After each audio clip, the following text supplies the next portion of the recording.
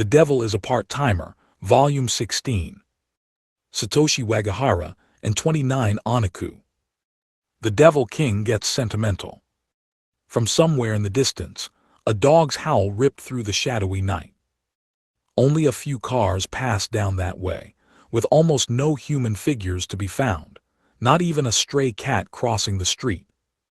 Step into a side alley from here, and the ambient light visibly dims, the nearby stoplights cycling through their lonely red-yellow-green routine to an empty audience. At 1 in the morning, the neighborhood of Sasuzuka, in the Shibuya ward of Tokyo, was slowly putting the previous day behind it, settling down to sleep and preparing for the new, upcoming day. But in the midst of this, a lone figure was crouched over his bicycle, pedaling with an unsteady pace, as if feebly pursuing the past. He was clearly exhausted, body and soul. Along with that howling dog, the horns from the cars traversing the Koshukaido road, and the knife-like breeze of cold air that dominated the city, the only sounds occupying the night were this man's breathing, the chain of his bike, and the occasional screeching of his rear disc brake. He took no notice of those sources of noise, even though they were clearly there, but each obstacle stood boldly before him, sapping his already drained will to continue. Through it all, the man discovered his home looming ahead in the darkness, drumming up what little spirit he had left as he pushed down on the pedals. The building was like a shadow itself, completely bereft of human activity, but it was nonetheless his lone island of solace. He stopped his bike, his breath forming wild, wispy curls in the air, and forced his already spent body to climb up the building's outdoor staircase. The handrail felt like a cylinder of ice on this cold winter's night, as did the doorknob that greeted him at the top. It felt like winter was designed from start to finish to rob this man of any strength he dared keep for himself. Now in the hallway, the only sound was the buzzing of a fluorescent light about to breathe its last. Nobody but him was there, and nobody else was beyond any of the doors that lined the walls in greeting. His numb hands fumbled the key to room 201 several times before he finally succeeded on getting it into the lock. The room beyond, as illuminated by the hallway light, was barren. No furniture or fixtures of any sort were visible. The man pulled the cord dangling from the lone light upon the ceiling. It revealed a single pile of clothing in the corner, neatly folded up for him. 1 a.m. The man looked down at his watch as he removed it, then glanced further, toward the center of the floor. He quickly averted his eyes. Let's just sleep, tomorrow's gonna suck. He placed the watch into his pocket, then removed his coat and hung it off a hanger set on the windowsill. He shivered a bit, the indoor temperature not much higher than outside, and began to disrobe, changing into a set of sweats he used as pajamas, as quickly as he possibly could. It's freezing, he muttered to himself as he plugged his phone into its charger. Taking a few steps over to the decrepit-looking kitchen area, he filled a well-worn kettle with water and turned on one of the gas burners. Then, from next to the sink, he picked up something that resembled a tortoise shell. Its lid twisted off. It was a Japanese hot water bottle, and once the water was heated up enough, the man quickly filled up the container. Oops! Wiping away the steaming water that had spilled out from the lip, the man closed the bottle and tucked it inside a handmade-looking cloth pouch. This is the only thing saving me right now. With that, he unfolded and laid out his futon. A full futon, not the simple sheets he had been using all summer. An actual mattress, a blanket, even a full-on duvet. And an NHH. Clutching the hot water bottle close, the man moaned in pleasure as he burrowed deep inside the brand-new bedding. The fabric of the futon was just as frigid as the air temperature, but between the bottle and his own heat, it ever so gradually began to grow warm. However, as much as that combined heat loosened up his body, it could do nothing to open up his tightly wounded heart. Not long ago, not very long at all, this apartment room had been bustling with bright activity. The man had had roommates to live with, a litany of guests to entertain, and between them all, he always had a crowd to deal with around the dinner table. They didn't need a gas heater. The place always felt perfectly warm and cozy to him. Now, though, he was alone. The table they all gathered around was gone, as were any utensils he could cook with. The refrigerator contained some cucumbers, a cube of konjaku gel, a container of milk, and little else. It was actually colder outside the fridge than inside it, so the man kept it running mainly to keep the milk from freezing. Nearly everything that had kept this room a warm place in the past was now far, far away. In exchange, the man got this futon. He had prepared himself for this state of affairs, or so he thought, but now he could physically feel precisely how unprepared he really was. Nobody was coming to visit. Nobody was waiting up for him. Nobody was cooking. Nobody was calling his name. Everything that was here, only a moment ago, gone. Ashiya, the man whispered. Yurashihara, Emi, alas Ramus Suzuno. Only the man himself, curled up in his bedding, could hear his voice. Kai. The sigh, formed just as his body was warm enough to be comfortable, puffed out into a small, white cloud before dissipating. I might be a little lonely. The man would have a battle to fight soon. A battle to earn the birthday present he felt he owed his daughter. There would be a god to slay for that, and to prepare accordingly. Most of his friends and acquaintances, along with nearly everything he owned, had been transported to Nte'ila, the land of the Holy Cross. And now that it was all said and done, Maō was beginning to feel seriously lonesome. The future of mankind, the fate of the world, none of that mattered more than a lone request from their daughter. Such was the judgment of Maō and Emi Yusa. Back when they were strictly the Devil King and the hero, two presences that could never coexist in harmony, they were greeted with alas Ramus, a daughter who nestled in right between them.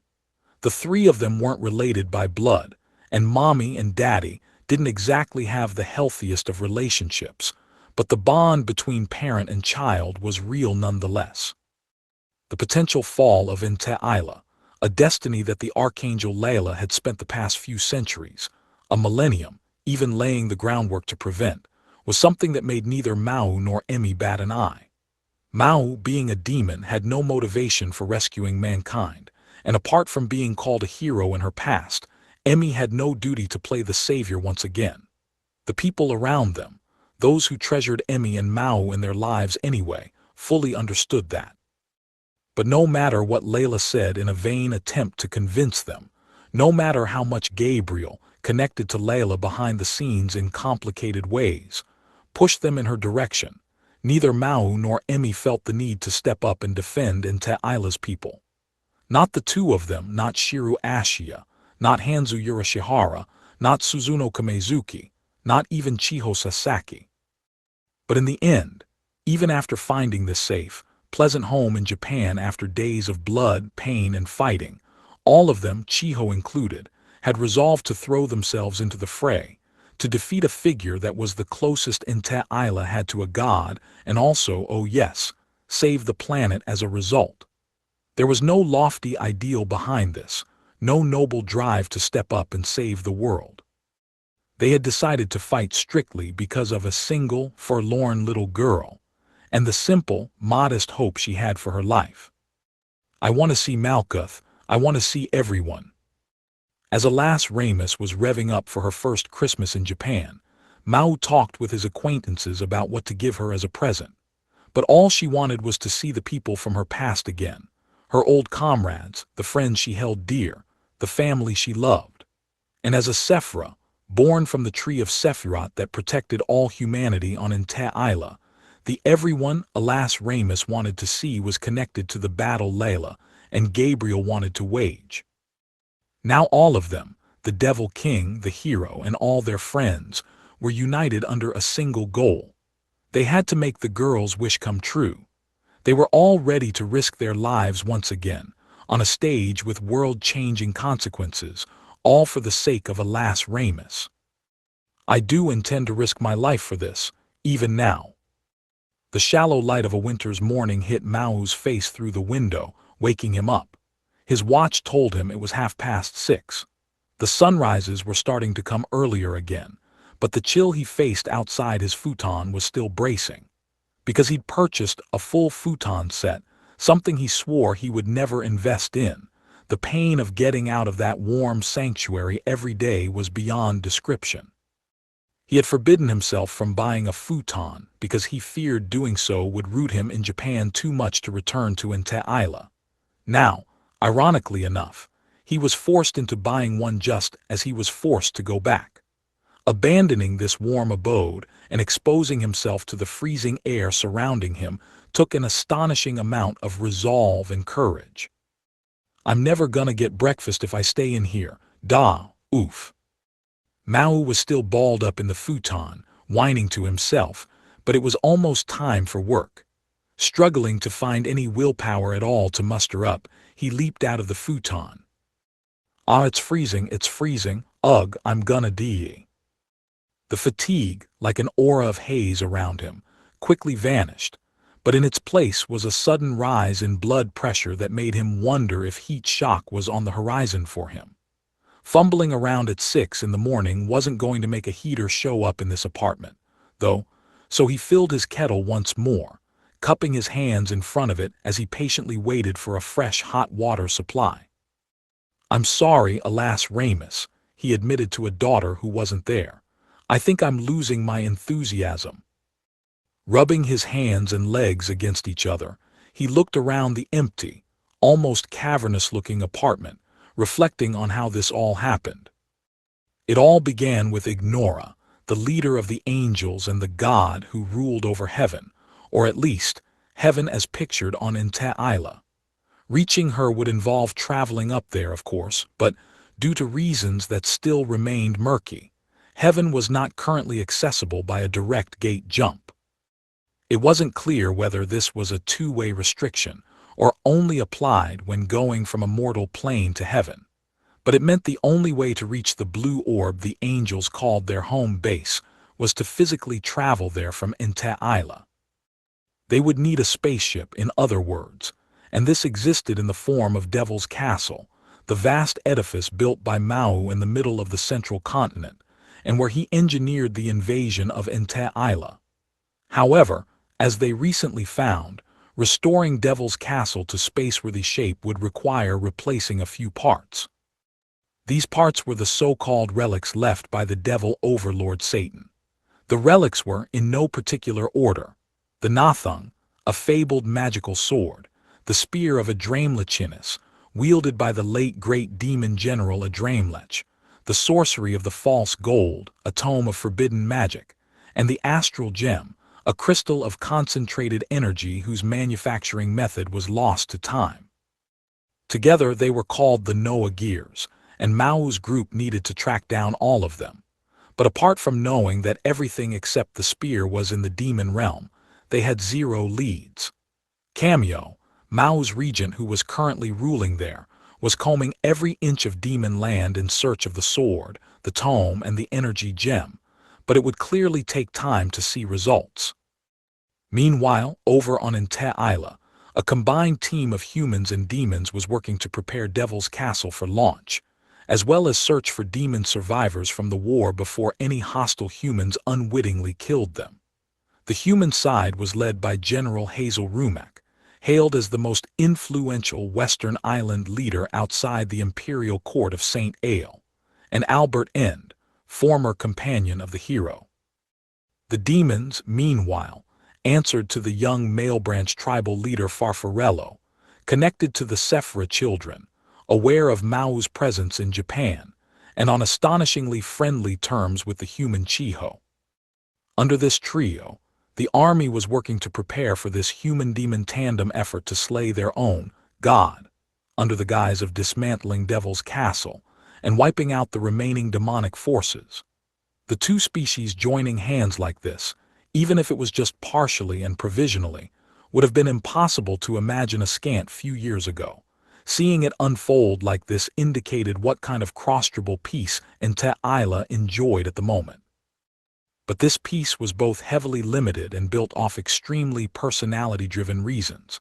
Just a tiny sliver of nations and people knew the reasons behind it, and spreading the word far and wide would never convince everyone else of its validity. Unless they defeated the god who lived up on her moon world, the holy force that enveloped this world would disappear before long, wiping out humanity. It was far too outlandish a story to swallow in one gulp. Attempting to explain that an angel who appeared in Holy Scripture had learned of this world's potential end, and that the hero and the devil king were working together to help everyone after they had been blown into another world, would make most people wonder about your sanity. Ente-Isla was in the post-Devil King era.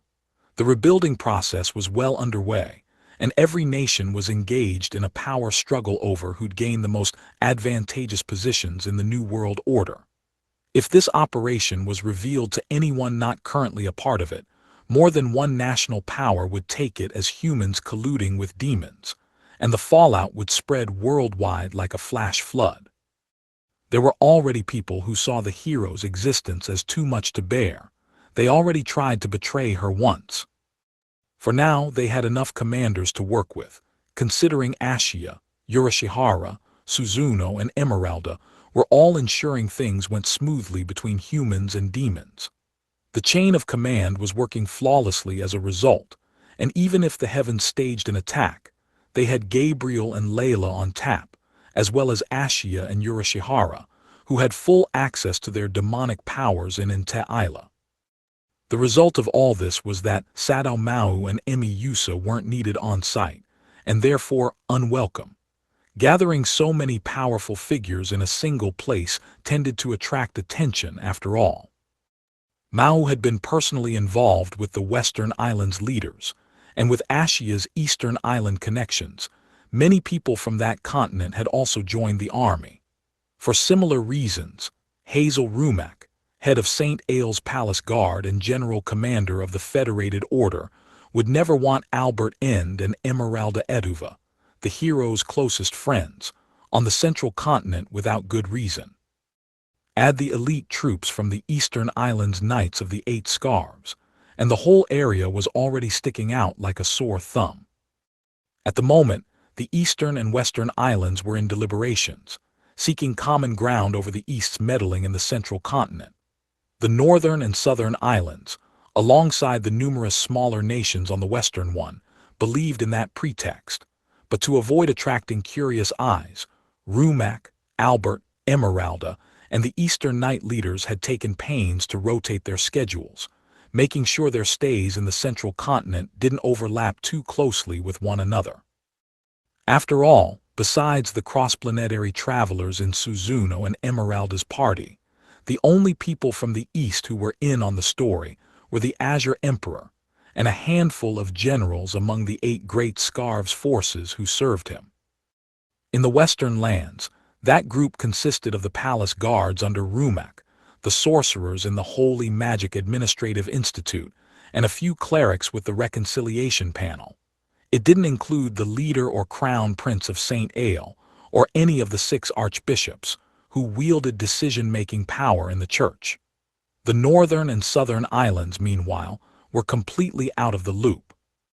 In this situation, having someone like Emi, whose face was too well known, or Maō, who'd have hordes of demons falling to their knees in supplication whenever he passed by, hanging out there would simply get in the way. As Suzuno Kamezuki, chief logistics lady at the site and a woman who had clout with the East, the West, humans and demons, put it, "I will call for you when I need you. Until then, live in Japan as you always do." Chiho has college examinations awaiting her next year. This is a vital time for her. To a high school senior, a round trip of 1 hour and 20 minutes is nothing to sniff at. We cannot afford to make her travel away from her school and her job too frequently. I will not demand she stop visiting, but as it was in room 201, there is a certain line that needs to be maintained. Plus, she gave Maō a smile, one that seemed to chide him despite the gloomy air surrounding it. "I am sure you being in Japan would help calm Chiho." Maō wanted to say a lot about that but couldn't find the words to counter her. He was, at first, reluctant to have Chiho come to Isla to back him and Emi up. She was certainly involved with Isla now, of course, but Chiho lacked the strength to fight, and the idea of taking a high school teen to a battle that could decide the fate of worlds filled him with anxiety. What surprised him, though, was how no one was against Chiho making the trip. If anything, they welcomed her. I wanted to have her come here sooner or later, Emi fused. Indeed, Suzuno replied. I was hoping I could give her a tour of my hometown. If we have the time, she simply must see the imperial seat of Saint Ayal too. Ashia, standing alongside Yurishihara, shrugged. Well, why not? Apart from the angels, there is no one on Isla who would wish harm upon her. As long as she doesn't stray too far from Devil's Castle, we and the male branch can keep her safe enough. Yeah, what's the big deal, dude? Yurishihara chimed in. It's not like Chiho Sasaki's stupid or anything. If we tell her don't go anywhere dangerous, she'd be smart enough to follow that. In fact, it turned out that Maō had nothing to worry about. Once he'd brought the Earthling to Isla, Hazel Rumek had made sure Chiho always had a guard with her. A suggestion from Emeralda, perhaps. Even Farfarello was eager to bodyguard her, for reasons that Maō assumed he hadn't been around to witness. In a way, all this attention almost made Chiho a tad uncomfortable. Plus, in the end, Emi's need to keep her identity on the down low meant she was often working alongside Chiho anyway. The girl didn't have just an iron wall of protection. It was more like a full-on fallout shelter. By this time, Chiho had fallen into a regular routine, crossing worlds via room 201 with some food and other provisions, chatting with the demons and humans she was close with, then returning to Sasuzuka before it grew too late. It was really Maō who had problems to deal with. The main one, that 40-minute-long journey each way that Suzuno mentioned. With Mao's current living situation, it was a pretty big burden. Maybe I better head back for today, my shift ends at 6. But, if I go to the bathhouse and stuff, it could wind up being more like 9. Emi had always been living by herself in Ifukucho, as did Suzuno in room 202. But Maō had roomed with Ashia since the very start, splitting up chore duties in Japan under a system designed with perfect precision by Ashia. At the moment, Ashia was busy leading the demons and 8 Great Scarves Knights in Isla, and his base of operations was there anyway, so if Maō wanted any domestic contribution from him, he'd have to travel to his apartment from work, then take the 40-minute journey across the gate. With as many acquaintances around Sasuzuka as he had now, Maō couldn't say who might see him if he opened a gate in the middle of town instead of returning home first. This made Mao's schedule maddeningly complex. The journey between his job at the MG Ronald near Hatagaya Station and Villa Rosa Sasuzuka was 5 or 6 minutes by bike, 15 on foot, fairly close, and Maō structured his work shifts to take advantage of this. It let him pull off power moves like back-to-back closing and opening shifts. But when another 40 minutes of commuting was added to this, then suddenly, the schedule turned into a gauntlet. If Maō was closing at MG Ronald, the absolute earliest he could reach his apartment was 12:40 at night. If he went on a gate cruise, he'd be at Isla at 1:20 a.m. Japan time, and presuming he ate dinner and so on, he'd likely get to sleep around 2. But if he was opening the next day, he had to be at MG Ronald no later than 6:30. It meant he'd have to sleep at 2, then wake up at 5 if he wanted time to eat breakfast and make the long gate crossing. What's worse, being a demon, which he was, regardless of whatever human form he took on Earth, he couldn't rely on an angel's feather pen to open a gate, like Chiho and Rika could.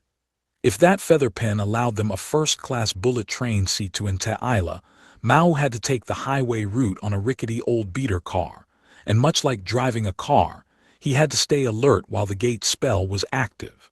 No napping was possible on the way. So basically, there were dates on Mao's schedule that made it all but impossible to return to Isla between shifts. On nights like those, if he wanted to eat dinner, he'd have to use the MG Ronald employee discount, grab something from the 24-hour convenience store, or use the few cooking tools that hadn't been taken to Isla and attempt to cobble something together. "I've got so much laundry to do." Maō sized up the pile of clothes on the floor, then he checked the clock as he recalled the current contents of his wallet. "Crap, I don't want to waste the money, but I guess I gotta hit the laundromat." Ashia's absence didn't just affect his daily habits, it made every chore impossible to organize. Maō had planned to clean when the place screamed for it, but since work and Isla came first, it wasn't long before a fine layer of dust had settled on the bathroom floor, the windowsills, and the spaces between the kitchen's wood paneling. Thanks to his long shifts, it was hard to find the time to dry the laundry at home, too, so he had come to rely on the dryers at the laundromat once the pile grew impossible to tame. He knew from his early days in Japan that this was a decadent luxury.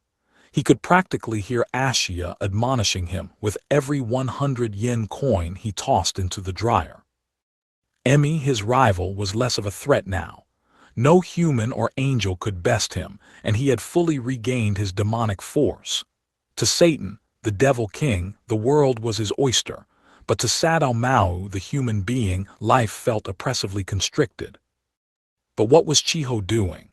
Chiho, a girl he figured would help out on the food and cleaning front. Maō had actually forbidden her from hanging out at room 201, apart from when she used the gate. The reason, of course, was that Mao's residence was a literal man cave. Chiho had become a frequent visitor, motivated by her feelings for Maō, after Yurashihara and Suzuno moved in. To her, room 201 was not just Mao's home, but also the place where a lot of her friends hung out, which was the main reason she was there all the time. Now that it was Maō and Maō alone, things were different. Room 201 had always been an entirely male domain, but Suzuno had been right next door, and the paper-thin walls ensured she could hear everything. Now, however, Maō was usually the only person in the entire building, and having a teenager in a high school uniform regularly visiting a part-timer living alone in his crappy apartment was not really something modern society would smile upon. She had, in fact, already been called to task about this, based on the sensibilities that ruled in modern Japan. Thus, whenever Maō was forced to let Chiho head to Isla, he established the rather mean-spirited condition that the two of them should never be alone together in room 201.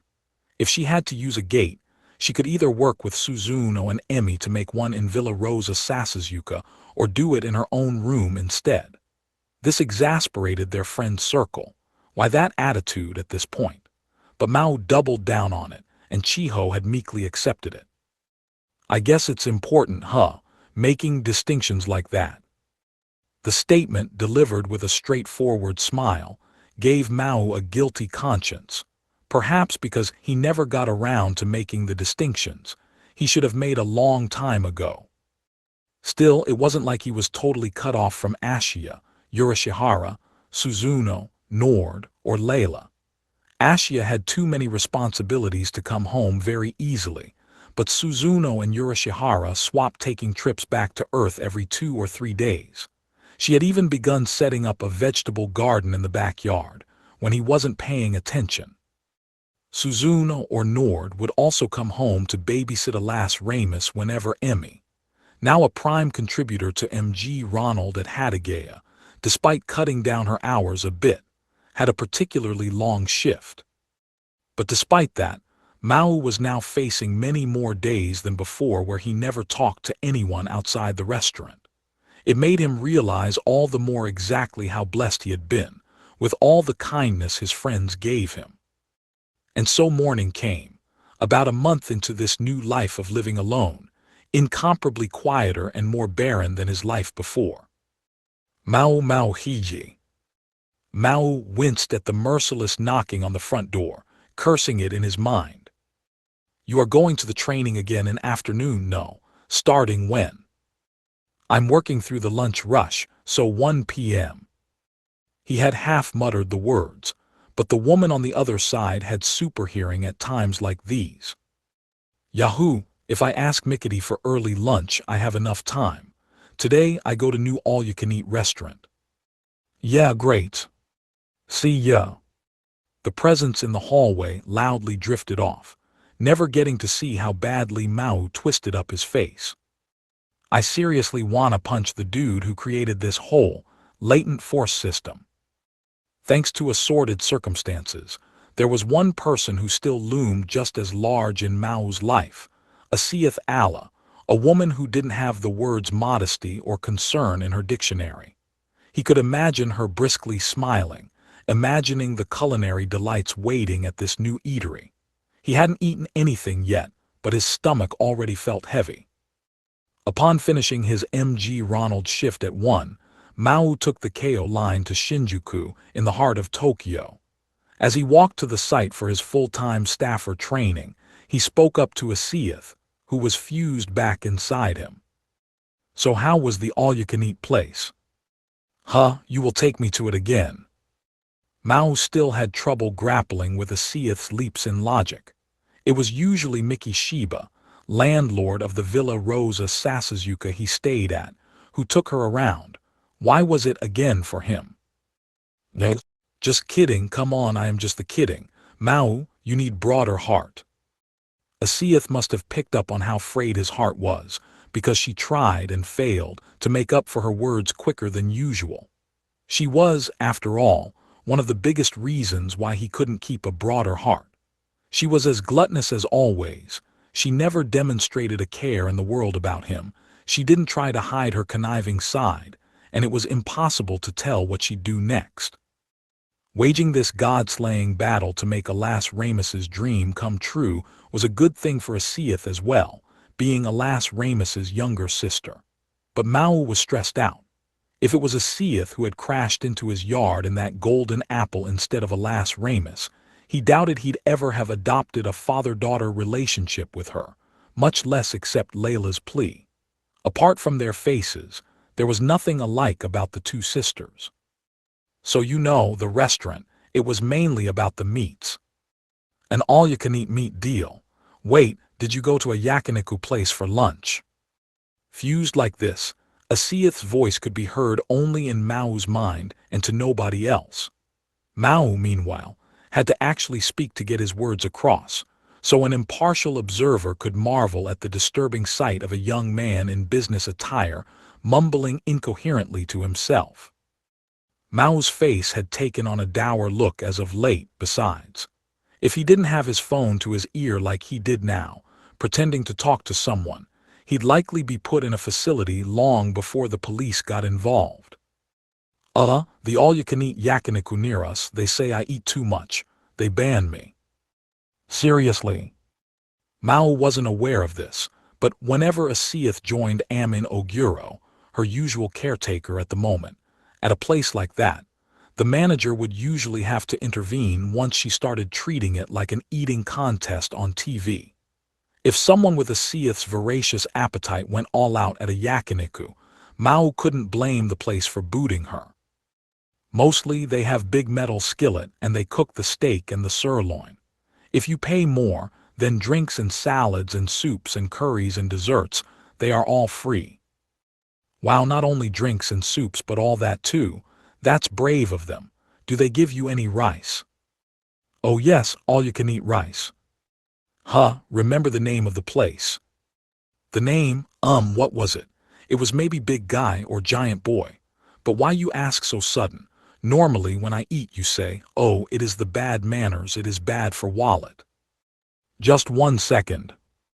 Maō lowered his phone and used it to search for the place Asiyeth mentioned, relying on her vague memory of the all-you-can-eat curry location for his keywords. He found the chain restaurant in short order. Oh, here. So if you pay extra you get free drinks and an all-you-can-eat buffet for salad, the soup of the day, curry and desserts. Too bad. I like the price, but this is more a diner than anything. What is it you mean? A few people in my training program are talking about a get-together sometime soon. We haven't settled on a date yet, but we're starting to toss candidates for a location around, so I'm looking for places we can go to. Yuwa, Asiath sounded disgusted. Too much work. A get-together like that, it is all pour beer for boss, let boss berate you in front of friend, let coworkers who are only good at the sucking up to boss run all over you, then blackout on the sake you can't drink, and then coworker says you are the wimp the next day, yes. It is the waste of precious time, yes. Where did you take all that from? Maō shook his head, the pace of his walk slowing down.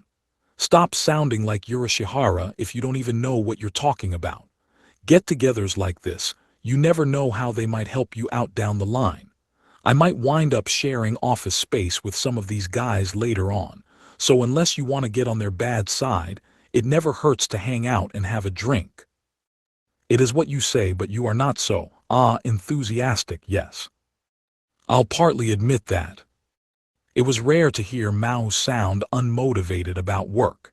He knew that, in this fused state, Asiath could partially pick up on what he felt, although it wasn't some kind of full-on telepathy trick. I mean, you see lots of different trainees attend these classes. You got people with customer-facing jobs like me. You have people from the bun manufacturing plants. You got hires from other companies. And you got brand new guys brought on to lead new locations, which means I have to do a bunch of on-location training, even though I know it by heart. So we're all talking about going out some evening. And I do want to talk to people from our rival chains and the processing plants. One of them used to serve in the Japan Self-Defense Forces, and he's still young, but I'm kinda curious about what his life's been like. But I dunno. I think this get-together isn't gonna work like that. Why not? Well, the guy who suggested it is this dude in his mid-20s, from a region the Hataraku location isn't part of, and it's like, he's not really hiding it, you know. No, you are being the not very specific. It is strange. I mean, you can tell he's aching for a fast-track career. He's always one of the first to speak up when working in a group. It's like he wants to lead and everyone else needs to follow. And he suggested this meetup too, even though we've only shared a classroom a few times and the attendee list changes a lot. I guess what I'm saying is, for all the bark he gives you, there's not a lot of bite, you know. That was just it. This man had a tendency to act like the able leader in any group he was in, even though his skills were decidedly on the average side. People were already starting to shun him a little for that.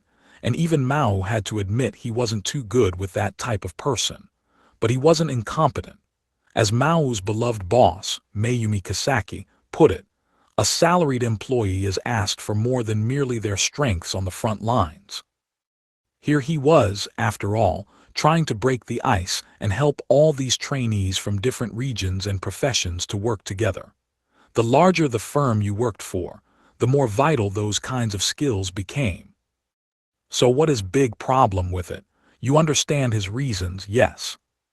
Sure, assuming breaking the ice really is his sole motivation. There's someone else in our group, a sort of young girl. You've seen her a few times. Wow, you found another of the sacrifice for you, Maō. Oh, don't be mean, Asiath sulked. I know, it was Kusunoki or Masashide or something close. Kusuda, her name's Kusuda. Being fused with Maō during training, Asiath was at least casually familiar with everyone Maō met there. It's totally obvious this guy, our team leader, wants to get closer to Kusuda. Like, when we're working in a group and stuff, he's practically stuck to her like glue. Oh, so that man organizing party, he likes this Kusuda. Who was he? Ashikaga or Gadigo or something? Nita, his name's Nita. If you don't know someone's name, don't go spitting out anything that comes to mind. Asiath's suggestion sounded a lot like the names of famous old samurai. Maō began to wonder what kind of media she consumed at Shiba's place all day. Well, Nita, he is poor judge of women. I can tell that Kusuda, she plays poor, innocent little girl type. You first look at her, she is kind of mature like Chiho, but she is just good at the buttering up of you. You know, I saw Kusuda in training center bathroom and she was giving someone the bad mouth in there. Chiho, she never does that. You saw her where? Mao was taken aback. Several major revelations were packed into that statement. You know, the second class. You say, oh, I cannot concentrate when you do this carrying on, so we separate. Then you give me money to go eat. So I walked around training center a little. Why did you do that? He did vaguely remember something like that. They were holding staff interviews that day. Way up in the same building Mao took his MG Ronald barista training in. It was the kind of place filled with nothing but salarymen in business suits, so a silver-haired, violet-eyed preteen was going to stand out a bit. Right, well, between this, that, and the other thing, I'm not too enthusiastic about the meetup, no. I feel like it's all just a pretext, you know. But you say it is vital, no, because you do not want to be the bad side with them and all. Kinda. Mao shrugged at having his words bounce back at him. But you know what it is, Mao. What? If you are the talking to me about all of it, it must bother you great deal, huh? Mao stopped. He was at the west exit of JR Shinjuku Station in the afternoon, a fairly crowded place to stand motionless.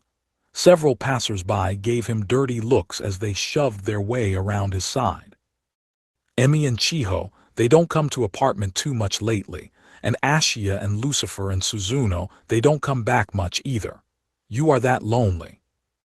Had he weakened to the point that even a Seath was pointing it out to him? Was it that bleedingly obvious? Or could you describe this as being weakened at all? To be sure, Mao's life had changed a lot starting around the new year. People and things he normally took for granted were gone from sight. But as a Seath just hinted at, they hadn't completely vanished. He saw Emi and Chiho all the time at work. Urashihara and Suzuno came home on regular occasions, and he maintained close contact with Ashia. Sometimes, Mao went over to Ente-Isla himself, even. Things had only been like this for about a month. But did a Seath really feel that compelled to speak up after looking at his work and his personal feelings? It seemed impossible to imagine. Well, to be honest, I'm getting pretty sick of takeout. Oh, be more honest. A Seath seemed to almost enjoy the desperately bold front Mao attempted to put up. These changes were, frankly, tiny in the great scheme of things. Compared to the first few days after losing to Emi and getting thrown into Japan, they were nothing. But it was only human to feel stressed out over sudden environmental changes. Mao had put a firm deadline of Alas Ramus's birthday on their god-slaying battle. It was already early February. If things went the way Mao pictured them, it'd all be settled in less than 5 months. Of course, that was a lofty goal. They hadn't found any devil overlord relics yet, and once they reached heaven, there was a long hit list of targets up there. Nobody had any idea what kind of battle awaited. But Mao had promised his daughter that the Christmas present he couldn't obtain would be her birthday present instead. So with all that fighting to do and promises to keep, why was he letting this run him down? You are no good as Devil King. Stop talking to me like you're reading my mind, Mao said as he began to walk again. But I guess I am overreacting a little. Sorry. Well, I feel fine, and Mickety, she lets me eat lots of the delicious things, so I never get sick of takeout. But, don't you think your guard, it is being let down too much? My guard? Yes, I know that everyone, they work at Ente-Isla, and you and Emi are on standby here. But the angels, none of them said, oh, we will be doing the nothing, yes. Well, yeah, but Mickety and Amin, they are strong, so maybe the angels do something under the covers, hiding from them. You know, those little stinkers. After learning the whole story behind them, Mao knew full well that a Seath's negative assessment of the angels was absolutely right. It chagrined him a little. And you know, Suzuno, she is not home very often. Are you thinking about safety of Chiho? You cannot trust words of Gabriel ever. We're all good there. I had him tell me about the security net built around Kai's place. If she's around there or in Sasahata North High School, and a non-Earth-based source of holy or demonic force appears, the net sends out a distress sonar that covers a radius of over a mile. Me, Emmy, and Amin have worked things out so at least one of us is always in the area. If something goes awry, we can respond in a flash. A sonar with a radius of over a mile. Won't that annoy neighbors? Nah, it's not at a frequency that normal people can hear. It's basically a big barrier, a simple reactionary sonar, so even if it goes off, it'll be kind of like a buzzing sound to Kai. And if she's out of range, I told her to let me, Emmy, Suzuno, or Amin know first. What, you got a problem with that? No, a dubious Asiath replied, looking more dissatisfied every second. If you and Kai are okay, then hunky-dory, but she began to choose her words more carefully. But I wonder, is Kai really okay with it? She said it'd put her mind at ease. Oh no, no good. What do you mean by that? I mean just what I say. We are close to destination, yes. I am full for today, so I will nap and be quiet, okay? See ya. Who, Asiath, what are you talking about? Hey, are you really asleep? Maō could sense Asiath's presence vanish, like a snap of one's fingers. He flipped shut his phone, which had never been on a call anyway, and sighed. Come on. He didn't need it spelled out for him. He knew full well. Layla said it, Ashia said it, and Suzuno thrust it in front of his face. Plus, Chiho herself said it to him again. But he didn't know how to give an answer, and that made everything he did with her seem vague and not quite fully there. Or was it? He didn't know. Going back to the previous example, there really weren't many methods Maō had at hand to guarantee Chiho's safety at the moment. The best he could do was have a system where he'd receive instant alerts if something came up, but he knew that wasn't what Asiath meant, and having Asiath doubt him only made him angrier. You say that, but what am I supposed to do? The moment Chiho first admitted her love for him, Maō managed to keep his cool under the hot summer sun. Internally, he was torn, but Chiho had nothing but love to offer him, nevertheless. And as he stewed over this, a man and a woman passed him by, holding hands. Lovers, no doubt, in the midst of a relationship. He had thought at one point that going around together like that was what Chiho pictured for the two of them. The past few months, however, had dissuaded him of that. Simply building a close kinship with Maō was not enough to satisfy Chiho. It wasn't that she didn't want such a thing, but if that's really all there was to it. I could have had an answer for her more quickly, he whispered to himself as he walked through the doorway of his destination. Oh Maō! He heard his name called, with a tempo and intention that seemed to at least imitate Chiho's, and looked up. Good morning, Kusuda. Kusuda jogged up to him. Maō didn't recall her first name. Did you think of any place good for the meetup Nita mentioned? Nah, not really. We'd all be coming from different places, so I know it's pretty obvious, but somewhere around Shinjuku's probably best. You're right. We don't have the contact info for all the trainees yet either. This training session was populated by a motley crew of students from assorted fields, but between the shifts they all had to work at their respective MG Ronalds. It wasn't like every student attended the same classes.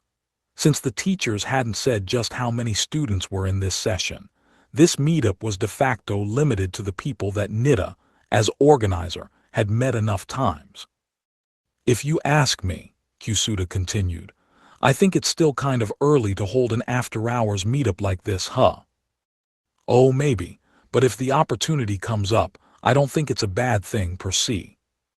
Yeah, maybe you're right, but I think we'd get to know each other well enough while we work and train together like we're doing now. I gotta admit, I feel like Nita's treating this like a college frat welcome party, like let's get together and all be friends. He's like all over me, you know. She sees right through you, Nita, Maō said in silent prayer. He wasn't sure if Nita was scheduled for today's session or not, though. Oh, by the way, Maō, while I've got you, I'd like you to have this. Maō looked at the thing Kusuda offered him and raised an eyebrow. It was a small box with cute wrapping paper and a ribbon on top. What's that? Oh, can't you tell? It's some chocolate. Chocolate, oh, for Valentine's. Only then did Mao realize what Kusuda meant. Today was February 7, a bit early for Valentine's Day activities, but if you weren't sure whether you'd see your target on the big day or not, the timing wasn't too unnatural. Besides, in Japan, women often gave little Valentine's gifts like this to men in their lives out of politeness more than anything else. Nothing really deep was meant by it. Wow, are you sure? Yeah, go ahead. Oh, but I don't have any for Nita, so don't tell anyone, okay? Mao began to honestly pity Nita. Well, thank you, I'll be sure to enjoy it. This sort of polite gift played much the same role as this upcoming meetup. They were both tools meant to smooth personal relationships. Mao didn't take this to imply that Kusuda had any feelings for him at all, but if someone like his coworker Kawada found out about it, he was sure the man would be telling him to go die in a fire or get stabbed in a back alley. The tradition in Japan was for women to give men gifts on Valentine's, then for men to reciprocate on White Day a month later. He didn't know if they'd have training on March 14 or not, so he thought it best not to discuss that yet. If I see you in March, I'll be hoping for something back, okay? With that knowing sort of prompt, Mao gladly accepted the chocolate. The ritual was complete.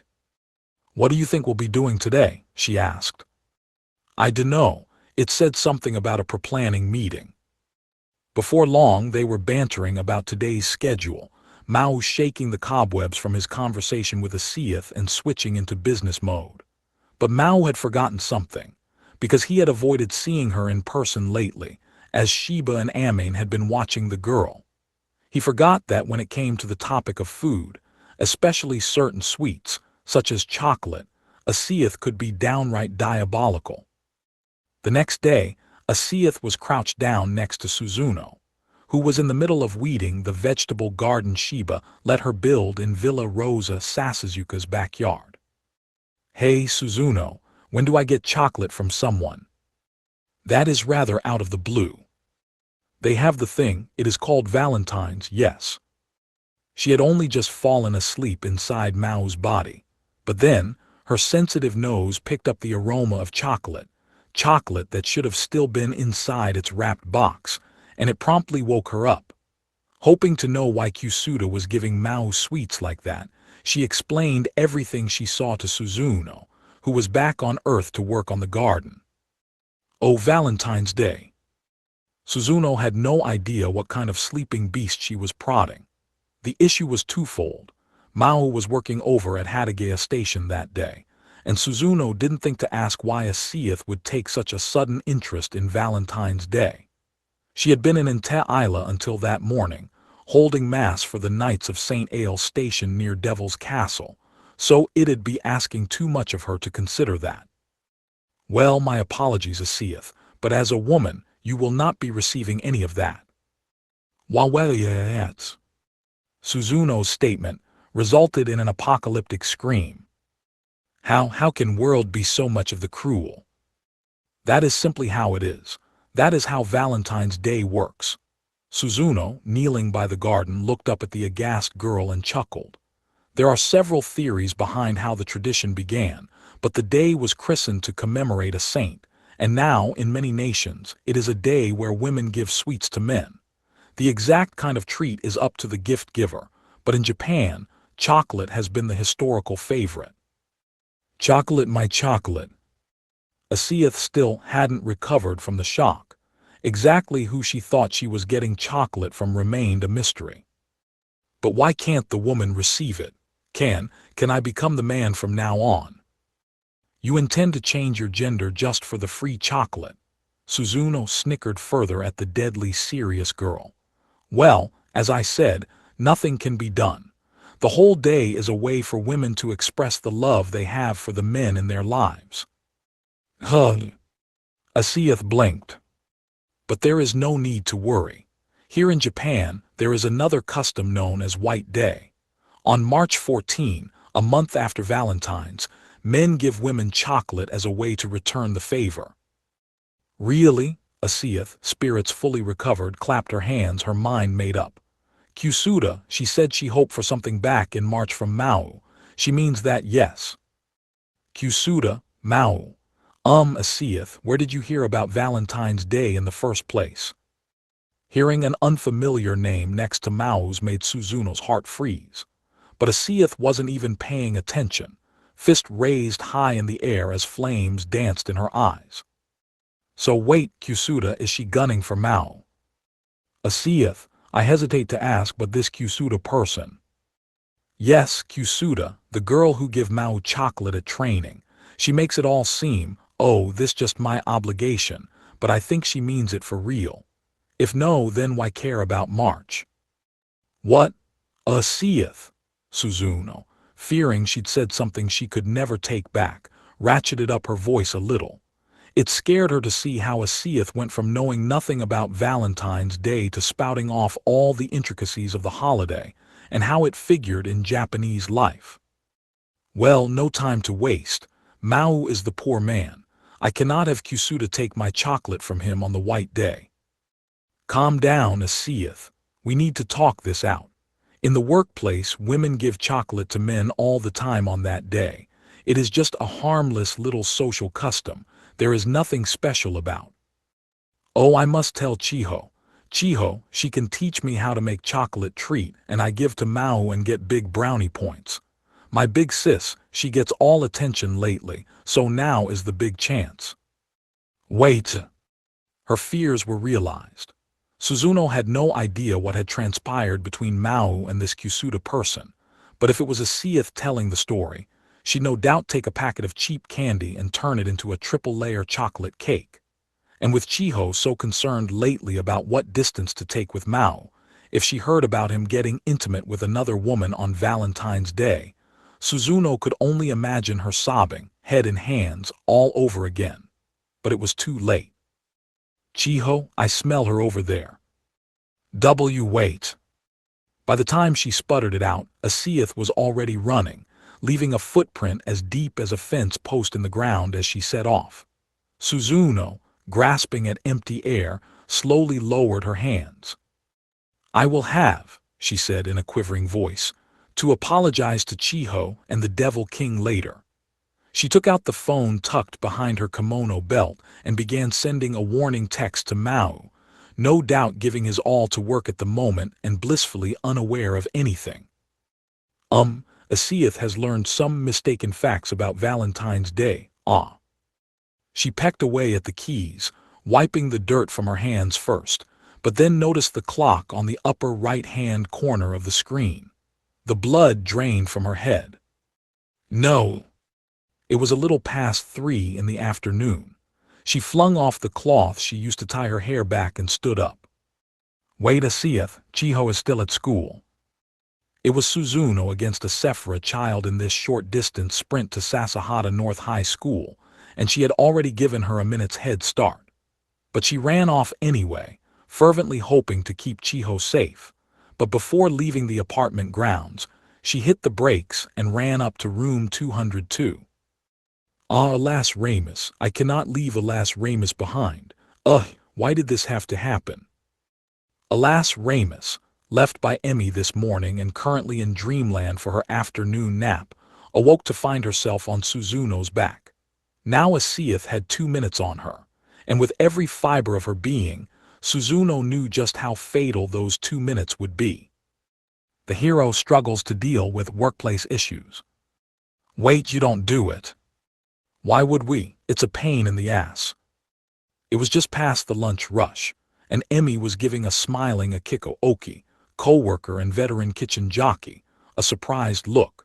It was well into February by now, and as she compared the order forms for the seasonal mini chocolate pies with the inventory that came in, Emmy thought to ask Akiko about how this MG Ronald location staff handled Valentine's Day.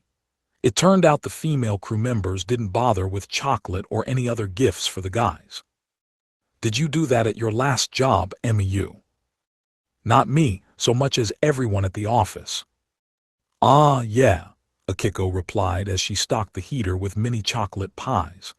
Call centers usually run on pretty stable shifts, so that makes sense, but there's never been any obligation like that here in Hataraku.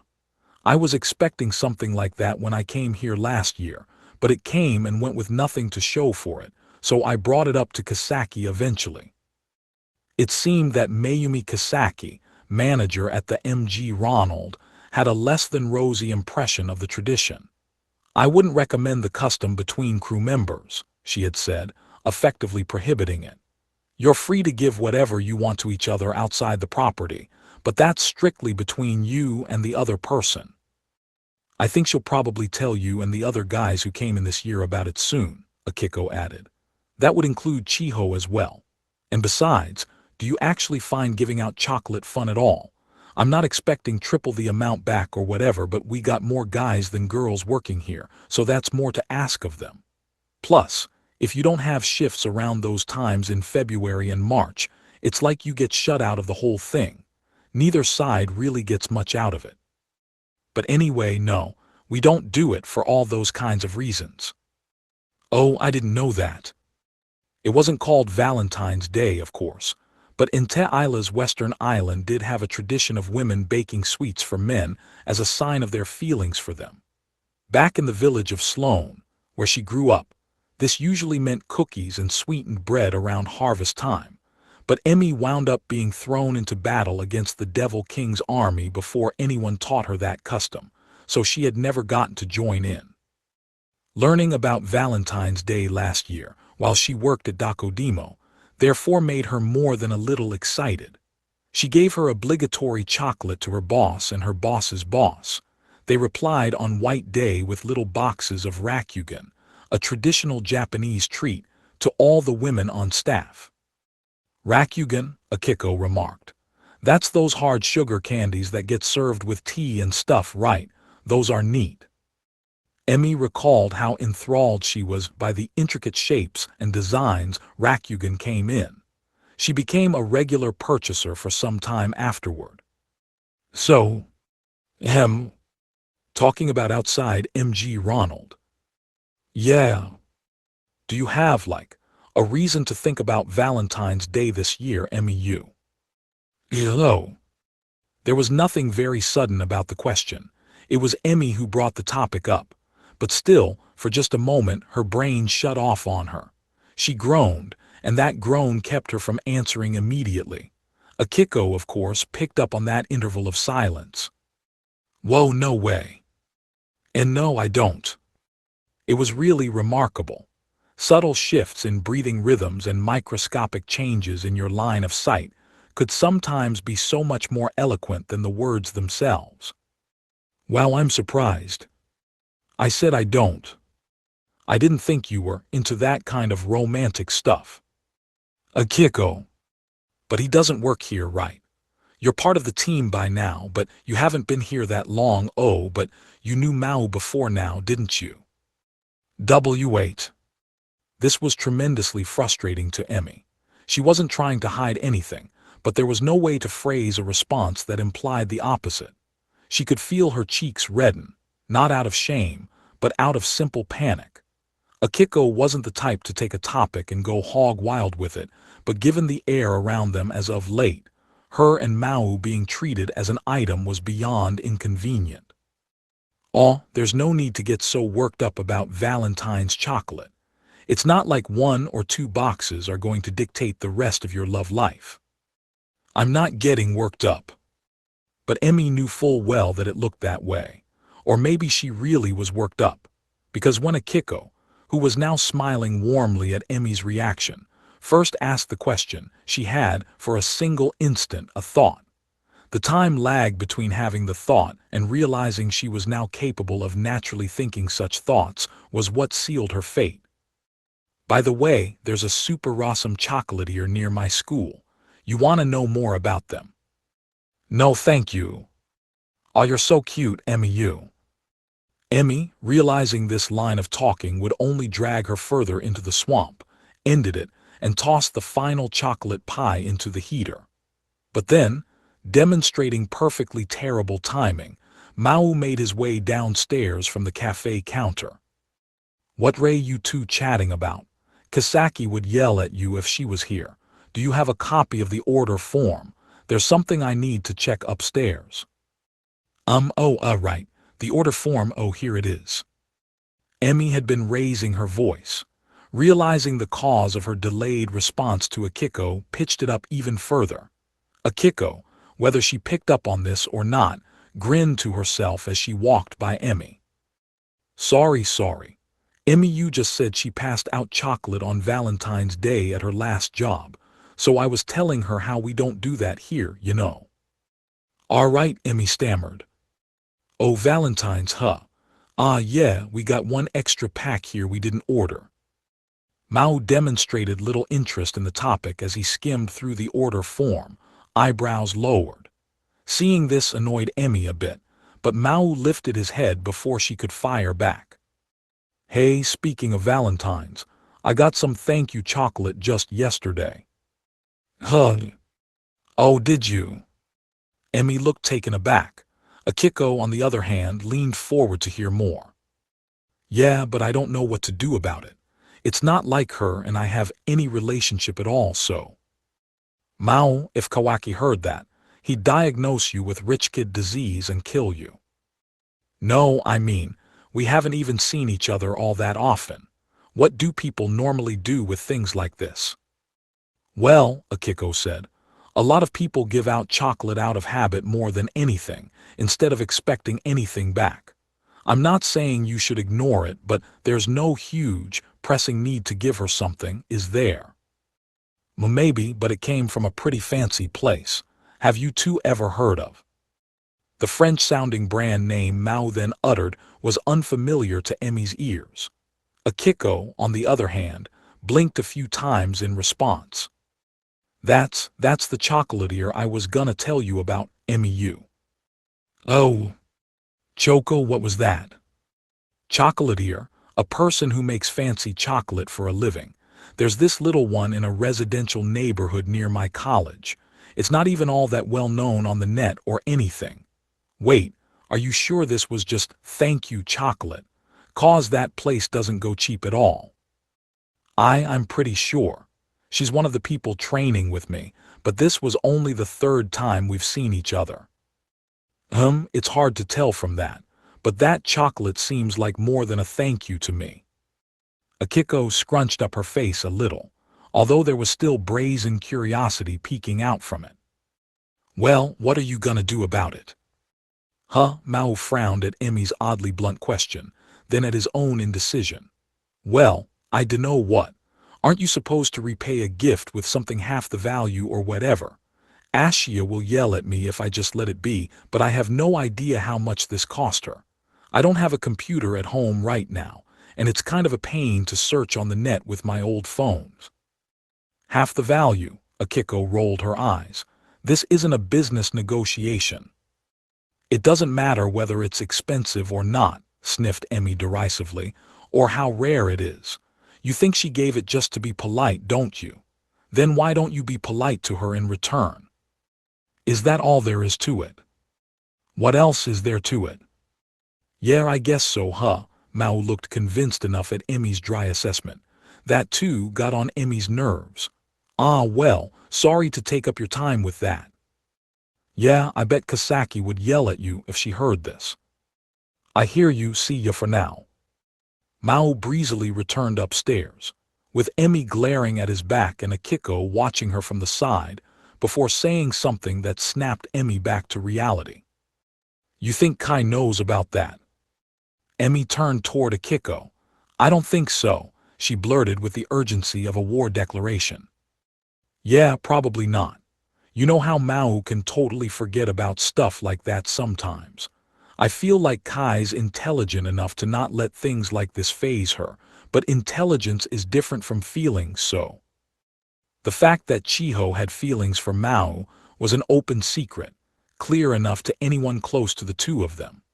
Those emotions were so clear and straightforward, everyone around them hesitated to mess with or poke fun at them about it. But this wouldn't be the first time mental lapses on Mao's part affected Chiho's public behavior. something Kisaki upbraided him about every time it happened. Yeah, reflected Akiko, Maō may look nearly perfect, but that's the one bad habit he has, and it's a killer. You said it. Emi could name quite a few more bad habits, or worse, but she held back on saying them out loud. If she did, she knew Akiko would ask how Emi knew all that stuff about him. How much you want to bet that in a few days, he'll be all like, oh no, I got chocolate from Kai too, now what? Judging from past behavior, that sounded incredibly likely to Emi.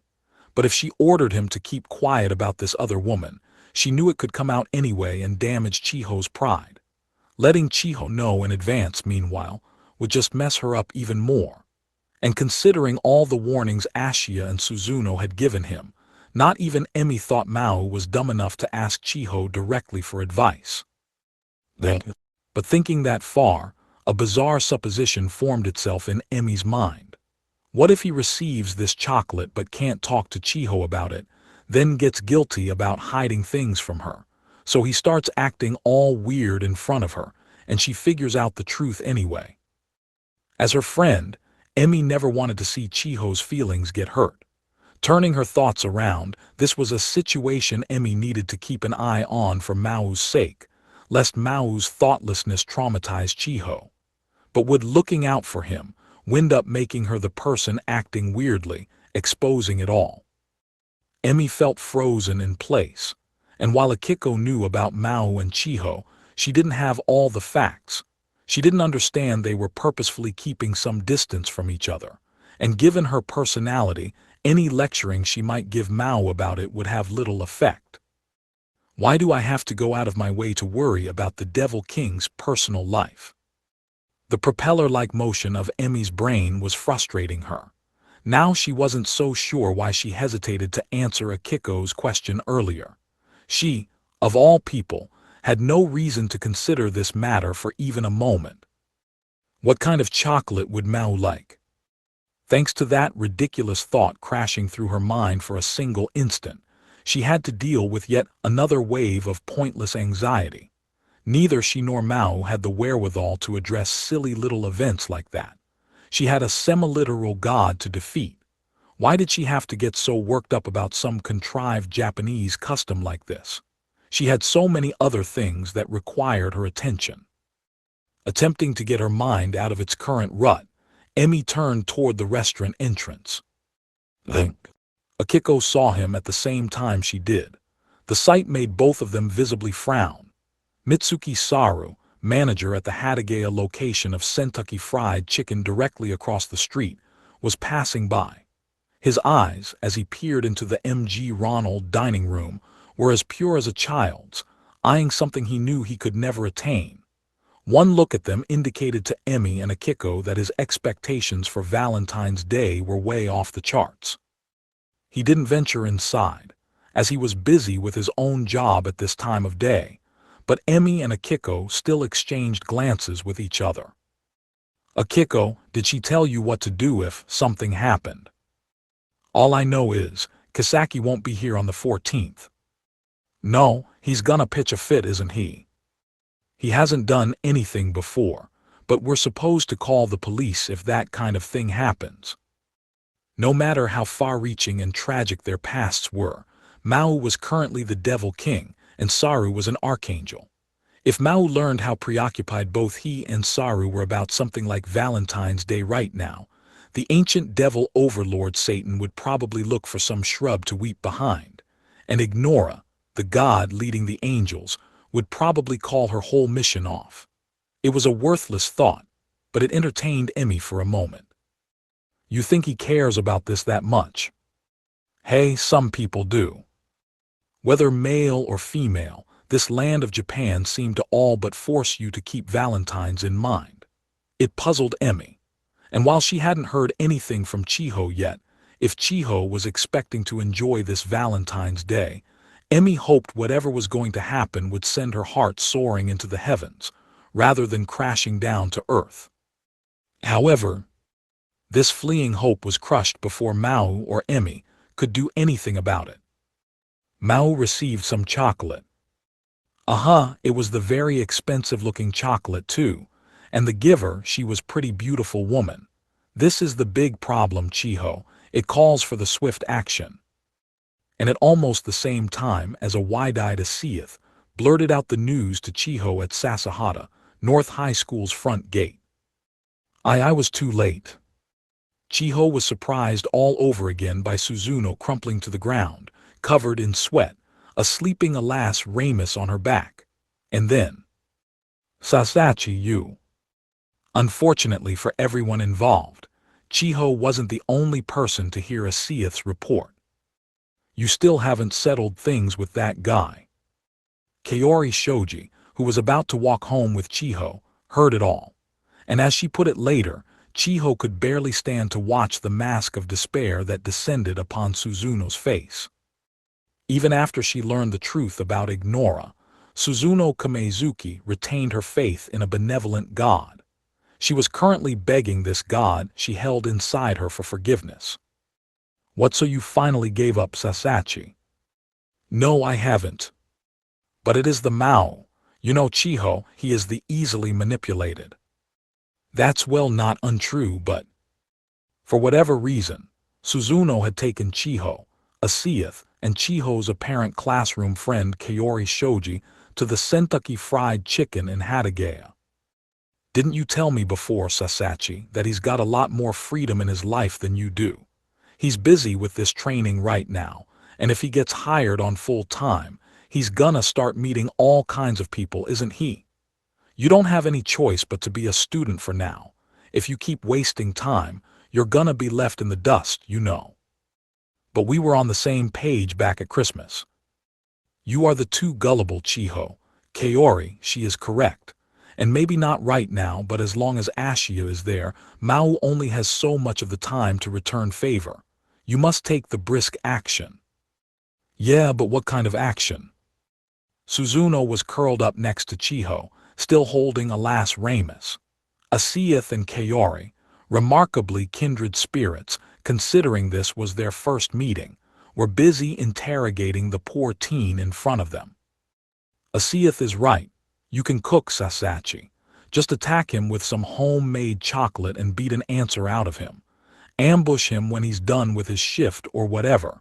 It's okay if it's a few days before or after the 14th besides. Homemade, huh? I haven't really done any confectionery work before. Huh, Chiho, you cannot make the sweets. Me, I counting on you. It's not that I can't, I mean like, I haven't made anything too fancy yet. Then go buy a candy bar or a bag of chips from the convenience store. I'm telling you, you've had all these near misses. It's time to put an end to it. You gotta start applying some pressure, lady.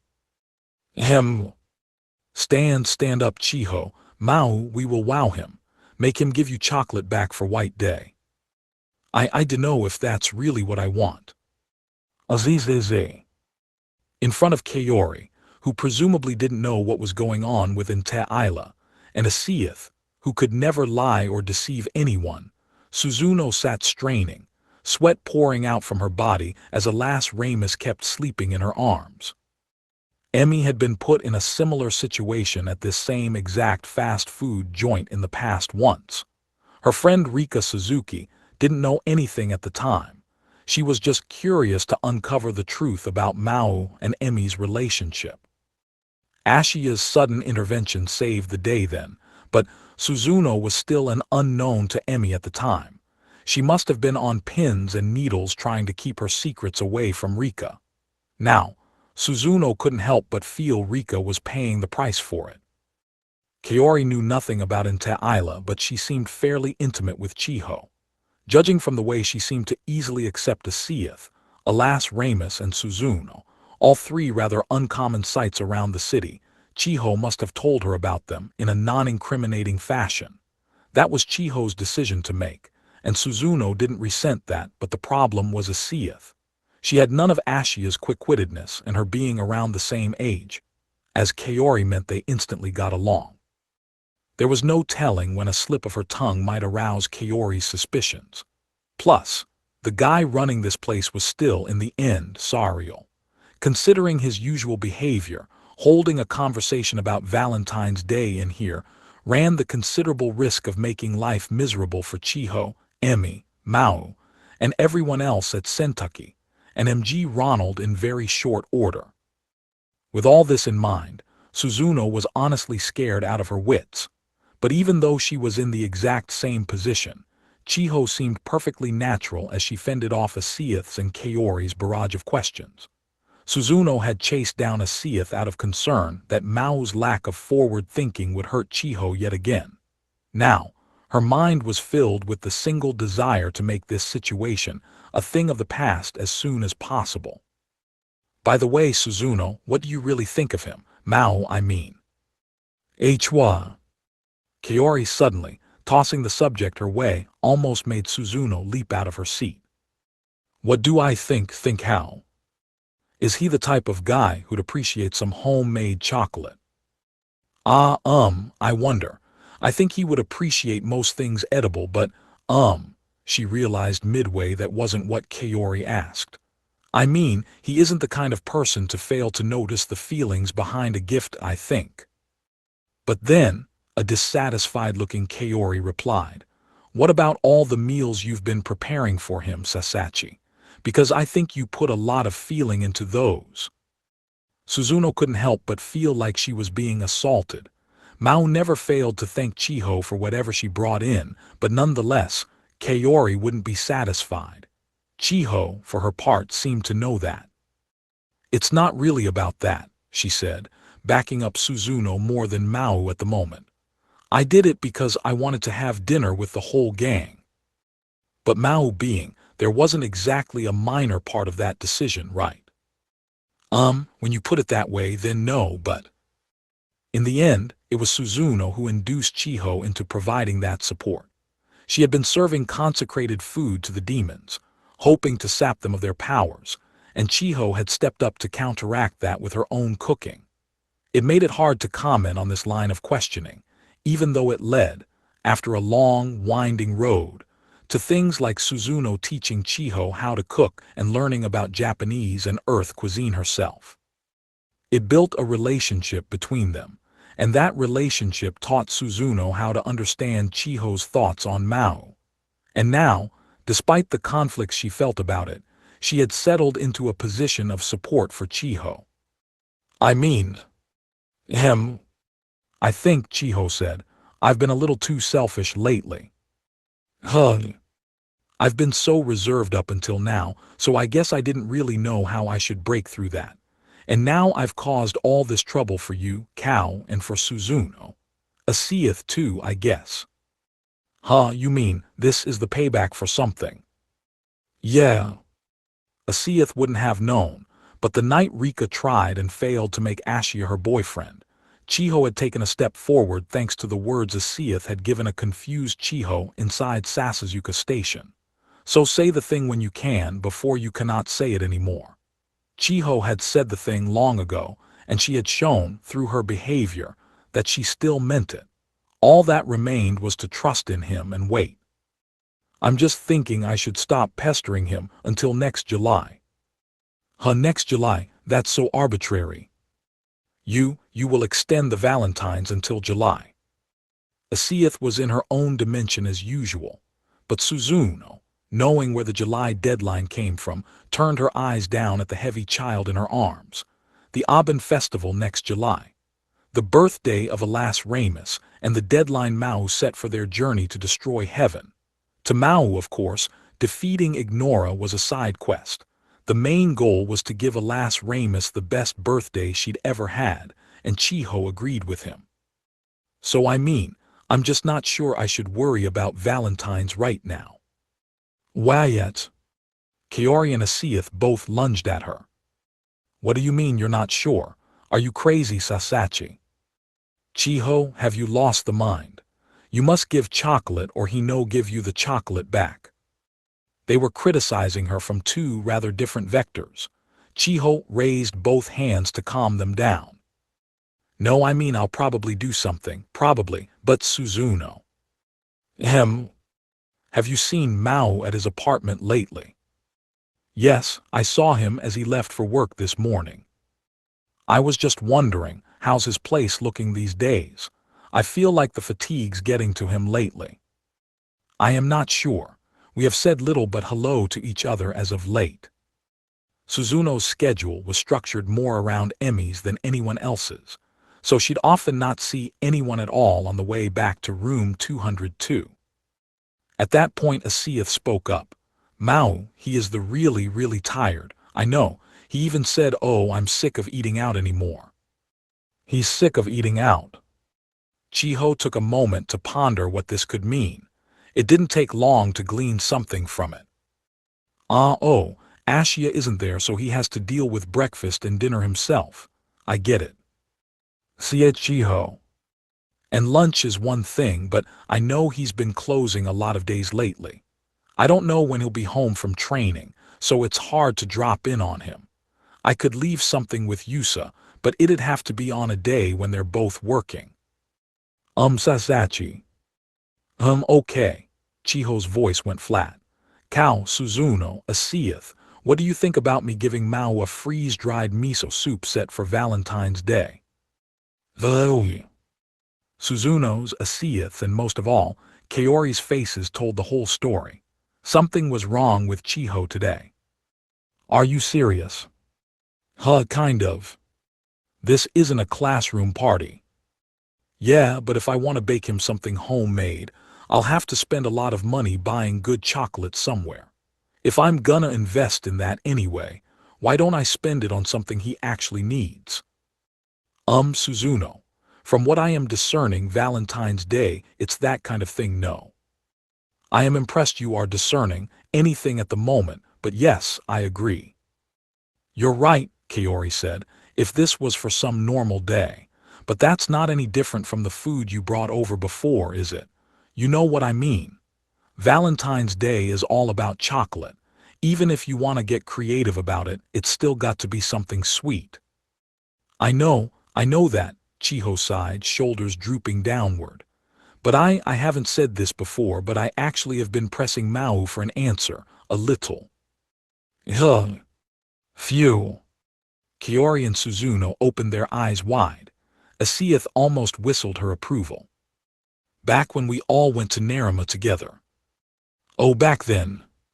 So what did he say to you? Well, he did kind of give me an answer. He said he'll tell me once he gets everything in order. Huh? Kaori gave her a stupefied tilt of the head.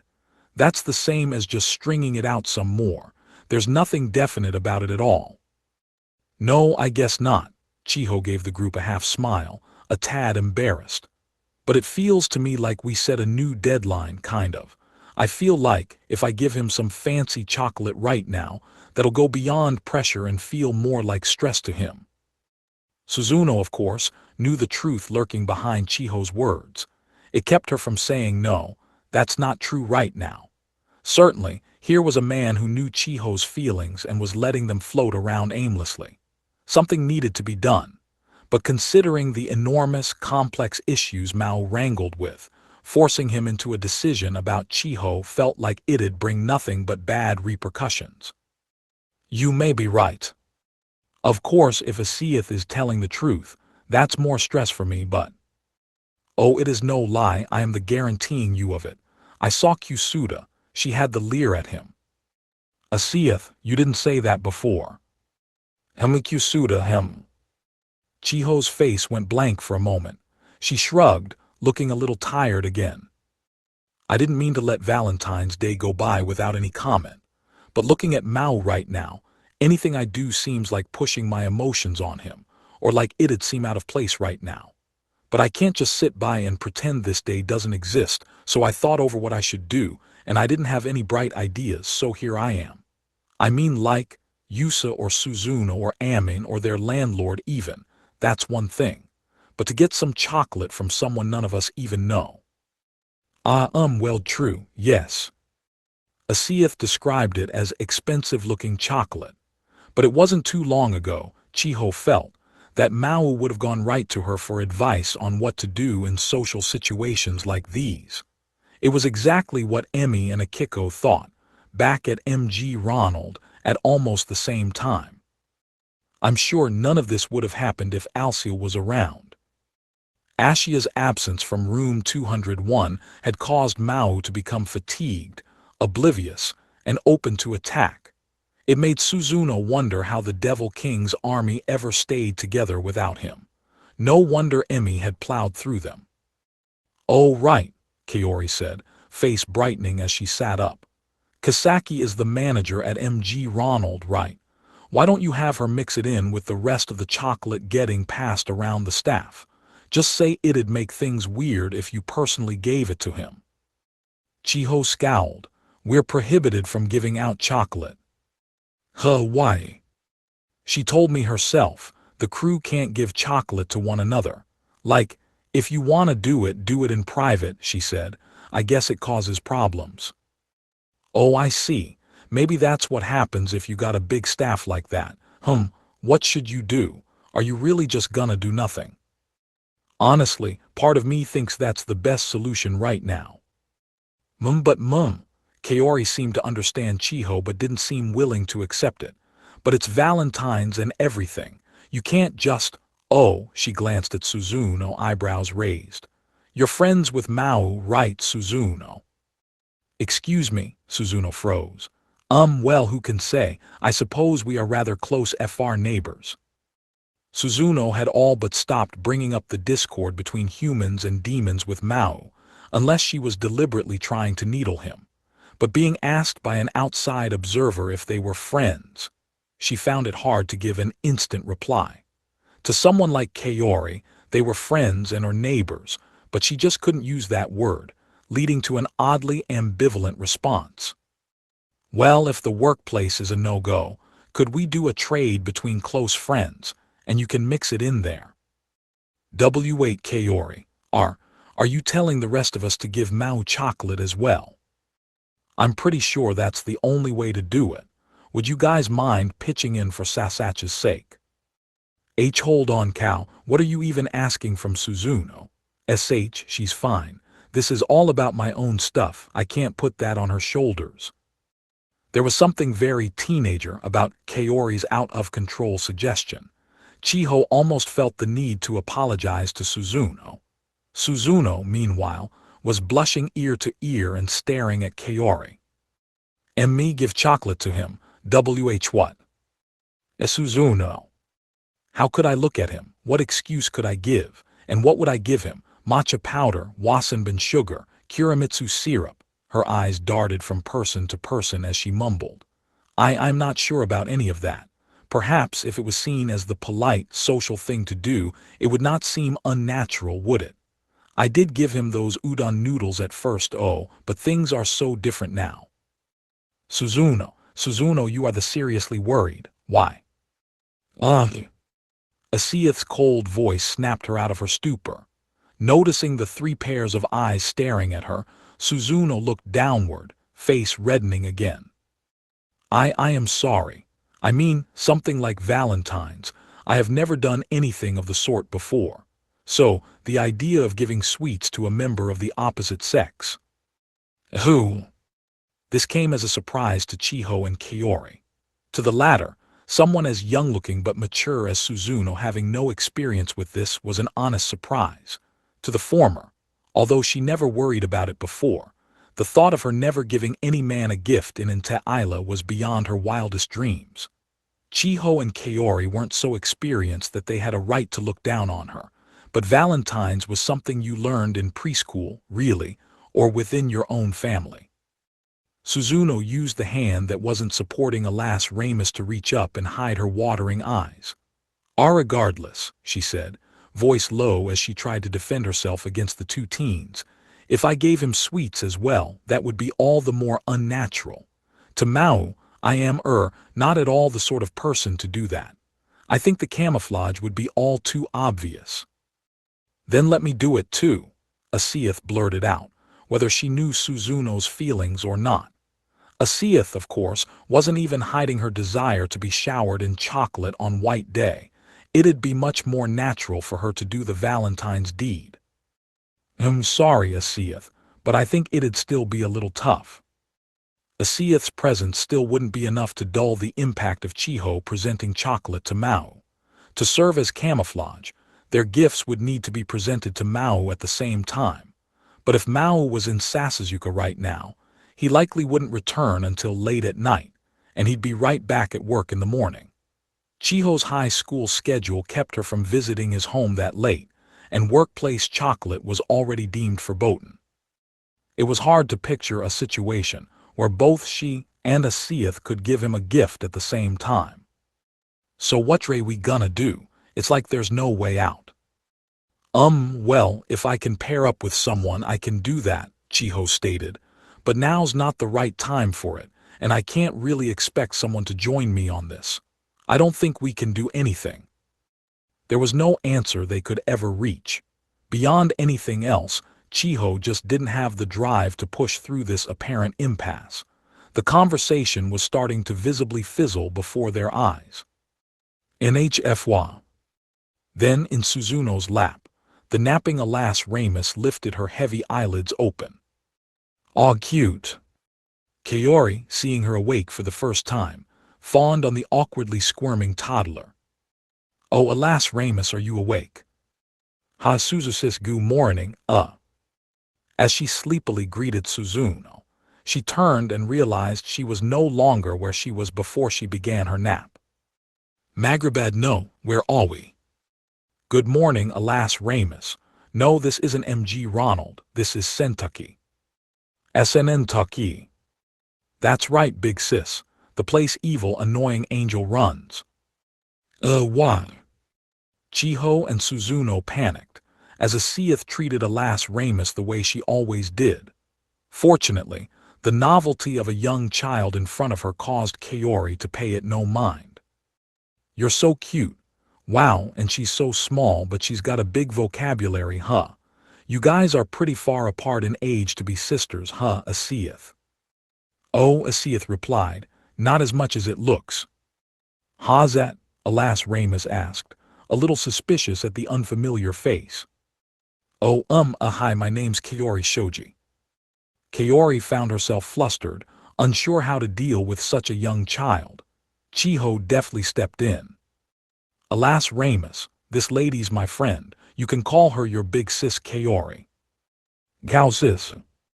"Oh man, that is so cute. I'm about to have a nosebleed. I would totally want to take care of this little girl if I knew her, especially if this little angel calls me something like that." "My big sis is not Angel Kaori." Asiath had such an aversion to the word angel that she once again made Chiho's and Suzuno's hearts skip a beat. Kaori still didn't notice. "All but Maō, I mean. I've only met him a few times, so I only kinda recall his face, but he's got black hair, right? If they're related, it must be a pretty distant relation, huh?" "Why yeah, I guess, ha ha ha." "Distant? He is the dad of her, you can say." "Why yeah, they're so close, it's almost like father and daughter." Again, Chiho and Suzuno scrambled to rein in the fallout from Asiath's incessant bombshells. "Father and daughter, huh?" Kaori, meanwhile, was too busy finding enlightenment about the joys of life to notice how unnatural all this talk was. "Keikao. Sasachi, you know, I think I've found the most totally natural way to camouflage this ever he. Kaori. Kaori, what do you mean?" "Okay, listen. Alas Ramus is related to Maō, but Yusa takes care of her too. Asiath and Alas Ramus are sisters, and you and Suzuno are friends with all of them, Sasachi. Do I have all that right?" "Why yeah. So far, yes." Chiho and Suzuno held their breath, dreading what could come next. Kaori grinned back at them. "There's only one way you all can give Maō chocolate." Then she began laying out the plan. A plan that, when she heard it all, made Chiho seriously wonder why it never occurred to her. Alas Ramus making chocolates. SHHH, please be a bit quieter, Amelia. Later at 7 that evening, Emmy came to room 202 to pick up Alas Ramus, only to find Suzuno looking notably more haggard than usual. The tale she had for her, of a seeth all but attacking Chiho at her high school gave her a throbbing headache. Thanks to that, not only had Chiho's friend, Kaori Shoji, made contact with Alas Ramus, but she had also suggested a way to use the child to help give Valentine's chocolate to Maō without applying undue pressure on him. As Kaori put it, making chocolate together with the little girl, who served as Mao's daughter, would be acceptable enough to the guy without making it awkward. The whole story made Emmy want to faint on the spot. Belle. Why yes. Looking back at everything. Why yes. Emmy's low voice seemed to echo like a demon's. If we could have taken down Alciel, the whole Devil King's army would have crumbled by itself, wouldn't it? Perhaps. What is with the Devil King? I mean seriously, why is he just so incorrigible the moment Alciel is gone? I suppose the real mastermind was in the room 201 kitchen the whole time. Oh, this drives me up the wall. I was just telling Akiko at work a few hours ago that I hope Maō doesn't get all weird talking with Chiho about the chocolate he got. I suppose I am responsible in part for that. It's the Devil King's fault for acting like such a freak in front of a seeth when he accepted that gift.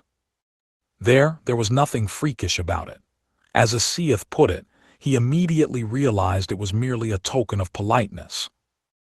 Then why couldn't he take care of it by himself, instead of looking shocked and getting other people involved? That well yes. A valid point, Suzuno thought, even as she wondered why Emmy was having such a mood-swingy day today. Suzu says. As her mother buried her head in her hands, Alas Ramus, playing around with a pile of books and magazines in one corner, tugged at Suzuno's kimono, pointing at an open page. I like this. Whether she had understood their conversation or not, she had it open to a Valentine's Day feature. It included a large picture of a tree of love, complete with colorful hearts as the fruit, apparently on sale at a famous chocolatier in the trendy Harajuku district of Tokyo. NH. Suzuno tensed up and closed the magazine before Emmy could glance at it. Alas Ramus, that can wait until you are older. It is quite expensive. Expensive. Yes, expensive. All right. So be a good girl and do not show that to mommy or daddy, okay? Okay. She didn't seem totally convinced, but Alas Ramus still relented. Suzuno wiped the mental sweat away from her mind. The sight of that colorful chocolate tree reminded her a little too much of the tree of Sephiroth, and that could put pressure of a much different sort on Emmy and Maō. So, all right. I mean, pressure or not, I can see that making chocolates with Alas Ramus isn't a bad idea, but if we do that, Emmy balled her hands into fists, so hard that Suzuno worried her nails were breaking skin. If we do that, it means I have to join them. I suppose so, yes, Suzuno replied, averting her eyes. She couldn't deny it. Even if Chiho wasn't in the picture, if she was making a present for Daddy, Alas Ramus would naturally want Mommy to pitch in. But no matter how much their animosity had lessened over time, there was no way Emmy would volunteer to join a gender-specific event featuring a man like that as a recipient of favors. However, once she calmed down from that first onrush of emotion, Emmy's voice took on a surprisingly calm demeanor. And, you know, I was prepared to at least go through the motions with Valentine's. Oh. Like Christmas, New Year's, once we're back in Isla, Alas Ramus isn't gonna experience any of that. Compared with that, there is a tradition kind of like Valentine's Day over there. Plus, Alas Ramus even said she wanted to give Daddy some chocolate. She did. I kind of explained the custom to her. You did. This was a double surprise for Suzuno. The way this event worked, if Alas Ramus knew about it, Emmy would naturally have to join in as well. But in terms of people both of them could logically give chocolate to, that was limited to Nord, Maō, Ashia, and Yurashihara. Suzuno watched wide-eyed as a grinning Alas Ramus flipped through the pages of another Valentine's Day chocolate catalog before turning toward Emmy. "You were planning to give the Devil King a gift." "Well, Maō and everyone else in the Hatagaya location." But Kisaki, as she now explained to Suzuno, had put the kibosh on the tradition Emmy had learned at the Dakodemo office. "I feel bad for Chiho. I know she's really serious about this. But if we could have just treated this as everyone having a little fun and trading a few goodies with one another, we could have done it without getting preoccupied with a bunch of crap. That's why I thought I wouldn't mind it too much. But you can no longer camouflage it in the workplace. So since you taught the custom to Alas Ramus, you are forced, in a way, to follow it and give the chocolate yourself." "Well, yeah." Emmy's voice was more halting now. "I know it's not my place to say it, but I'm in the same boat. I can't have the Devil King think about a bunch of extraneous junk, so I thought some camouflage would be a good idea. Now, after today, I feel like everything I worried about is coming true." Today, meaning the chocolate this Kusuda gave him in the training class. Kusuda, huh? That was her name. Emmy's eyes grew a shade colder as she repeated it. "You know how serious-minded the Devil King is." "Why, yes, I do. So we aren't at each other's throats any longer, but if I give him some chocolate on Valentine's, I thought he might start thinking a bunch of weird stuff again." "A bunch of weird stuff?" How can I explain it? I think our relationship right now is kind of mercenary in nature. I owe him for this, he owes me for that kind of thing. He wound up helping me when we got attacked in the subway, so I have to repay the favor and so on. And I don't mind that, but... Suzuno listened on silently, as Emmy attempted to summarize her feelings with a rapid barrage of words. "But me personally giving him chocolate, it's not like that other stuff. And maybe it's just a polite custom, but I'm giving it to him as a way of expressing positive emotions, right? But I don't have the confidence to dare to feel positive about him, and I think that's true for him too. I can't kill him anymore, and he knows that, but still." "Ooh." Emmy pulled Alas Ramus and her catalog toward her, placing her on her lap. "If I gave him something this amazing, I think that relationship is going to change somehow." The child had the catalog open to a selection of offerings from Tokyo's department store bakeries, from well-known, show-stopping pieces to more budget-friendly options for gifts given out of duty more than love. "Do you think so?" "Probably, yeah," nodded Emmy, not looking too confident about it. "I don't hate the Devil King any longer, you know, but I haven't forgiven him. I know he understands that, so." Turning the page, she came upon a feature showcasing recipes for making chocolate treats at home. "So I don't think I need to buy him something cheap from the store just for the show of it. I'm sure Alas Ramus wants to give him something though, and if she wants to, I'll be glad to let her. But I'm sorry to Chiho, but I want Alas Ramus cooking for her daddy to be separate from her thing. I'm kind of hoping she can find another way to camouflage it, if that's what she wants." "Emilia." And she went on about not wanting to put pressure on the Devil King, but she really does need to gradually step up that pressure. You know him. He really isn't thinking about it at all, because he assumes she'll let him off the hook until this battle is over. And then, when this comes along, I'm sure he'll be writhing and wailing about it again. It sounded extremely likely to Suzuno. So if Chiho wants to give the Devil King chocolate, I think she could throw her honest feelings at him, like she always has. "Oh, but..." Emmy looked up chuckling. "What does Chiho herself think? Does she want to go with Kaori's plan?" "That is a rather delicate question." Chiho had been pretty enthusiastic at first, going all "wow, yeah, you're right," toward her friend. "But... has she contacted you about it at all, Emilia?" "No." Emmy took her phone out, checking for new messages. There was nothing at all from Chiho. You think maybe she agreed to it, as a way to gloss things over with a friend who doesn't know about Isla.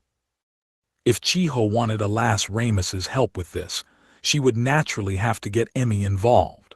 But the way things stood, she'd likely hesitate to bring any Valentine's proposals to Emmy's doorstep. The reason was simple. She didn't want her personal quest to make Maō clarify their relationship to trump the entire group's quest to storm the heavens and defeat Ignora. Devoting herself to the Devil King like this is such a waste of time. Indeed, I am with you on that. But it never runs on logic, does it? That kind of love never does. Hey, Belle. Yes. Have you ever been in love? No, the reply came almost unnaturally fast. Emmy blinked in surprise. No. Well, not to sound lovelorn, but my family's position did not allow me my own choice when it came to partners, and there was never really a man who made me want to push against them on that. It made sense. Suzuno had led a hard life, in a way different from Emmy. She didn't have any time to let herself get infatuated with some lofty ideal of love. What about you, Emilia? Well, I think I may have. You think? I'm just not sure you'd normally call it love. I'm talking about my father after all. Oh, Suzuno laughed. That would be different. It was like a young child, declaring to the family that she'd marry her father someday. I never had a mother, really, and whatever I did, I always had my father staying right behind me. So, I mean, someone who's strong, who's worth relying on, and maybe who's got a screw loose sometimes, but who's always looking out for me. Wait, Emilia, do you mean? No, not like that. Mommy. Emmy buried her face behind Alas Ramos's head, hiding a smile that nobody else could see. But maybe so, if I could forgive him in my heart. That was the truth, the purest words to ever come from her. There's no point thinking about it. If Chiho wants to go with that plan, I'll consider it then. I promised Ime and Al that I'd head over to them today, so unless something comes up, I won't even see Chiho until Valentine's Day itself. Ah, yes. A little dumbfounded, Suzuno watched as Emmy put down Alas Ramos and got to her feet. Are you staying in Sasuzuka today, Belle? I think so. Asiath kept me from working on my vegetable garden for long, so I would like to get it in decent shape first. All right, I need to return to Ifukucho and get my clothes and stuff in order before I go, so I'll head out for now. We're going home, Alas Ramos. Clean up your books, okay? Okay. At her order, Alas Ramos closed all the books she had strewn on the floor and stacked them up at the corner, her personal approach to cleanliness. Emmy pulled her coat on, putting a wool cap on her child before turning to Suzuno again. Hey, Belle. You cooked a lot of food for the demons with Chiho and Alciel, didn't you? Yes. Did the Devil King ever tell you what he likes food-wise? Well, when we were conversing once, Chiho mentioned that, for all the scolding the Devil King gives Lucifer, their tastes are actually rather alike. They enjoy dishes with bold flavors, meat, carbohydrates, and the like. A very childish palate, to put it in a bad way, but he hardly shuns vegetables or fish, either. I would not call him a particularly picky eater, I suppose. And what about sweet stuff? I have not seen him have many, but when I had just arrived in Japan, Alciel mentioned using his rice cooker to bake a cake, and Chiho has delivered ice cream to their apartment before. He is familiar with the genre, at least. All right, thanks, I'll see you later. Bye-bye, Suzu-sis. Of course, take care, you too, Alas Ramos. The two made sure their shoes were fully on before turning and waving. Suzuno heard their footsteps down the stairs outside as she stood up to lock the door. Then she stopped, gripped by the feeling that something was off. Did Emmy say something odd just before leaving? Something she'd normally never say at all. Suzuno brooded over it, her head tilted to one side, but soon turned the latch on the door, failing to pinpoint what exactly bothered her. She looked at the clock. It was a bit early still, but she decided to get her things and head to the public bath. Oh! Then she realized what had bothered her, and it brightened up her face. That was right. It was usually Chiho who worried about the demon's food preferences. This was the first time Emi had demonstrated any interest at all, so it had thrown Suzuno a bit. Of course, that's what it was. But then, the clear skies in Suzuno's mind began to cloud up, turning into great, swirling, gray edifices that could start storming at any moment. Wait. Emi had wanted to know what Maō liked to eat. Where it? But what on earth for?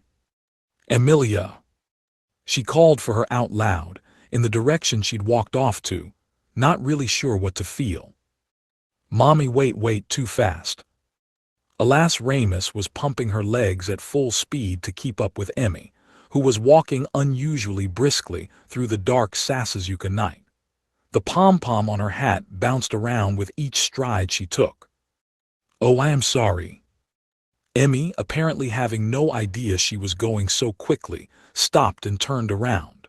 Alas, Ramus, maintaining her momentum, wound up running right into her leg, wrapping her arms around it. Mommy, boom. Oh, alas, Ramus, that's dangerous. Emi laughed at the half-playing child. Then, the next question froze her. Mommy, you okay? Your face is all red.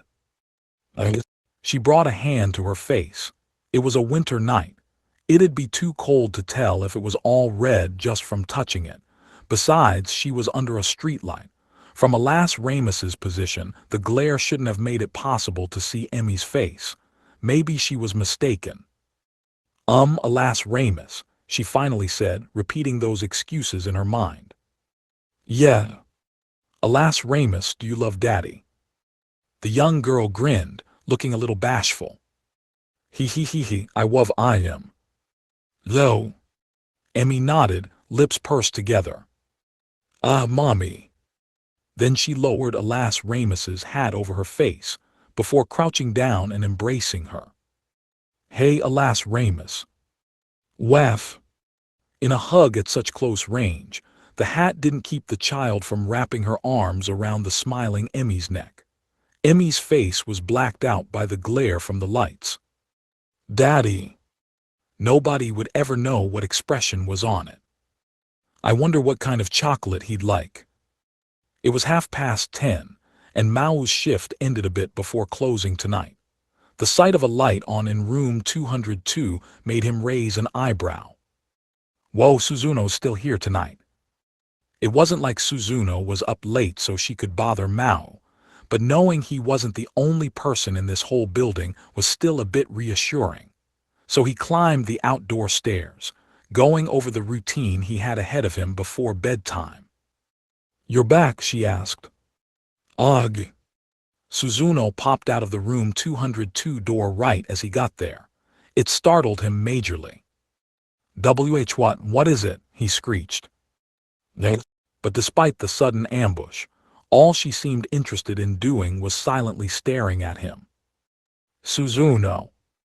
I have a few things I wish to ask you.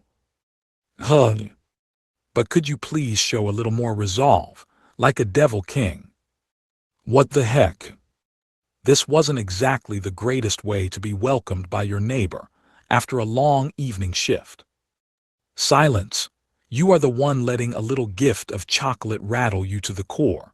The more you act like that, you realize, the more pain you put on others. Wait a sec, why do you know about that? Was it Emi or a Seath? If Suzuno found out today, right after coming back from Inte Isla, it was either Emi whom he told or a Seath who was there. Both, a Seath in particular, ran us through the ringer. This was a double surprise to Maō. Be both through the ringer, what did a Seath do? I no longer wish to talk about it. If you want to know, ask her yourself, or Chiho. Nga. That was more of a noise than a coherent response. Why was Chiho's name coming up? You, Suzuno continued, uncorking everything she had bottled up upon a bewildered Maō. What are you even doing? because lately I am having trouble surmising your motives. What are you thinking about as you go on in life? What am I thinking about? Why are you lecturing me like you're a Shihara? You may want to conquer the world as the Devil King. You may want a full-time job as a human being. I care not. But what is your name? Devil King or full-time employee? Because if the demon Satan or the human Sato Mao is neither Devil King nor salaried worker, what will you live for then? Suzuno was being much harsher than usual. Did something happen? Nothing, she all but cried out. This was clearly a lie, but Mao didn't have it in him to pursue it.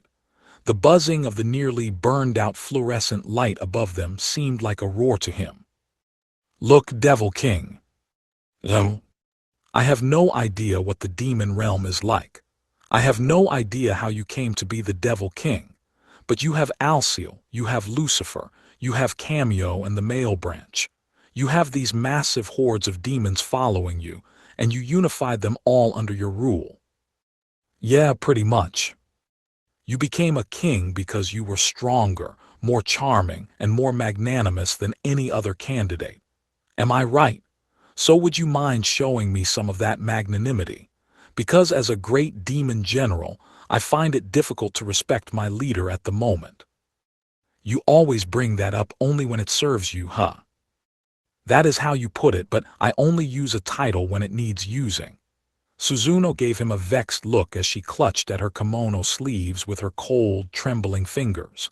When my leader, the Devil King, is lost in life, I may wish to help him, but would you even listen to a human, a member of the reconciliation panel? You would not, would you? Well, no, I wouldn't. So I have to be a great demon general, do I not? Because that is the only way I can serve you. Suzuno. Mao blinked. This was a lot of strange stuff she was saying. Suzuno, perhaps realizing this, brought her clenched hands up to her mouth. Ray, regardless. Yes. I just wanted to tell you to get it together, that is all. Right, thanks, I'll keep it in mind. Goodbye, then. Suzuno turned toward her room, in the dry air of the hallway. Suzuno. What? She said, stopping but not turning around. I know I'm in the doghouse already, but can I ask you something? Did Kai? No. No, you cannot ask me something. I do not want to hear it. I do not wish to say anything irresponsible, and there is nothing I could say to you anyway. I lack to do so. I do not wish to say anything careless. What? You lack the what? If Chiho is an important person to you, then go find out for yourself. Farewell. With that, she went back into room 202 without awaiting a reply. Mao heard the latch locking, followed by empty silence, but he stayed in the hallway a while longer. She had mouthed off at him and left without letting him get a word in edgewise, but something must have happened today, something that drove her to wait around for him and say all that. Lola. He scratched the side of his head, then slammed the room 201 door behind him, attempting to calm his dispirited heart, but knowing full well that things had changed, that they couldn't go back to how vague everything was before. Ela. Suzuno crouched down on her side of the front door, unable to venture farther inside. Her light, hurried breaths, exhaled through her fingers, were turning white inside a room that had grown cold in the night. What a liar! Removing her hands from her face, she looked at her palms. Palms that were once stained in blood in the name of her duties, but were now refined, pretty, bearing the smell of peaches from her hand soap. The kind of feminine hands you would see anywhere in Japan or Earth or in Ta'ila. What a liar, she whispered to herself again. Do I need a reason to take a detour like this? No matter how cheap and thin the walls were in Villa Rosa Sasasuka, the sound of her voice would never leave the room. Then, as if to shake off all the weakness, she rocketed back up to a standing position. What is so wrong about it? Tossing her sandals off, she stepped onto her tatami mat floor, eyeing the pot on top of her oven burner. It was full of nikujaga, a hearty stew with meat and potatoes, and there was clearly too much of it for a single woman's dinner. Who cares about beliefs? To hell with all of them. She reached out to turn the dial for the burner, then quickly removed her hand. All these lies, this dishonesty, this total lack of drive to surpass anyone. Suzuno put the lid back on the pot, then laid out a futon before unraveling her belt, changing into her nemaki pajamas and snuggling in.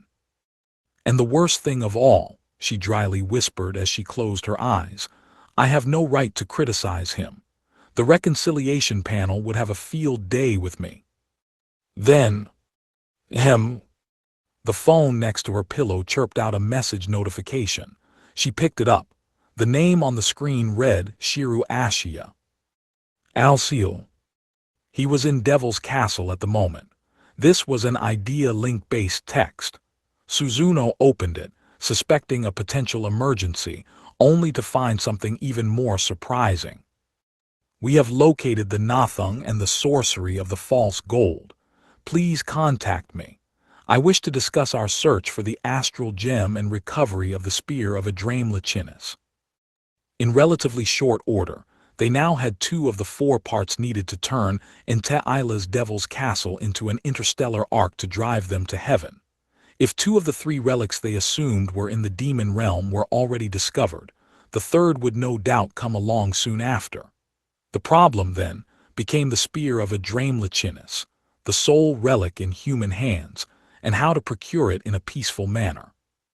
Hard to say if this is perfect or awful timing, Suzuno said with a smile. But this should amp things up a bit, for me and for all of us. She texted out a quick acknowledgement before setting her phone on mute and gently shutting her eyes. The Devil King and the hero don't have very much to do. It was common knowledge in the demon realm that the spear of Adramelachinus is a weapon passed down from generation to generation in the Bluehorn clan, one of the realm's most powerful families. As anyone who knows or has fought Adramelech knows, it was, like, huge, incredibly long, even by demon standards. Yeah, the handle alone was as thick as a support pillar in a castle. To any of the regulars at room 201, in Villa Rosa Sasasuka, the conference of these 2 speakers would have been quite an unusual sight. The Bluehorns wield a lot of magic that works best with water and ice, and it's said that spear has something to do with it. I guess that was the reason Adramelech was the demon horde commander in the northern island, as water-rich and close to Arctic climes as it is. Makes sense to me. When Adramelech first took over the continent, we started seeing these trees of ice dotted here and there.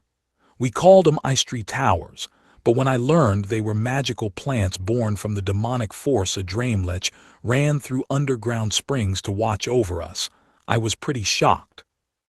The scene was the general headquarters of the group known among its members as the United East-West Anti-Divinity Alliance, situated on Isla Centurum, the central continent.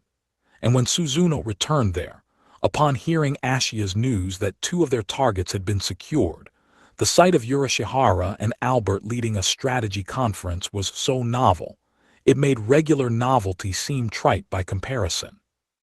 The sight of Yurashihara, the model jobless slacker, assuming a leadership position in the force was like the extra special secret sauce liberally sprinkled over such a crazily novel sight. Neither Maō, nor Emi, nor Chiho were there. Ashiya was off on business in the eastern island, and Emeralda had returned to St. Ale for keeping matters on the central continent safe. Suzuno rued the fact that she had nobody to commiserate with about how bizarre this setup looked. But, yeah, when our little questing group defeated Adramelech, we kinda left the spear to our friends in the northern island as a memorial present. Right, now, I'd like to make sure no one outside our group knows about our operation to invade heaven. We have Hazel Rumak conducting business for us in St. Ale, but neither the Emperor nor his administration are aware of this. If we have all those Northern Island dudes coming in to crash the party, it's gonna be such a pain in the ass that I'll want to throw in the towel right there. Yes, So the first order of business is to discuss how we can swipe a Dreamlech's relic from the northern island with as small a party as we can manage. The meeting, led by Urashihara and Albert, was attended by Suzuno, Rumek, Farfarello, Layla, and Nord. You described it as a memorial present for the northern forces, Nord hesitantly said, being the most normal human being in the group. So where is it right now? I think this'll be the easiest way to explain it, Urashihara replied, taking out his familiar laptop. The screen showed a photograph of a town located in what looked like a range of high mountains. I had Siriato from the mail branch take these pics with Mao's digital camera, and considering how he's all claws and like anything else, he's pretty handy with that thing. Anyway, this is a shot of Fiancai, which is the capital shared by the clans in the northern island. It's nicknamed the Goat Pasture. The shot depicted a wide plain that was filled to the horizon with uniquely low-roofed brick buildings. In one corner was a wide-open space that took up about a fifth of the landscape, like a sports ground too big for its own good. In its middle stood a high, towering structure, apparently some kind of monument. With a tap of the keys, he switched to a close-up photo of this edifice, revealing it to be some kind of giant metallic pillar. "Look at that," Rumek sighed as she looked at the high-resolution image. "Such an incredibly detailed depiction. I want this." "Don't abuse it," warned Albert, taking Rumek out of her reverie. She sat back up, straightening her posture. "Dude, I'd be happy to show you a few models way faster than this pile of crap." Urashihara never missed a moment to slam Mao's Luddite approach to electronic purchases. "But anyway," he continued, "I think these pics give us everything we need. It's pretty clear, right? They put up the spear of a Dreamlechinus in the middle of the goat pasture as a monument to symbolize the defeat of the great demon general of the north. It seemed like a natural, pre-planned part of the pasture, staring down with all its glory at the largest city in the northern island. The butt end of the spear was buried in the ground, secured with something resembling cement around the base, and visitors could go right up to it if they wanted. It almost looked like a gravestone memorializing a Dreamlech, and judging by the people lazily picnicking and meeting up around the site, it was clearly a bit of a tourist attraction. "So I guess you can tell," concluded Urashihara, "that we can't just take the spear or ask for it or whatever, right?" Suzuno, Rumek, and Nord nodded back.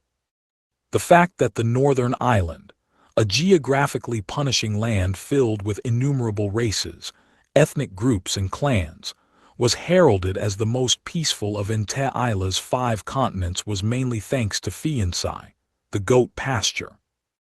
Every 5 years the island held a Zerga, a large, united gathering of representatives from all the major players native to the land. On this occasion, they'd hold the election for the chief herder, the head of state for the entire northern island. This election took a good 2 weeks to carry out, and it turned the goat pasture into a huge festival, filled with the produce, culture, and customs of people across the region.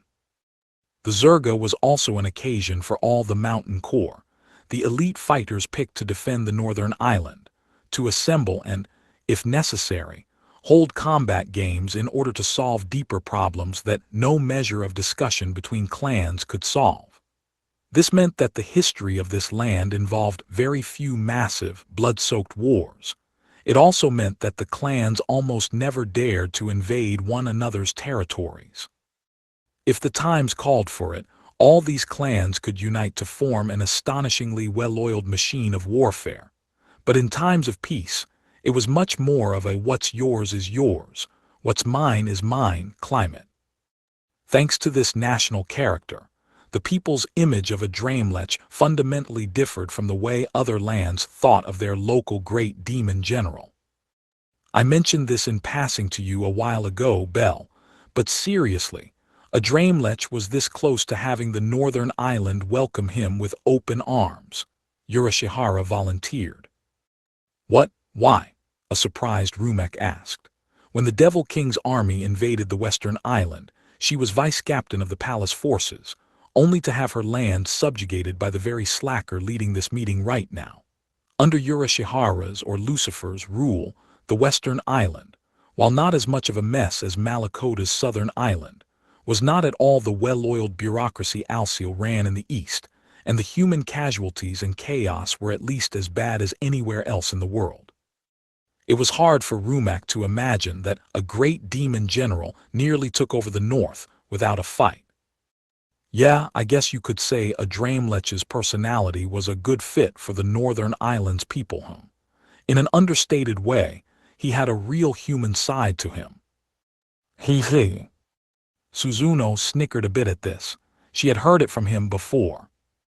Once he disarmed the mountain core and booted him from the island, he made the chief herder hold a zerga, where he talked about the policy behind his invasion and let the opposing clans have their say. Anyone who didn't go along with the guy got slaughtered, of course, but he actually accepted some of their feedback too. I dunno. Just the fact that he was open to talking at all, that was enough for the folks up there. It wasn't that anyone actively wanted the Devil King's army to be there, but compared with elsewhere, the people were more willing to accept a negotiated defeat. Kinda weird to think, though, Urashihara went on. Like, when I think of a Draemlech, I picture this dude who couldn't think his way out of a paper bag. I can't believe he'd be crafty enough to try currying favor with humans. Lucifer, can you shut up a sec?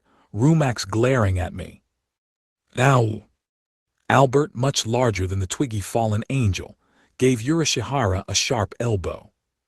Here at this meeting, Rumak was the only person who actively saw Urashihara as a foe. Albert had only joined Emi's quest after she had defeated Lucifer, but having him and Rumak, villain and victim, face to face made for a very delicate situation.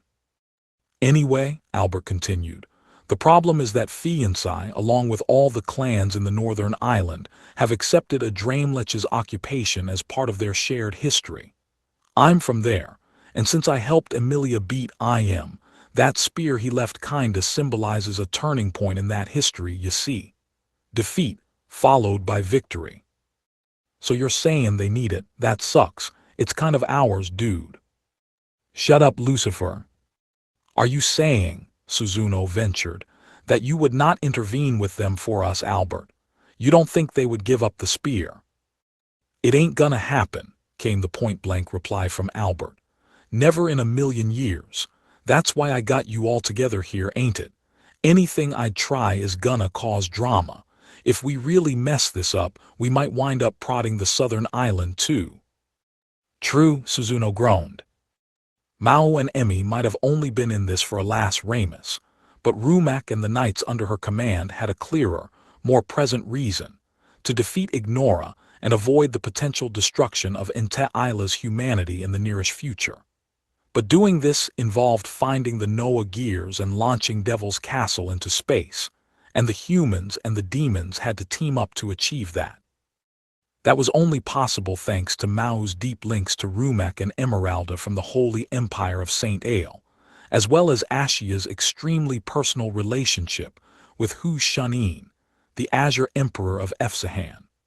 Most other nations weren't even aware of this operation, and for that matter, it had never been formally announced to the world that the hero Emilia and the Devil King were even alive. If this effort got out to the public, whatever the truth was behind it, everyone knew people would hear it as Saint Ael's Hazel Rumak, and the Azure Emperor forged a secret pact with the demons and run with that. It'd sow the seeds of suspicion all over the north and the south, as well as the smaller kingdoms in the west. No one in this group had ever suggested that they should elicit support from other nations, this being a quest to save humanity, after all. The state of the Sephira and Tree of Sephiroth was something you really had to be close to Maō and Emi to fully grasp. In areas where church influence was still weak, it'd take decades to even persuade people that Sephiroth was connected to the holy force that ran the world. There was no way to convince everyone that teaming up with demons was the only thing to do, and no nation was about to sign off on a mission as daunting as slaying a god. Without any real, visible danger like the Devil King's army coming their way, there wasn't going to be any teamwork. the power struggles taking place within the federated order that was formed to rebuild the central continent made that clear enough. And these power struggles were laying themselves out like capillaries, along the lines of every political and economic issue facing every nation in the post-Devil King world, making the players ever greedier as they laid their cards down.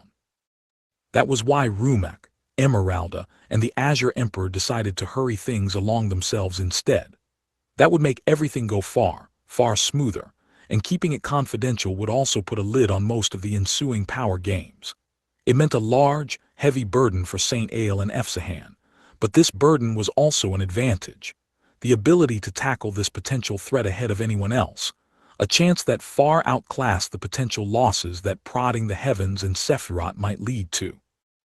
Saint Aile and Efsahan definitely had other motivations as well, but there was no doubting that this alliance was the smoothest way to handle this heavenly war. And now there was a thorny problem, or rather, a pointy one.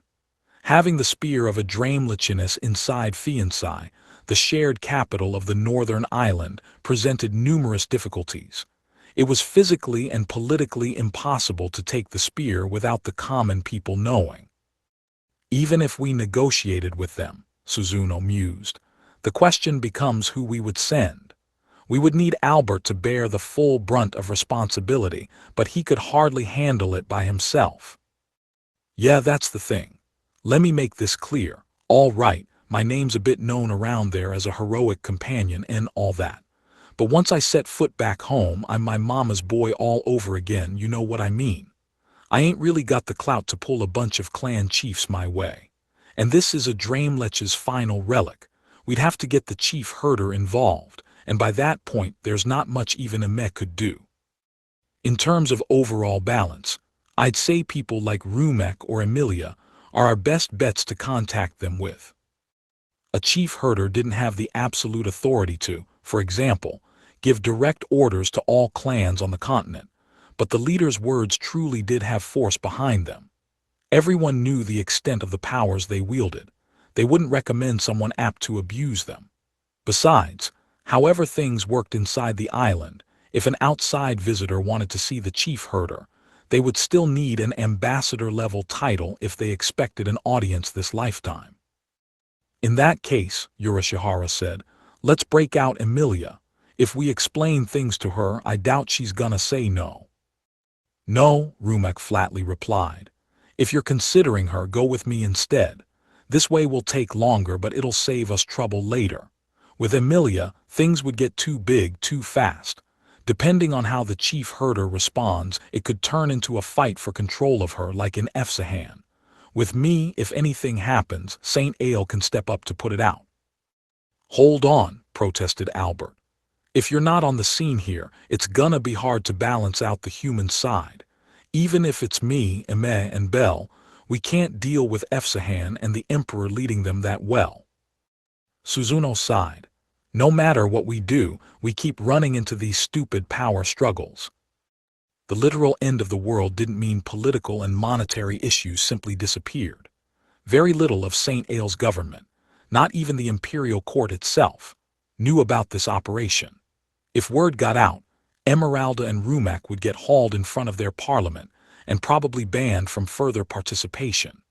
It'd also mean the northern island would become broadly aware of foreign elements from Saint Aile and Efsahan attempting to influence political matters in their homeland. Rumek's public presence in the northern island was thus unwise. Besides, Albert continued, what do you think would happen if we sent Emilia up there?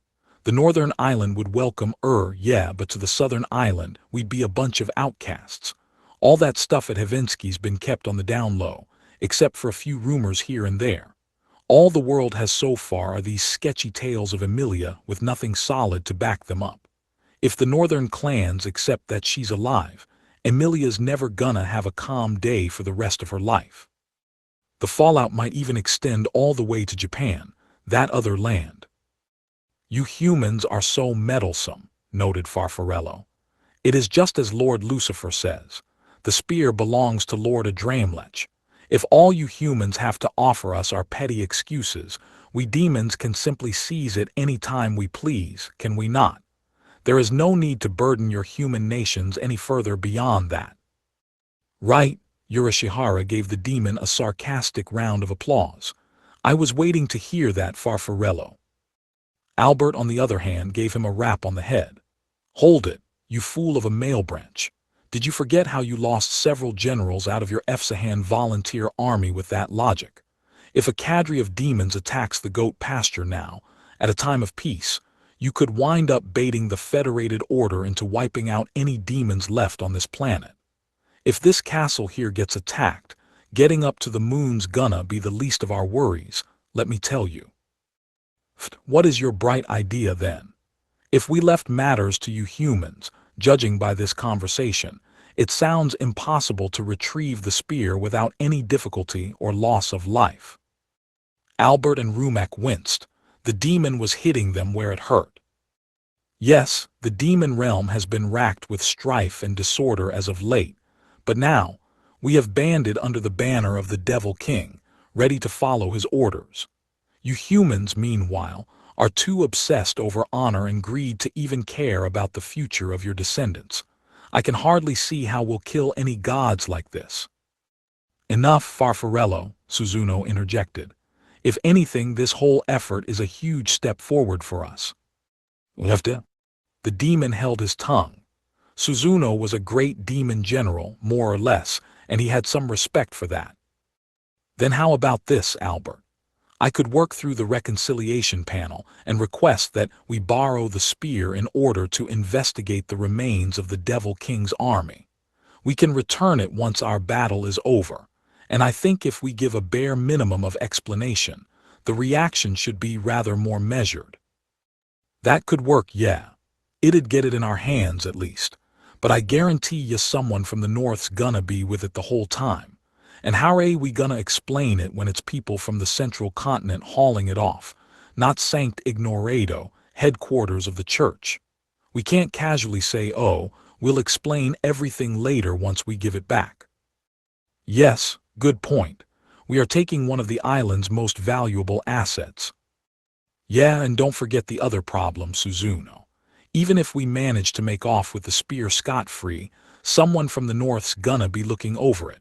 If they're good people, then great, but if they start carrying on about what the island or the clans get out of this, it's gonna blow up on us before we can launch the castle. The North and the West could wind up at war by the time we get back from the moon. Man, what a pain, dude, Urashihara grumbled. So what can we even do then? Albert was proving to have a knack for shooting down every suggestion from his companions. Everyone was starting to feel weary. Besides, Urashihara went on, why do you have, so little influence in the northern island Albert End? I mean, Emeralda Etuva's one thing, but a word or two from Emilia was all it took to get the head of St. Ailes Palace guard here on our side. Quit reminding me, Albert groused resentfully. Yeah, maybe I helped the hero, but before then, remember how you whipped my ass and the asses of my whole mountain corps. Folks have long memories up there. And between all the stuff I've been doing for the West with Eme and the fight I had with you, I ain't exactly on great terms with the clan chieftains at the moment, no. Plus, the current chief herder, Dihin Dihem Wurs is her name. She's the one who banded all the clans together when Adramlech took over, and the one who slapped the demon's spear up as a monument.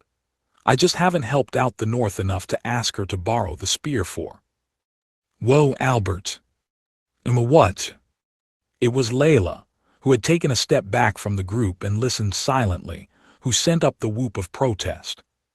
Who did you say the chief herder was? You said it was Dihin Dihem Wurs. Yeah. The Dihin Dihem Wurs who was born from a side family of the Wurs clan. The youngest of 11 boys and girls, but so talented with a bow and arrow that the legends say she was born with enough bows for the whole family. The Dihin Dihem I know from the Wurs clan is small, pushy, and never one to humor fools. Albert opened his eyes wide. What, you know the lady? Given the chief herder's position as head of state, It wasn't too unusual for someone to know her name and history. Layla went far beyond that. Dihin was the last person. I gave a yesod fragment to outside my husband and Emilia. What? Huh? Waya?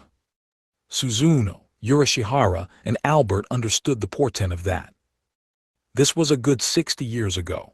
She still went by her childhood name of Lidum Wurs at the time.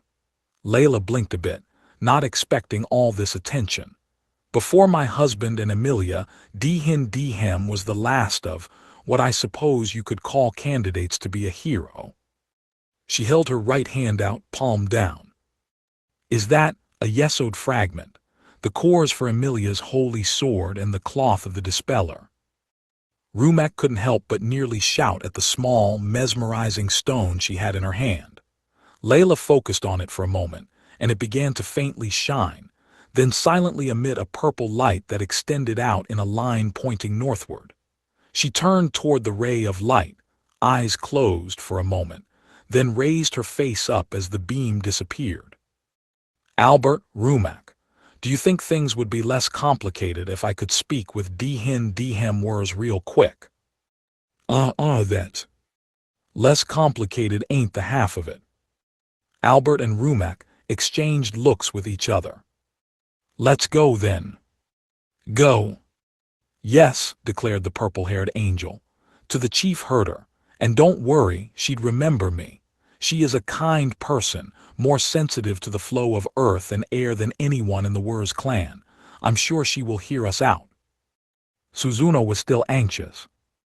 Back on Earth, Layla had the troubling habit of manipulating everyone around her and failing to wrap things up neatly at the end. It meant her claim of Chief Herder Dihin Wurs carrying a yesod fragment seemed implausible at best, and even if it was true, Suzuno wasn't sure the head of state would remember Layla after 6 decades.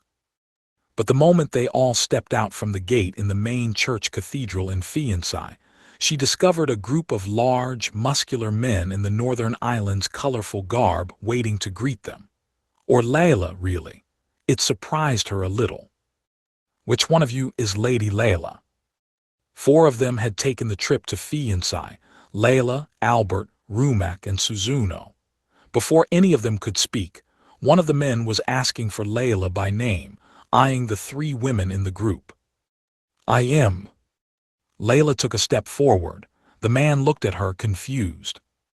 I understood that Lady Layla had silver hair with a twinge of blue to it. Well, after 60 years, a woman will want to change her hair color sometimes. After the fracas on the Fukutashin subway line, Mao's magical force had healed Layla, giving her hair the purple tint it still had today. She claimed she could reverse the dye job if she wanted, but it was a pain, and she didn't like her original color that much anyway, so she kept it. The excessively casual nature of their exchange made Suzuno internally sweat a little, but the man looked only a tad let down. I see, he said. I suppose you are the woman I heard about. How did Dihin Wurs describe me? She described you, the envoy immediately replied, as a handful. I see the years haven't dulled her tongue at all, Layla said with a smile. It was not met by the envoy, who spun around and motioned for the quartet to follow him. Come this way, please. The chief herder is waiting for you. The other 3 in the group meekly followed the order, all of them unsure what Layla and the man's banter meant for them. Fiancai, it turned out, was wholly deserving of its nickname. The goat pasture was filled with countless examples of the animal, in all shapes and sizes. Many were on sale in the market streets for their fur, milk, or meat, while others, large enough to give an adult horse or cow a run for its money, were pulling carts and transport wagons. Young girls, clad in the traditionally colorful, natural-dyed wear that was a trademark of most mountain people, even had baby goats tagging along with them like dogs or cats, which was the most darling thing ever. This city was around 3,000 feet above sea level, resulting in thinner air and lower temperatures. Given the lack of flat land to build on, Fiancai was relatively crammed with people. As Albert explained, the port town on the continent's southern tip was much larger and more commercially active. Still, the Zerga had never moved from here in all its years. Every road and back alley was well paved, and the current mountain corps kept the order in every corner of the city. Diplomatic missions from nations in other continents were dotted around town, affirming its position as the nerve center of the northern island. Suzuno, Layla, and Rumek had all come prepared with heavier outfits to deal with the cold, but Albert was in his same old leather jacket. Fiancai was where people from every clan in the island gathered, and they could see a vast variety of ethnic groups running up and down the streets. One would expect a lot of people who looked like Albert, dark-skinned with white hair, but some from the northern reaches boasted lily-white skin and golden hair instead, while others looked little different from the average Efsahanian. Perhaps some Eastern blood had mixed in at one point. The one thing that united them, and made them all eye-catching, was the flashy, colorful clothing. Only a very small handful took Albert's approach and went with all black. Some used almost every color in the rainbow, while others dressed in nothing but red or orange, the color of their clan perhaps. Every clan seemed to have their own style, color selection, and materials. It almost seemed like too much of a jumble for a city meant to be the capital of the continent, but it certainly offered insights into the character of the northern island, a gigantic federation with hundreds of clans that somehow found a way to all get along. Suzuno and Rumek paid it no special mind, both having been to Fiancai on official business several times. But considering how their envoy was taking Layla to the chief herder, it seemed strange how he was sticking to the city's busiest business streets. Their destination in the end was even more confusing. Is this it?" Albert asked, unable to contain his curiosity. They had walked for less than 20 minutes from the cathedral, only to stop at a place not at all grand or lofty. In short, it was a cheap restaurant selling goat meat cooked on an iron plate, the kind of place you'd see everywhere in town. "Sir Albert End Ranga," the man said, turning toward him. Ranga was Albert's clan name, one he was forced to abandon after a Dramelech defeated his mountain corps force. He continued, "The chief wishes to treat you to a grand meal." Albert froze for a moment, not expecting this. "My lady wishes for our visitors from the west to enjoy this as well. She has been a fan of this establishment since a young age. She has reserved the entire dining room for the afternoon, so please, make yourselves at home." And with that, the man walked away and into the crowds, not even bothering to open the door for them. The four of them gave one another quizzical looks before Layla decided to take the lead. "Let's go in," she said, pulling the door open. Inside they found your typical restaurant space, a few chair-lined tables, all in the traditional Northern Island style. A more formal room lay beyond, its floors lined with woven mats. In the middle of it was a sunken fireplace that guests were meant to sit around. "Come in already, it's too damned cold outside." The voice came from the other side of the hearth, as far away from the entrance as possible. Suzuno was the only one to pick up on who it was. "I'm getting on in years, y'understand. This weather is killer on my knees. Get yourselves in here." The nasal griping reeled them all inside, Layla taking the lead as they walked toward the rear. There, they found a small, elderly woman using a wooden spatula to mix some meat and vegetables on the iron plate above the sunken hearth, adding in sauce of a shade Suzuno had never seen before. "It's been a while, eh? I was surprised to hear you become chief herder." Layla casually greeted the stern-looking woman. It made the spatula stop in place over the vegetables. "I certainly can't call you Lightum any longer. Anyone who called me that has been feedin' the grass and plants from 6 feet under for years. They're probably all mountain deer droppings by now." The small head, covered in a multi-hued wool cap, was thrown upward, a pair of eyes looking up at the transfixed pair. Suzuno gasped at the power behind those eyes. Was this Dihin Wers, this old woman with a jeweled monocle, small and bent over even when seated? What, didn't you know that Dihin Wers was this old lady with one foot in the grave? The woman who Layla had called Lidam, seeing through Suzuno's trepidation, half lunged at her. Hooray you then! Some young up-and-comer in the church if I had to guess. Now how are you gonna climb through the ranks if one glare from an old lady like me makes you ruin your garments? Inzoi. Layla, how could you be so impolite, so careless, so silent for so long? I'm sure you got reasons for showing up in my life right when I'm old and decrepit, don't you? And yet, you're just as much a young fashion maven as ever. You could at least look like a forgotten retiree like me. I'm trying to look as plain as I can. Your hat's a lot prettier than anything I'm wearing, Lidam. Of course it is. The youngest daughter of my third son knitted it for me back when she was little. It's the best you'll ever find. The old woman began mixing up the food on the plate again, suddenly remembering why she was here. So Hazel. Why yes. The woman's eyes were on Rumek now. You're still single, aren't you? Maybe you think you'll be young forever, but let me tell you, between how you are and how I am, it's all in the blink of an eye, my friend. We don't have all the time in the world, you know, unlike that debauched, colorblind angel over there. Get yourself a man and settle down already. It was like Wers was the head of the Federated Order of the Five Continents' nagging grandmother. The two of them knowing each other was no great surprise, but this wasn't the kind of conversation two political figures like this would ever normally have. Ah, but keep your hands off that fool, the Crown Prince of St. Ale. He'd be such a waste for a smart cookie like you. I tell you, that brat hasn't gotten any more brains since he was a baby. She certainly wasn't pulling any punches. It was an almost treasonous way to describe the next emperor of St. Ale. Mark my words, you'll never find any decent men in the West. I can see that much over in Sanct Ignorato. They act so high and mighty like, oh, I have nothing but a chair, a desk, and my scriptures at home.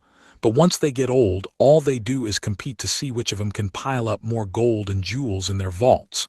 I tell you, women like you gotta kick their no-good behinds out of there before it gets even worse. You hear me? Why yes. The target of her ire had switched back to Suzuno midway. Suzuno could do little but squawk awkwardly. And you, Ranga. But she saved Albert for the end. Wers picked up an earthenware plate and a pair of chopsticks, using the spatula to shovel the meat onto the dish, then shoved it in Albert's face. Here. Laya. Here, try it for me. Okay. Albert, completely floored by the presence exuded by a woman less than half his height, reached out to take it. Did your mother teach you to eat standing up?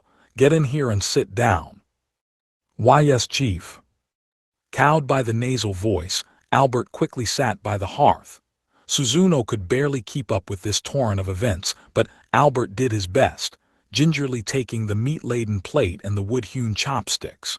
Wers jerked her head forward, motioning at him to eat up. Unable to say no to the lord of every clan in the northern island, he took in a mouthful of the steaming meat. How is it? You're trying it for me, so you gotta say what you think of it. Albert was just as confused as everyone else. This was the chief herder, the head of state in the northern island. And although he led the mountain corps at one point, Albert had exchanged only a few words with Dihin Wers in his life. The Wers and Ranga clans were far removed from each other on the social ladder, and in terms of their standings within their respective families, one way people up north judged each other, the pair couldn't be further apart. But she wanted his opinion, and he needed to give it. It's good, really takes me back. It's a lot like what my grandma cooked for me as a kid. It is, Albert's whisper didn't move Wers an inch, then as flatly as ever. I've put you through a lot, haven't I? Albert took a moment to chew over the observation, before quickly replying. Well, it's resulted in a lot of good memories. No, no, go ahead, badmouth me a little. Hey, I'm a grown man. If my friends here saw me crying into the shoulder of someone old enough to be my grandma, I'd never live it down. HMPH. That's not very nice, and by the way, how long are you bums gonna be standing there? Sit the heck down. Why yes, chief. Do please excuse me. I would be glad to. At the old lady's orders, Suzuno sat politely on her knees by the fireplace. Rumek attempted to but gave up and crossed her legs, and Layla casually flopped on the floor. Ho, so you're the scythe of death, eh? I figured you'd be some sly, stealthy old lady, but you're still a young lass. A young, chief wers I am. The preparation might be a bit different, but the results were pretty similar to what you get visiting a Mongolian barbecue place and going heavy on the spice. Suzuno was the only unfamiliar face to the chief herder, and it was only when she introduced herself that Dihin Wers realized she carried out holy work for the Council of Inquisitors. Listen, you eatin' okay, young lady? I bet you ain't. That's why you're all stumpy like that. You're too busy doing a bunch of fuddy-duddy church work to eat right. Sin stumpy. Suzuno took harsh criticism of the church in stride at this point, but being called stumpy to her face made it hard to hide her shock. Lidum, Layla said. Belle here is a very talented cook. I've enjoyed her food several times. Ha, look at you. You couldn't even drain the blood from a goat carcass without almost fainting. Some angel you are. Now come on. If you stay all thin like that, you'll turn into an ugly old grim reaper. Eat up. The meat too, the meat. I have more than enough here. Suzuno could only stammer as a small mountain of goat meat, the best part, rose up from her plate. What are you talking about? You've eaten the least out of all of us. You still look like a little girl because you're skimping on the meat and fish, I tell you. Look at that midget of a court sorcerer on St. Ailes' payroll. She's living the high noble life and eating sweets all day, so she's gonna be shrimpy her whole life. Just you watch. In a few years, she's gonna plump up like a balloon. Suzuno winced at the pile of meat, more than enough to give anyone heartburn. Wers was too busy berating the eating habits of Emeralda, a woman she couldn't have possibly had a connection to care. Suzuno was at the end of her rope. And Hazel. Why yes. You, on the other hand, you're not a young lass any longer. You need to pick a drink and stick to it. The booze out west is all too sticky sweet for me. Listen, let me get some fresh fermented goat's milk liquor sent to you soon. If you want a drink that'll be a lifelong friend to you, stick to that. I can't say I like the fermented milk beverages of the North very much. Well, if you keep drinking what you got now, you'll wind up with a big all-wine barrel belly like your emperor. You better lay off the grape and mead and spirits before they stick you up on a shelf in the cellar. He. But Lidum, I remember your clan chief being livid with you after you stole some of that fermented milk and got cross-eyed drunk off it. Of course I did. When you're a young Wers, you gotta learn the difference between good and bad drink, or you'll never be a grown-up. But look at you, Layla. It's been 60 years. Have you learned how to keep your place clean yet? Don't forget, the only reason they found out I stole that drink was because you lost the bottle I used to sneak it out. Whoa, Lidum. HMPH. Judging by the body language from Stumpy Scythe over there, I'm assuming you're as slobby as ever, huh? Since Stumpy Scythe, that is just. Suzuno knew that Wers was only making fun of her nom de guerre, but her Japanese sensibilities told her that Stumpy Scythe sounded suspiciously like some cutesy character with its own cartoon and merchandising line. She cursed her body as she began stress-eating the meat on her plate. Dihin Wers meddling and wheedling continued on for a considerable time to come, draining the energy from Suzuno and Rumek by the time all the food and veggies were cleaned from the griddle. Oh, and also I had some ground meat sandwiches made for you, so take them home with you, all right. You need to eat healthy, you hear me, Stumpy Scythe. You too, Hazel. Yes, Chief. An afternoon spent slamming the younger generation made Dihem was extremely self-satisfied. Adjusting her monocle, she turned to Layla. So what did you need, lighting that up out of nowhere? Oh, now you ask. Albert barely had enough breath in him to snap back, his stomach full to the point of bursting. Because you gave that thing to me, then made me keep it on hand for the next 60 years without explanation. The eye, or that is, the monocle, she had pointed straight at Albert, was festooned with a litany of fancy-looking jewels. It seemed like just the kind of garish fashion choice a woman like Wers would enjoy. But it was only at this point that Suzuno and Albert spotted the light from one of the purplish jewels on the frame. You've been taking good care of it, I see. Well, of course I have. It's thanks to this thing that I've stayed chief herder all these years. It's the only thing I have you to thank for over the past 60 years, let me tell you. But you know. The eye on the other side of the lens glared at Layla. Here we are, this world-class danger you told me about, and now I'm too damned old to do anything about it, aren't I? I can barely lift up a bow any longer. I had to force a Dramelech's army on that kid Ranga instead. Well, yes. I suppose I can't blame you for seeing it that way. But Lydom, the real danger wasn't the Devil King's army. It's coming for us right now. Oh. Wers kept her eye on Layla, long enough for Suzuno to realize it was a Yesod fragment that was glowing on the monocle. I suppose you aren't lying, are you? Of course not. But perhaps it's not true, and you just believe it is all. Oh, I assure you it is. I was one of its causes besides. Oh, and that isn't a lie either. So you came over here for the first time in 60 years to tell me that. I can't wait to see what you're gonna order me to do next.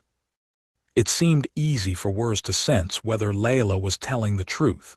She didn't even bother to consult Albert about it. In that case, let me cut to the chase. We need to borrow the magical spear the great demon General Adramelech left behind. I'd like to have it taken to the central continent, and if possible, I don't want anyone besides you to know what we'll use it for. For the first time this afternoon, Suzuno noticed Wers change her expression. You're serious? First it was surprise, then exasperation. Don't give me that nonsense. You know I could never do that. If you don't, the human race is going to die out. Oh, so it's war. And if Hazel and Stumpy Scythe are here, the West must be involved, eh? If you want it, pry it out of our hands. Otherwise, you can't have it.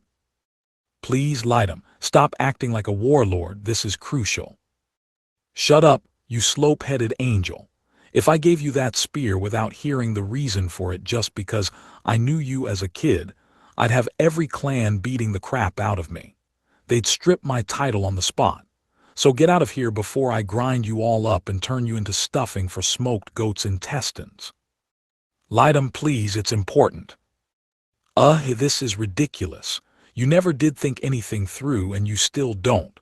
Look, whether the world's ending tomorrow or not, there are some lines you can't cross. Now get out of my sight.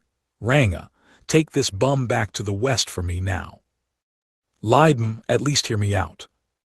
Layla pleaded like a little girl begging for candy. There was no one else in the restaurant, but it still looked absolutely pathetic. You don't have a single thought in your mind, do you? Admonished Rumek. Suzuno nodded. And here I thought we could rely on Layla at least a little bit. I see my eyes have deceived me. Now I can see why people don't want to believe in gods and angels. Krestia. General Rumek, you were about to call me Stumpy Scythe just now. You were this close. I was not. I didn't say it. I stopped midway. Yes, you stopped because you were saying it. I am filing a formal complaint with the Devil King's army. What, not the church? What's happened to you? Suzuno teared up a bit, cheeks reddened, as she whined at Rumek, a woman a good head taller than her and more fully developed in pretty much every other way. Rumak did everything she could to defend herself. And Albert, the only man in the room, watched this fruitless argument between two of the highest-ranked women in the world and sighed. "Can I go home yet?" "All right, I think I get the picture. You're gonna go shoot a firecracker at the moon, huh?" The concept was massive enough to make any Ente Island's head swim, but Dihin Wers didn't bat an eye as she took it in. "Layla," she said, turning toward her, "I think I do need to compliment you about just one thing here." The chief herder supported her head with one hand. They had spent the ensuing hour keeping warm around the fireplace. The iron griddle trundled away now. "What's that?" "The way you brought Ranga, Hazel, and Stumpy over.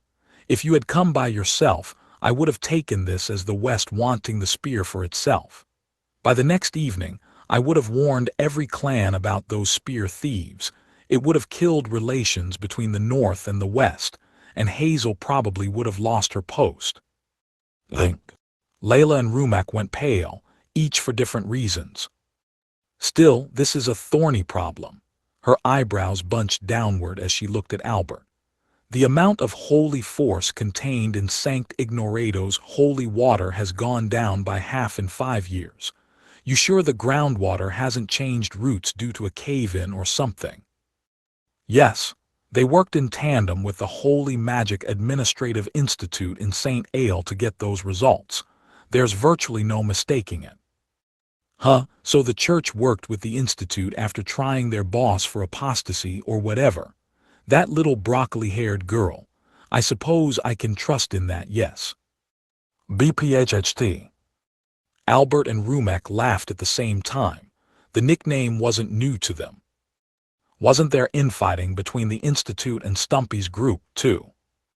"No," Suzuno replied, wrinkling her nose at her own nickname. "I was out on completely different business. I have simply built a close personal relationship with Emeralda."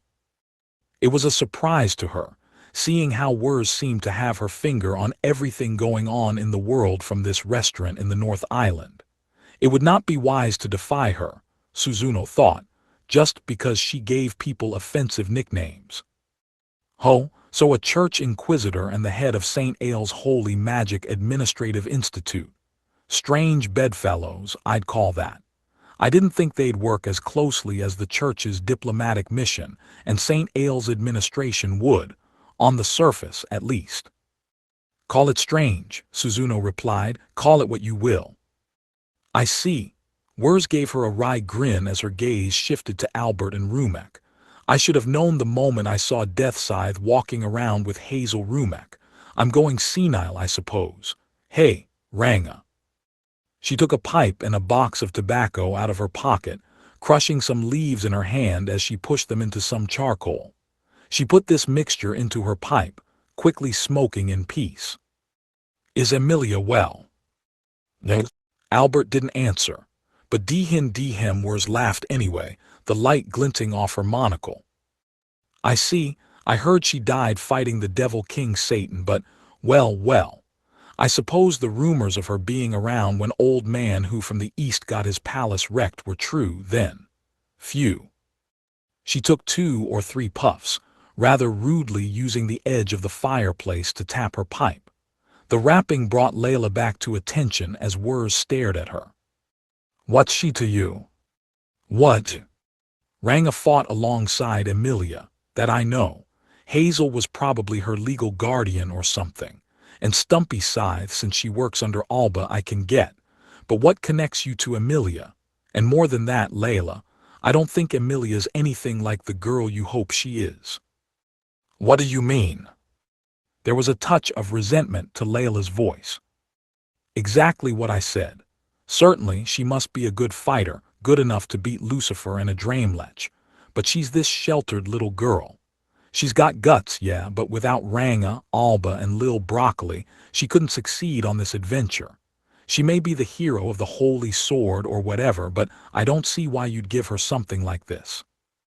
She fussed around with her monocle a bit. "If I could ask," Suzuno interjected, "what do you use your fragment for, Chief?"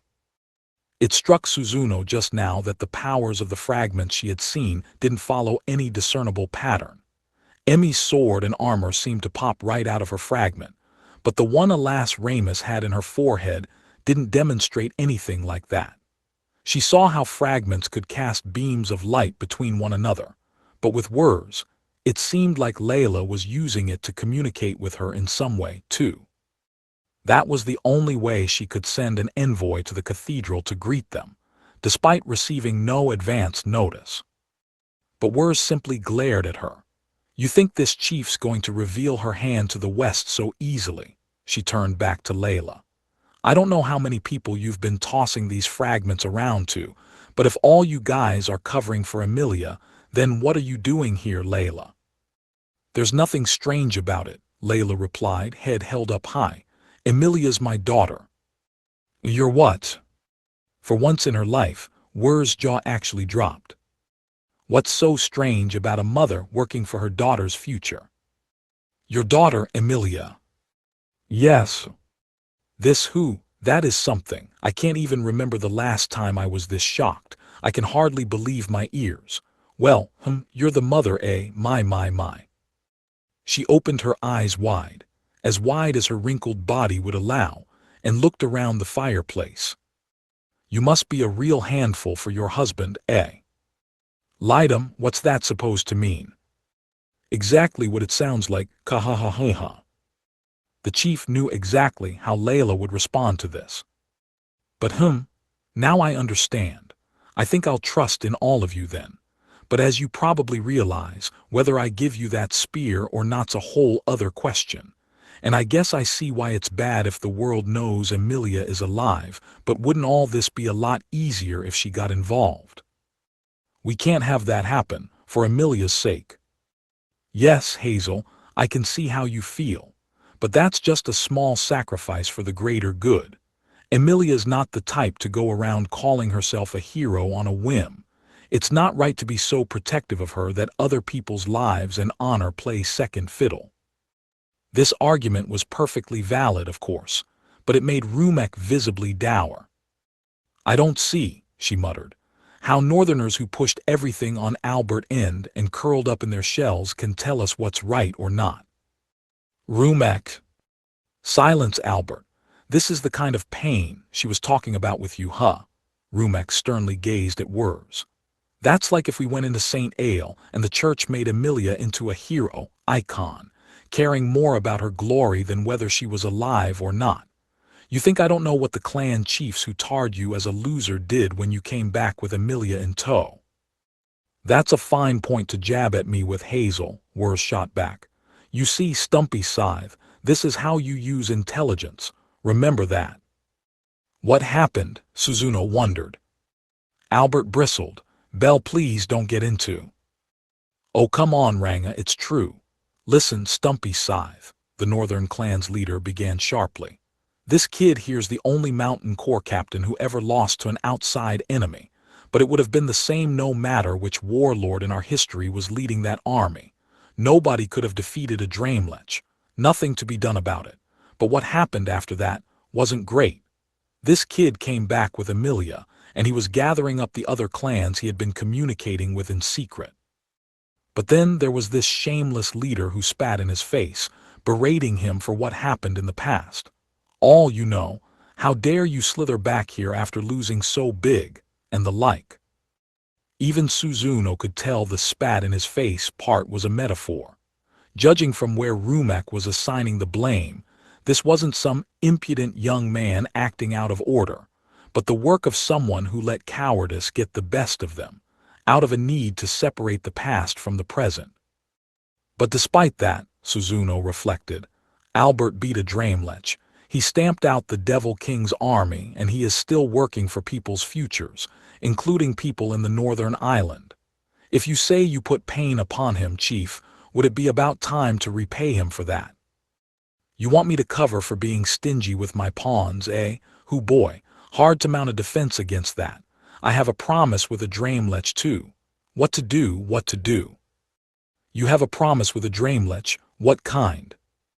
Seeing the chief herder hard-pressed to respond to Rumek's ill-mannered accusations surprised Albert. Her bringing up a new name surprised him even further. "Yes," he said, "when that young, brave general returns to this land, you must reward him for his efforts." That was just before he fought Emilia. What? This shocked Albert enough that he forgot to breathe for a moment. All words left his tongue. "I'm sure he saw the writing on the wall once you invaded Fiancé. He wasn't there to fight a losing battle, of course, but a Dramelech knew there was no such thing as absolutes in life." Albert had faced off against a Dramelech 3 times, the first when the Devil King's army invaded, the second when Albert was ejected from the northern island, and the third when the demons were defeated for good.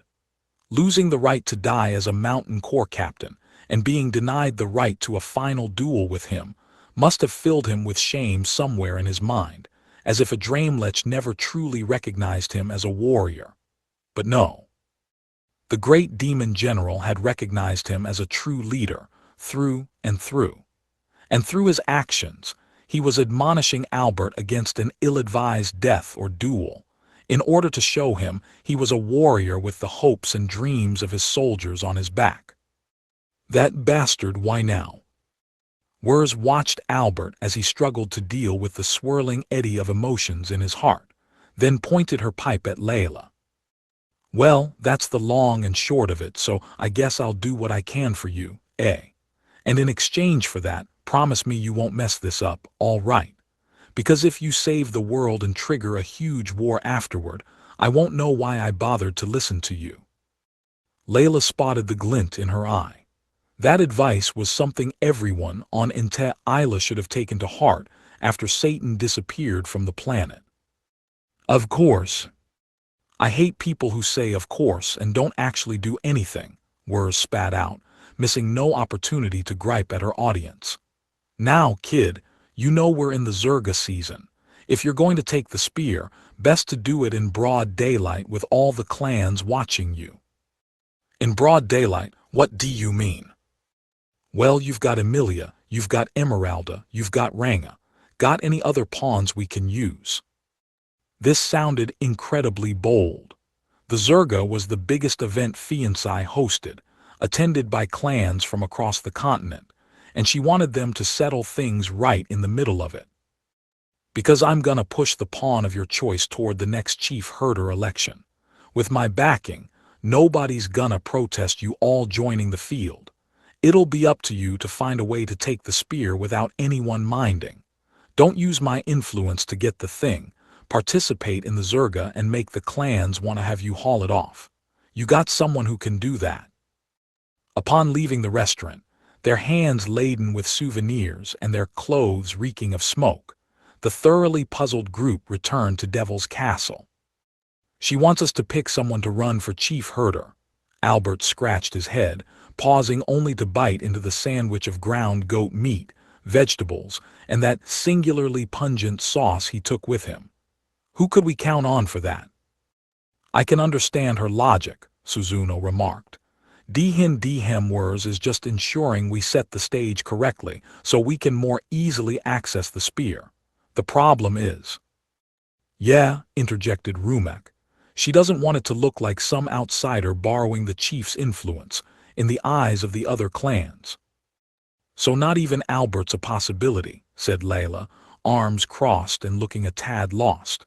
"He's too involved with Emilia and Emeralda. In fact, his name still in the St. Ale records as a substitute for Emeralda. Could anyone even match the conditions we need at all? If they wanted to get as much support from Wurs as possible, their candidate couldn't have even a whiff of political involvement with other countries.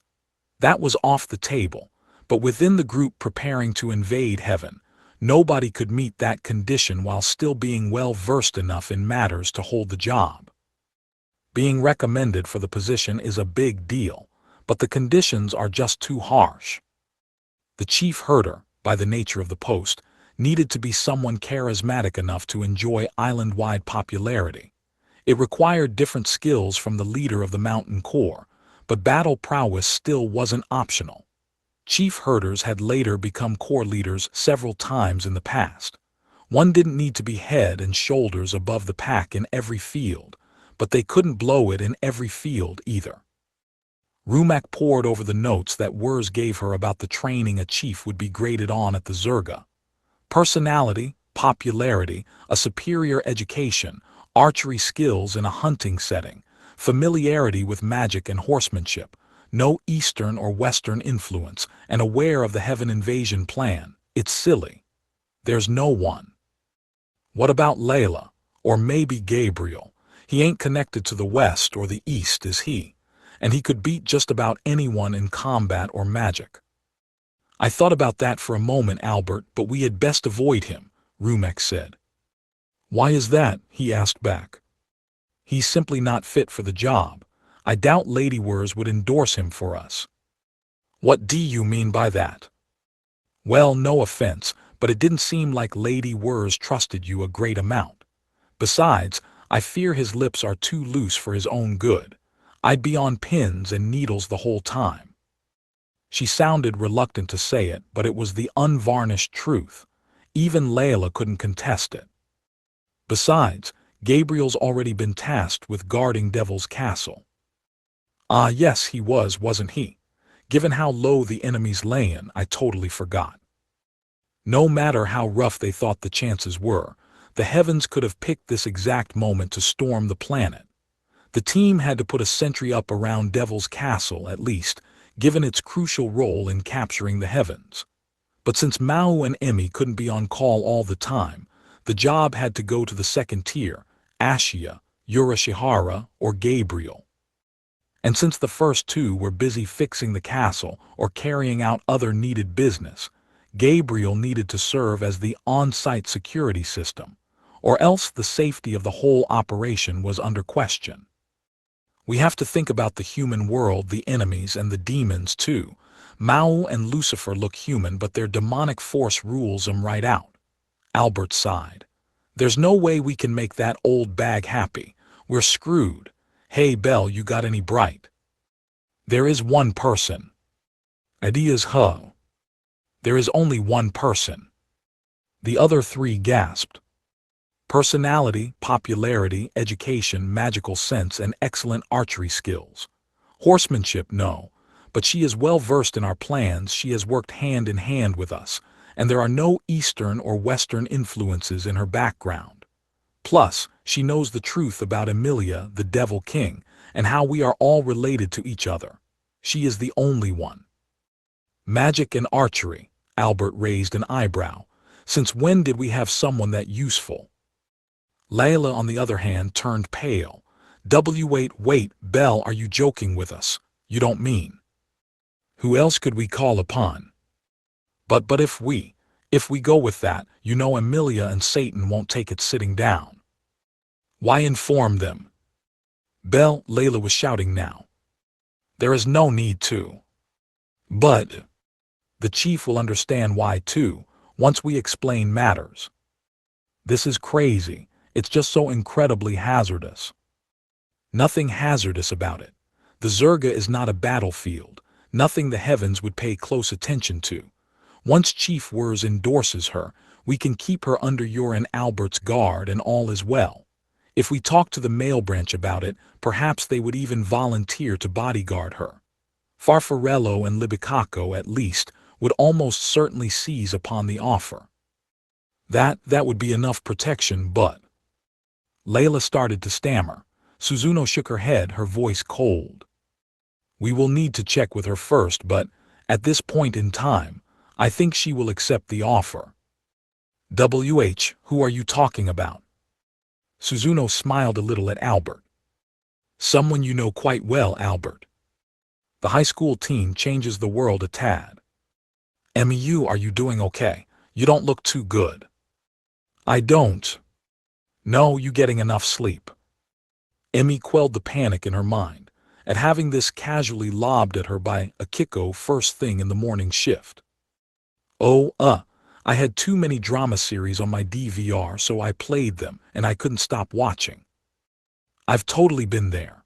Sometimes I record a whole series and delete it before I ever watch it, but when I do start watching, I get the whole series queued up, and I want to know what happens next, Sue.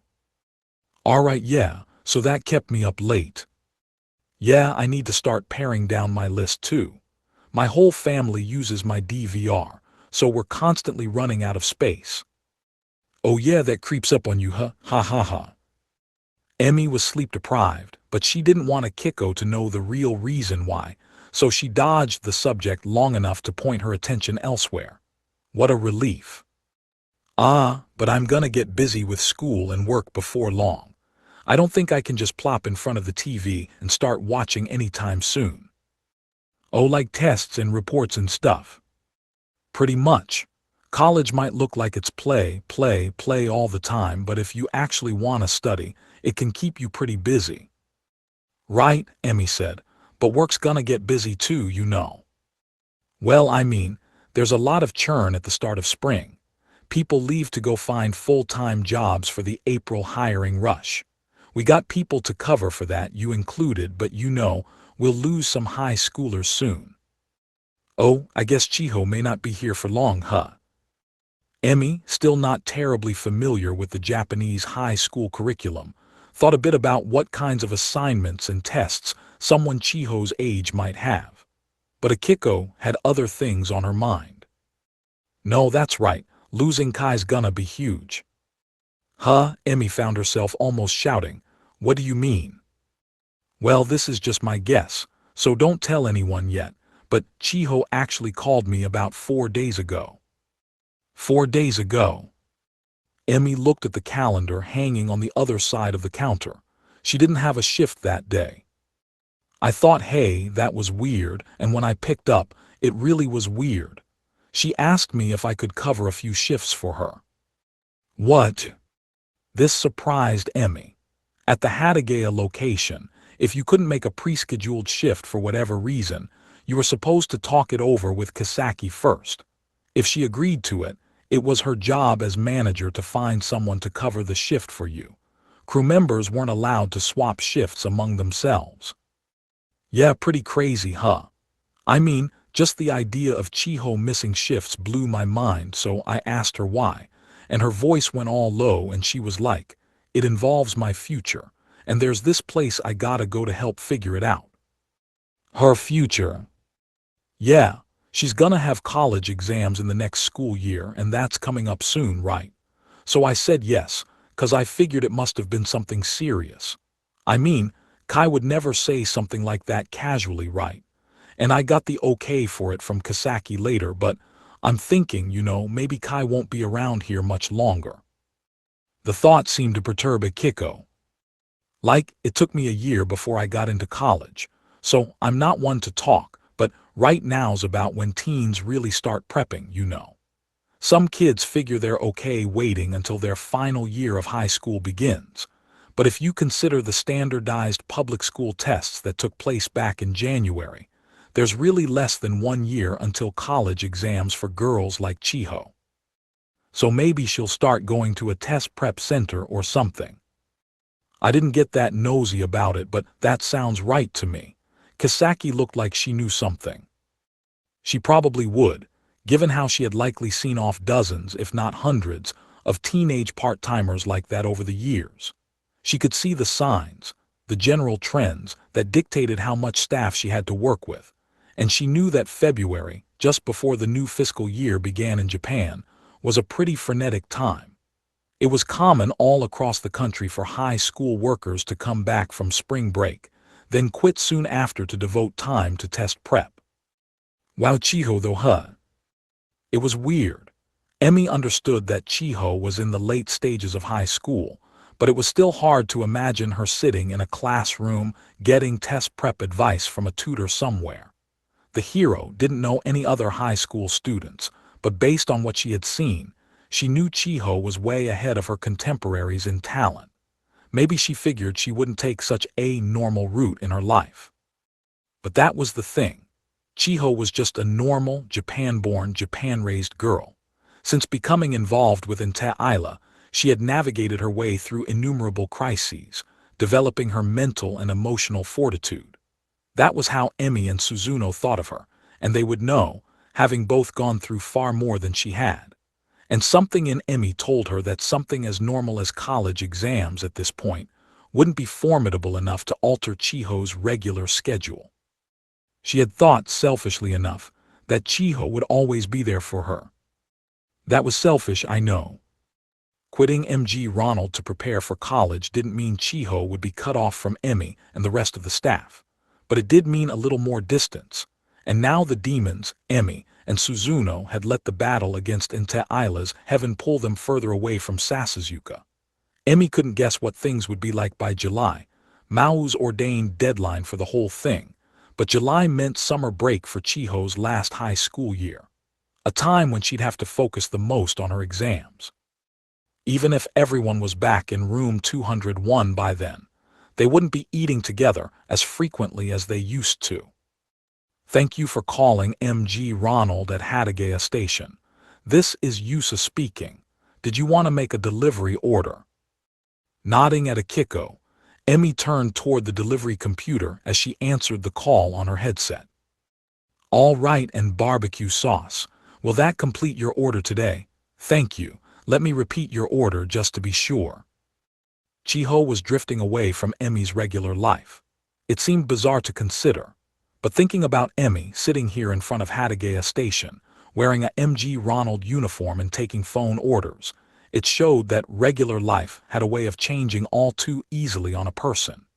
Emi, for one, changed jobs due to personal reasons, albeit rather unique ones.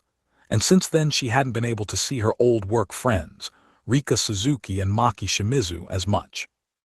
Little changes in life could make people seem that little bit more distant. Okay, we should have your order there in approximately 20 minutes. All right, thank you very much. Bye-bye. Phew, delivery up. You're heading for southern Sasuzuka, Maō. Even with those gloomy thoughts in her mind, Emi kept up the pace, switching her headset to in-store mode and sending orders to Maō, who was on standby upstairs. Roger that, I'll head out. Aki, you take the upstairs counter for a bit. Akiko went up the stairs to replace him. She wasn't a certified barista, but MG Ronald Barista was more an honorary title than anything. An experienced staffer like Akiko or Kawada could man the MG Cafe space just fine, as long as they knew how. Heading down the stairs, Maō looked at the address on the receipt and studied the delivery map hanging next to the scooter keys for a few moments. Oh, okay, over here. There's a lot of twisty back alleys down there, so it's kinda hard to figure out. The apartment buildings all look the same and stuff. Emi absent-mindedly watched Maō as he squinted at the map, working out the route to take.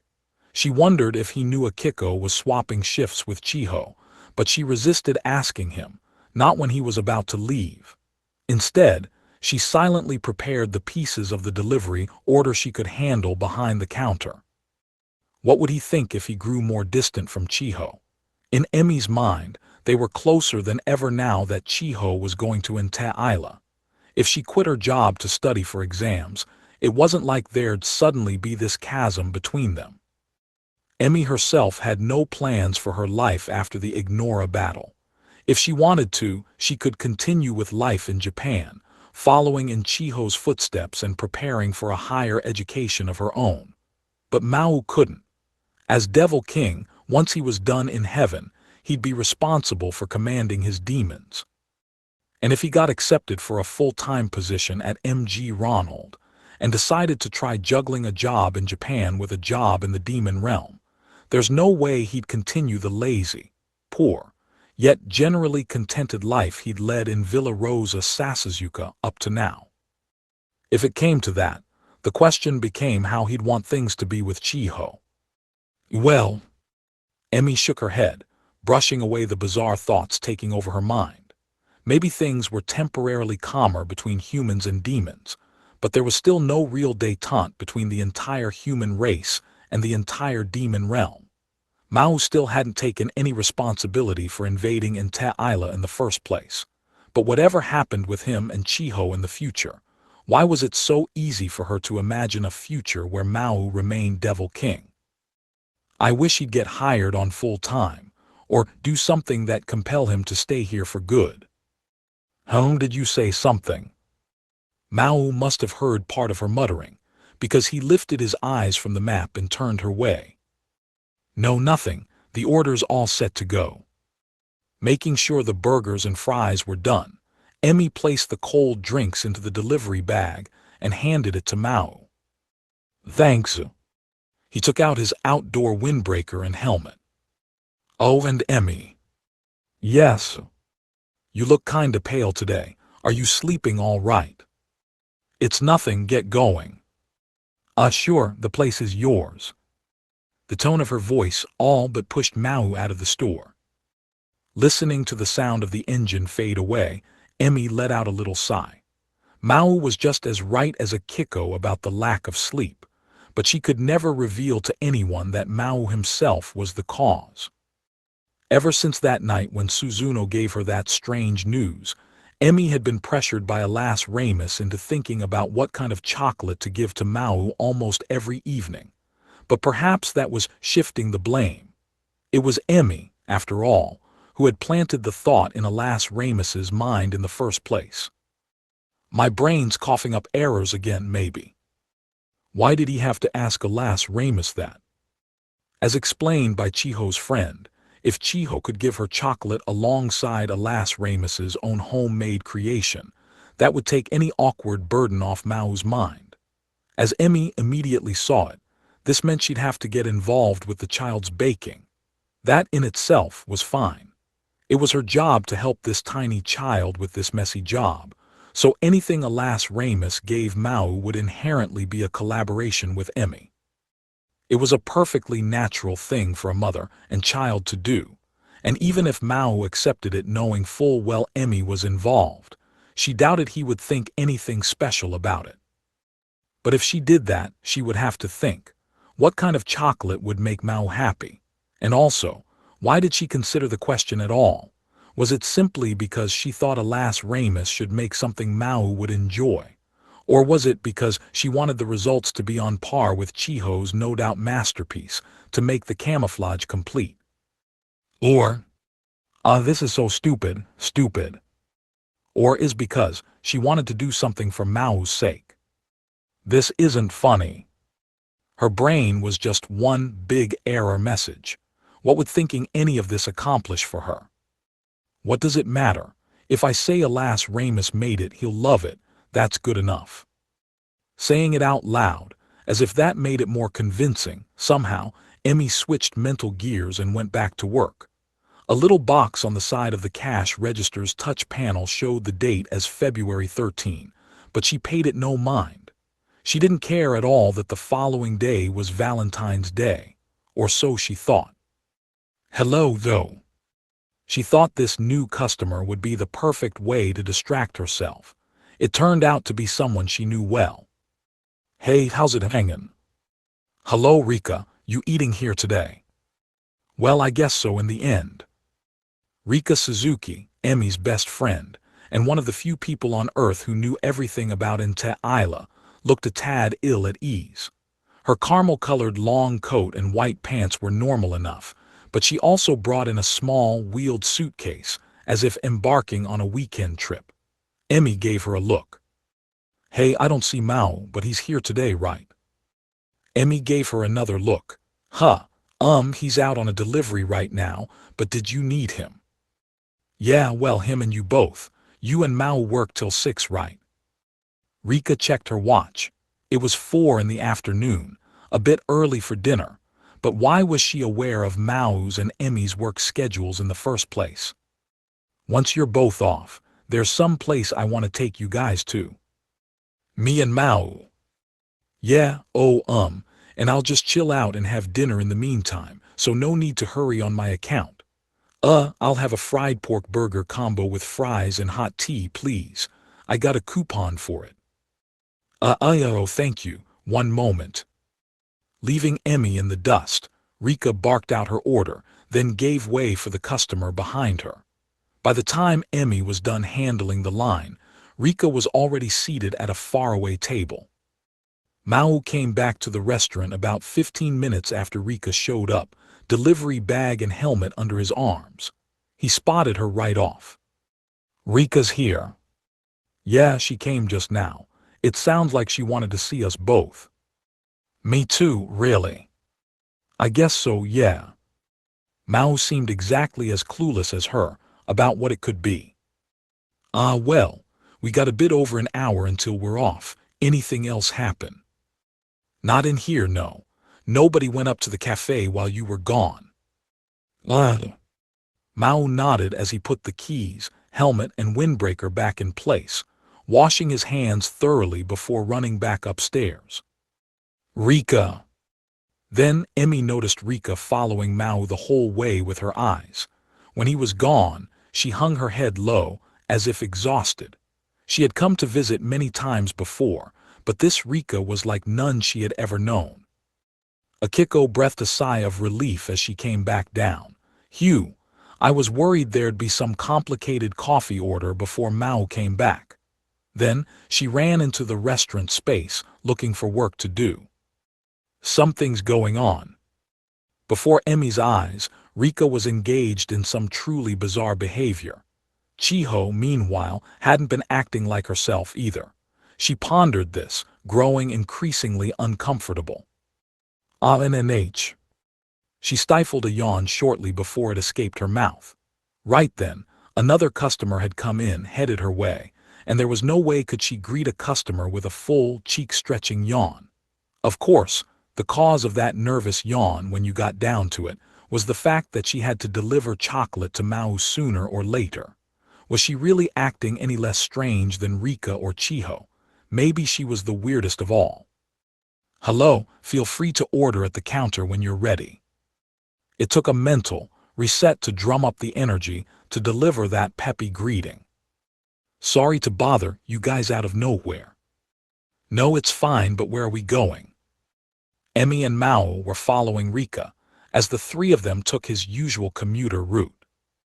It's right nearby. You mind walking a little bit?" "Sure, but..." Wherever we're going, I'd like to stop by my apartment first." Rika turned her head toward Maō, who was already busy griping as he walked his bike along, and nodded. "Sure thing. It's right by your place anyway." "It is what is." You'll see. Hey, Emmy, is Alas Ramus with you?" Yes." Neither Suzuno nor Yurishihara were available today, and since she only worked until 6 anyway, she decided to just give Alas Ramus a bit more time in fusion mode than usual. "Good, because I'm sorry, the person we're meeting with said not to tell you anything until we all arrived, so..." This was making less and less sense to Maō and Emmy. If they were headed near Villa Rosa Sasuzuka, neither of them could think of any place Rika would know about. Maybe Shiba's home next to the apartment building. If so, then why all this secrecy? And what was in that suitcase of hers, making a huge racket as she rolled it down the asphalt? She looked like she was about to board a train for a quick overnighter. There was no reason at all for her to stay at Mao's deserted apartment building.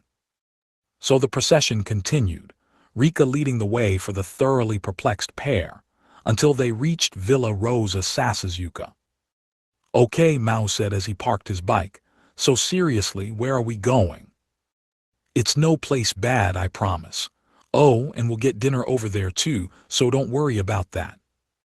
"Dinner?" Emmy reflexively asked. "Is it a restaurant or something?" Rika was sounding extremely weird to her. If they were going someplace that offered dinner, she would have mentioned that first thing, not right now. "Not exactly, no. But I guess they got a lot of stuff you wouldn't normally get to eat, so..." Rika put her hands together. "But save the questions for later and just get ready for me, okay? If you don't like it, you can leave any time. I can make up for it." "All right, whatever." Maō looked as confused as ever. However, he was getting a bit sick of all the local restaurants he knew. If he could try some uncommon cuisine tonight, that was as good an excuse to go out as any. Plus, it was Rika inviting them, and he knew Rika wouldn't hang out anywhere too weird. It wasn't exactly normal, no, but so be it. So Maō asked the other two to wait a moment as he climbed the stairs. But the moment Maō disappeared down the upstairs hall, Rika lifted her suitcase and ran up herself. "Whoa, Rika!" Emmy, in a panic, followed her. But Rika was so far ahead, she even had the time to see if she was being pursued. And before Emmy could make it up, Rika was in the hallway and plunging right into room 201. "Whoa, what are you doing? I told you to wait." Maō, about to take a puffy winter jacket off a hanger in his room, a little extra layer for the cold night, gave Rika a shocked look. Emmy, following close behind, was astounded to find Rika standing on his tatami mat floor, not even bothering to take her shoes off. "Okay, sorry, just one sec." Rika walked around the side of the futon, freshly laid out on the floor. "What're you doing?" "Hang on, this'll take just one moment." "What are you?" "Egg." Maō froze, hearing the hysterical scream from Emmy out in the hallway. But before he could ask what happened, a Seath was upon her, picking her up in her arms. "Ooh, good timing, a Seath." "Woohoo!" Rika gave her a thumbs up.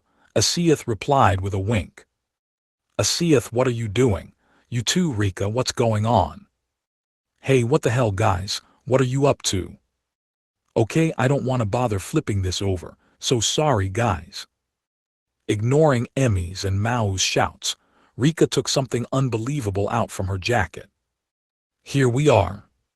With a little grunt of effort, she plunged it into a space between the tatami mats. "Rika!" Emmy's surprise was understandable. Rika had an angel's feather pen, allowing anyone to create a gate to another world. A well of light bubbled up from where the pen stood as they watched. The mat in the very center of the cramped room burst into radiant light, as bright as the sun, enveloping a bit of the comforter on one side of the futon. "Whoa, I did that. Wow, I'm some kind of sorceress. This is so exciting. Oh, right, your shoes, Maō." As if forgetting about them until now, she picked Mao's shoes up from the front door and, with them and her suitcase, plunged into the gate. "Ah, hey!" Maō and Emmy stood motionless for a moment, dumbfounded at Rika's brazen behavior.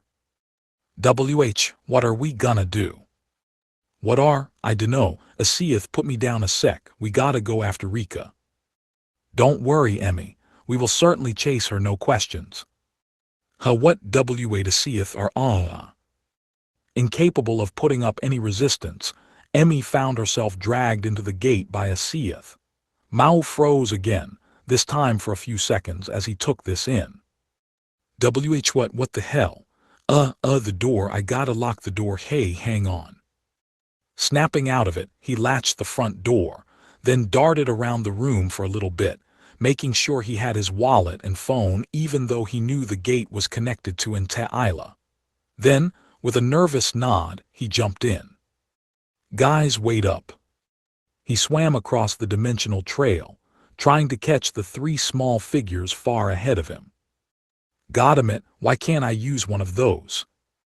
The gate that Rika opened up with her feather pen tried to allow Maō in, but as a demon, he was forced to overlap the path with his own magic in order to navigate. It was vastly different from the gate he personally used to travel between planets. There was no way Rika, who boasted zero holy force, could build a gate this stable by herself. But then an odd thought crossed his mind. A question that struck at the core, one that seemed even stranger than Rika's odd activity. A feather pen like that was made from an archangel's wing, making it impossible for demons to use. Layla taught a young Maō that herself, and when other demons tried sticking the pen into the ground, nothing ever happened. Rika had now proven that any earthling could use the thing, as long as they weren't demonic. If the sorcerers on Isla, messing around with the stairs to heaven and other fiddly gate spells, as they had to have been doing, heard about this, they'd probably be livid. But they would need to wait, because another question just entered Mao's mind. If it was this easy to open a gate connecting planets to planets, Why didn't the people back on those guys' home world open any gates? Ufnnngh. And down. Iron. Ow. After an interdimensional journey of some 40 minutes, Rika, Asiath, Emmy, and Maō landed in order. Where are we? In a spot that definitely wasn't Devil's Castle on the central continent. What the hell? Neither Emmy nor Maō recognized the spot at all, but they could tell what kind of place it was. A church, wait, a full church cathedral. What?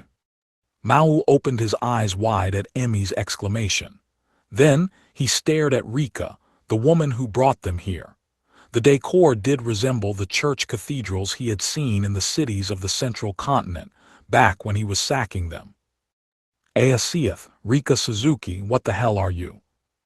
But before Rika could answer, another voice came up from below. Oh, you're here. Who's that with you? It was Albert, along with a large, muscular man whom Maō and Emmy didn't recognize, and who was a measure larger than Albert himself. His eyes looked weirdly sinister, but his hair was waxed up and combed into a straight split down the middle. We did it. Sorry we're late. With Maō and Emmy too flummoxed by this cavalcade of events to respond, Asiath and Rika gave the pair a hearty hello. Hey, Albert replied. I'm glad it worked. Bell in, I spent hours debating over whether you'd pull it off. Oh, I was so nervous. I didn't know whether this feather pen would work for me or not, so my heart was racing the whole time. No, you did a real good job, lady. You even nailed the landing out of the gate. Oh man, I need a rest. Ah, Rika, I love you. Big drive to do this. Me, I cannot believe it is first time for you. What, who, why, what, wait. What's who, why, what, wait. Both Maō and Emmy had generally the same reaction. The unknown man stepped up to them, solemnly taking a knee. I must apologize, Your Demonic Highness. The man, who resembled a football or rugby player, was now bowing his head toward Maō. He was a demon. Why you? This is the form I have taken, but you are speaking to Libikako. El Libikako. Maō was floored at being greeted by a male branch chieftain in a cathedral, but looking back, Farfarello had taken a human form on Earth as well. Libikako was enormous by male branch standards. Maybe this was the shape he'd naturally take as a regular guy.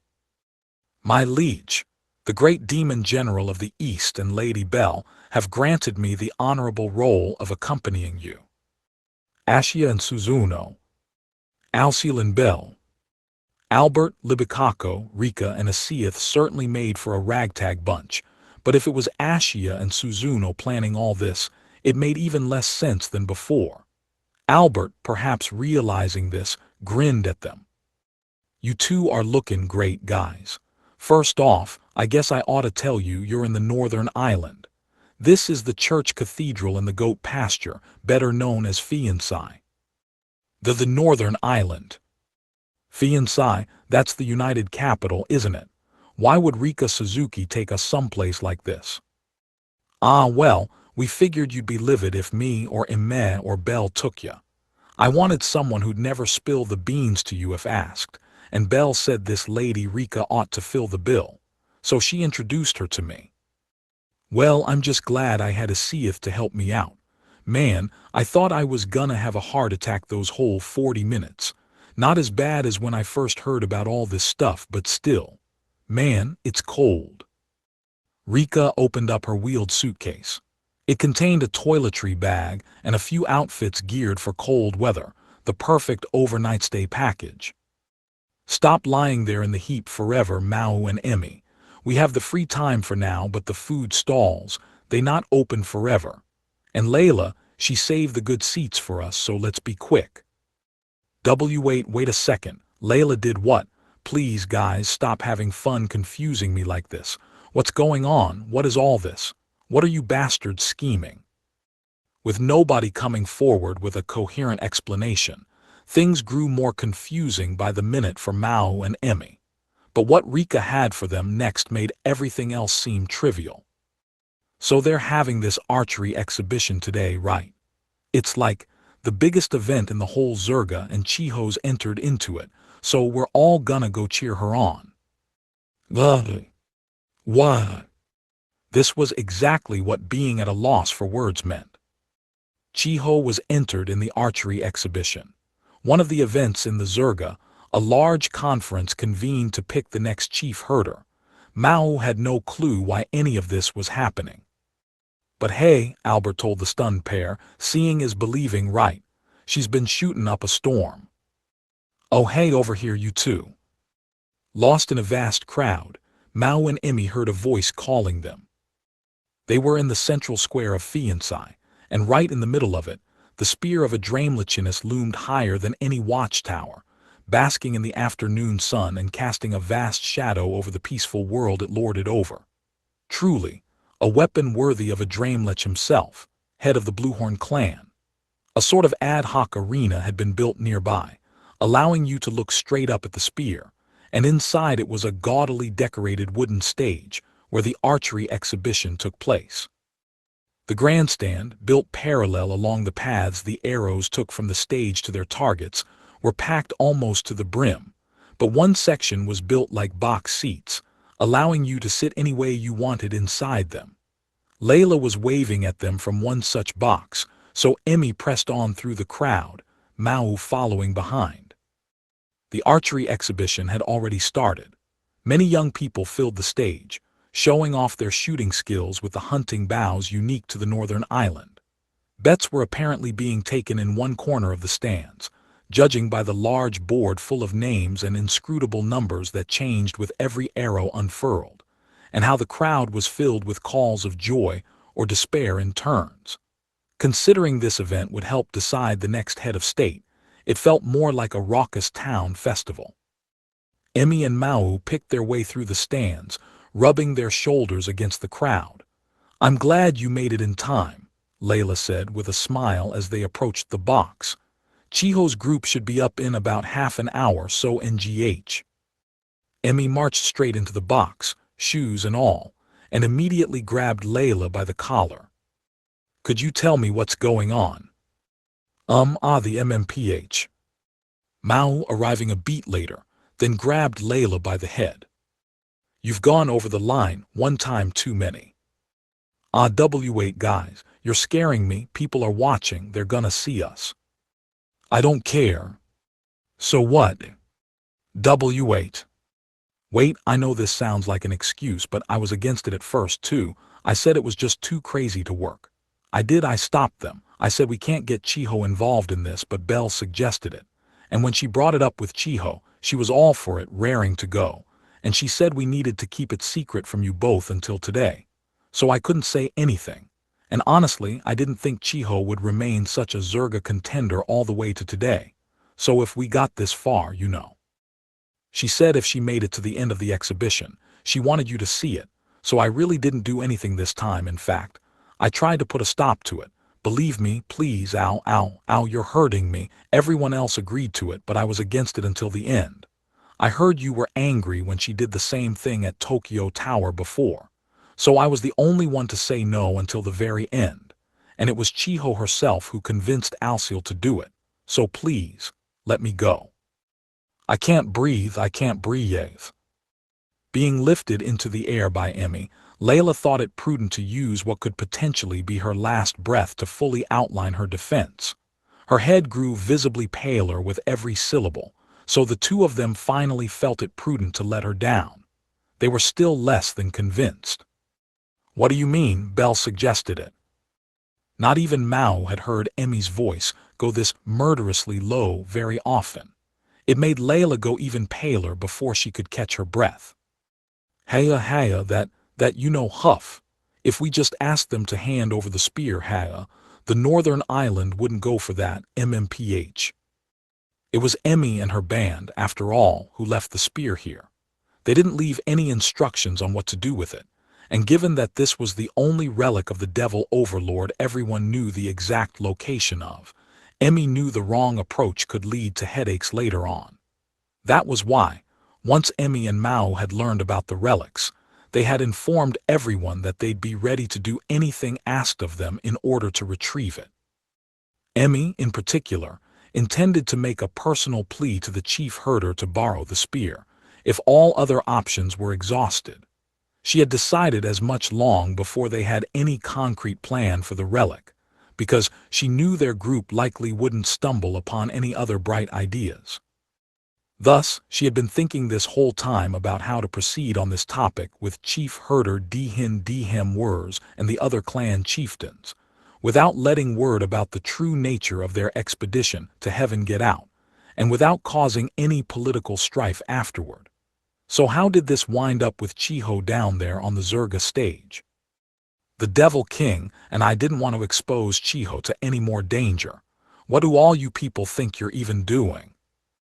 Of all the mean things to say about Chiho, you can see how aware she is of what's going on. Why not let her do what she wants a little? Who are you? Just when Emmy was gritting her teeth hard enough to require dental work, a voice interrupted her. It belonged to an old woman who had appeared in a nearby box seat at some point, intently watching the exhibition. What a surprise. The woman, monocle covering one eye, looked up at Mao. So you're Satan, the Devil King? Mao and Emmy gasped. This'll be our first direct encounter, won't it? I was surprised enough about Stumpy Scythe, but you're pretty young too, eh? You don't cut too impressive a figure for someone going around calling himself a king. You getting 3 square meals a day. The compact old woman's weirdly overwhelming presence was too much for Mao to bear at first. But Emmy, having met her once, couldn't hide the shock of seeing someone she never expected here. Are you Chief Dihin Dihem Wurs? Been a while, hasn't it? And hopefully you won't mind if I don't call you by name. Never know who might be listening in on us. Dihin Dihem Wurs, chief herder and leader of the northern island, kept her back turned to the hero Emilia. She didn't hesitate to bandy the Satan name around, oddly enough, but their seats were a fair distance away, and her voice was all but drowned in the clamor and excitement as the next archery contestant approached. Any attention generated by Emmy assaulting Layla was now squarely focused on the festival. Taking another look around, Emmy found Albert, Libikako, Asiath, and Rika seated in the box to the left. The one on their right was empty. Dihin Dihem Wurs. Hey, isn't that the chief herder's name? Mao, taking a moment to come to that conclusion, was sent reeling by it. The woman herself gave him a peeved sneer.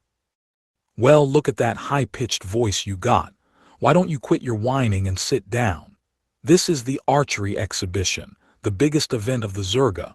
We have wannabe stars from every clan in the land and people island-wide betting on them. I pulled a few strings to get the best seats in the house for you. The least you could do is watch. Emmy confronted the woman just a tad more politely than how she usually treated Layla. Chief Wurs, what is going on here? What's going on? It's you all who want the spear, is it not? And the North can't exactly give it away for free, can we? But now we're on the cusp of a war that could determine the fate of the human race, right? So I've arranged things so you can get your hands on it about as quick as you're ever gonna. Arranged things? I have a vague idea of what you've been up to over the past 2 years. You and the Devil King were goofing around on another planet. And now you're going to try fighting a god so you can reunite that daughter you two made and her friends. That was a little less than vague. And making a daughter sounded kind of suspect, but it was clear Wurs was aware of Mao's and Emmy's lives in Japan. So normally, I'd take anyone asking for the spear and throw them out on their ear, but this was my childhood friend asking, so I said, all right, I guess I'll pitch in a little. I'm sure you guys don't appreciate being left out of the loop, but not even the hero can play the hero all the time. So deal with it. Wurs took a moment to survey the entire arena, from one end to the other. Zergas like this attract a scary number of candidates, and the funniest thing is, They're all volunteering to actually do something as annoying as be chief herder. We even get rubberneckers from other continents. That's why we've kept security tighter than usual, and my youngest granddaughter's one of the entrants in the archery exhibition, so this whole joint is on lockdown. So if you don't want to be ashamed of your fancy title, lady, then sit down and cheer on my granddaughter, won't you? Whoa, ma'am, please don't act like our talk is over, Maō interjected. You haven't told us anything we asked about. Who the hell proceeded with this whole thing without telling either of us? Yes, I refuse to accept this if you don't tell me anything. No. Wurs gave another annoyed look to the bitterly protesting pair. Layla, why are your daughter and son-in-law a couple of sticks in the mud, huh? Or did they get more of a conservative upbringing because you're such a piece of work? I'm not her son-in-law. He's not her son-in-law. And Layla, what's going on here? You know Chief Dihem Wurs. She's a friend from the past. Some friend you are, you ditz. You see, I'm like this with her, just like you two are. As she spoke, one of the stones on her monocle began to glow. Oh! As it did, the mark on Asiath's forehead emitted the same glow, several seats away, and then. Phew, mommy, where are we? Alas Ramus. The other Yesod fragment separated herself from Emmy. Discovering another fragment bearer gave her and Maō the umpteen millionth surprise of the day. Layla mentioned she had passed out several fragments around the world, but how did one of them wind up in Dihem Wurs' hands? It was left to Emmy and Maō to fantasize over what could have happened between them 60 years ago. Ooh, and here's the fabled daughter of the hero and the devil king. Layla, you better not get involved with raising her, you hear? Anyone influenced by you is bound to be rotten to the core when they grow up. Lidum, you're seriously starting to make me angry. Despite the unfamiliar surroundings, Alas Ramus didn't seem too disturbed. Instead, she looked up at Wurs from her perch on Emmy's knee. Who's dat lady? Well, little girl, I used to be friends with your granny. Lidum, I'm not really her grandmother. Who? Wait, are you the type of gal who resents being called granny in public? See here, you can look and act as young as you want, but to your grandkids, you're always gonna be good ol' granny. So if you don't want her to get bullied in school, then just let her call you that. What was your name? Alas Ramus. Come here, girl. You should watch this with old Dihem. It's fun. Hey. Alas Ramus obediently crawled over to Wurs' lap, leaving Maō and Emmy to blankly stare at her. Ignoring the pair, the chief pointed at one of the figures on the stage. See, here she comes. Give her a big cheer. That's my precious granddaughter down there. Oh, come on. At that moment, the once chaotic crowd fell into a glassy silence. CHIHOSASAKIWRS read the name on the board. On stage, with all the competitors dressed in their best archery gear, she had chosen a bright white martial arts uniform, a black chest guard, and a black pair of hakama pants, her hair tied back to avoid getting in her face. It was the classic uniform for Kyudo, archery as practiced in Japan, and now she was in the Toriumi pose, standing boldly and quietly as she sized up her target. From her left side, she held her Namiyumi, a medium-sized bow by Kyudo standards but still over 7 feet tall. The Uchihazu, the upper tip of the bow, dipped down to a spot just a few inches above the floor in front of her, and in her right hand were a Heia and an Atoya, the two types of arrows used in the sport. It was the classical Toriumi stance, and once it was taken, Chiho took a deep breath and gave the audience a steep, polite forward bow, the top Uchihazu edge not moving an inch in height. Upon rising again, she took a large step forward with her left foot, then a smaller one with her right, both pairs of toes lining up. What a lovely stance. The chief herder's words summed up the feelings of everyone in the arena. Even to someone like Maō, who knew nothing about Kyudo, the sight turned the churning waters in his mind into a perfectly still pond. That was the power of Chiho's presence.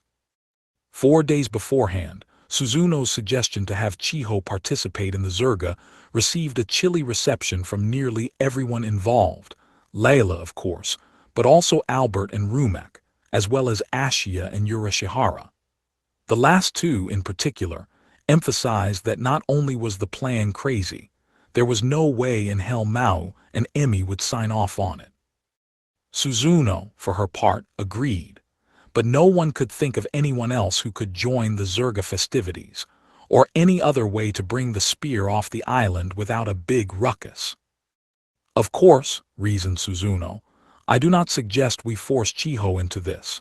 We need to explain to her why she is being nominated, how it has come to this, and what we expect to happen, and if she says she cannot do it, we will think of another way. But I believe that Chiho best matches the type of person Chief Wurs has described to us. But you seriously think we should say nothing to my liege and Emilia? Ashia asked. The mere thought of their anger after all is revealed frightens me beyond imagination. Anyone who knew the pair's relationship with Chiho could picture the same thing. I imagine so, yes. The Devil King and Emilia will be dead set against it. The former, in particular, was less than enthusiastic about Chiho visiting Ente Isla in the first place. Precisely thus. So let us keep it a secret from them. How did we reach that conclusion? Suzuno gauged the protesting Ashia with a pair of cold eyes. Telling them will not improve matters for us. Perhaps not, but... Alciel, you have not forgotten why the Devil King and Emilia are spending an outsized amount of their time in Sasuzuka right now, have you? She eyed the people around her. Let us be honest. In these preparatory stages, neither of them are capable of contributing very much. We will need their strength for the battle looming before us, but for the moment, there is nothing we can assign to them, even if we wish to keep them busy. So what will telling them accomplish, when we already know they will be against it? I am not asking Chiho to join us on the battlefield, amid intense combat. I would merely ask her to join in an Ente Island festival. What need is there to be nervous?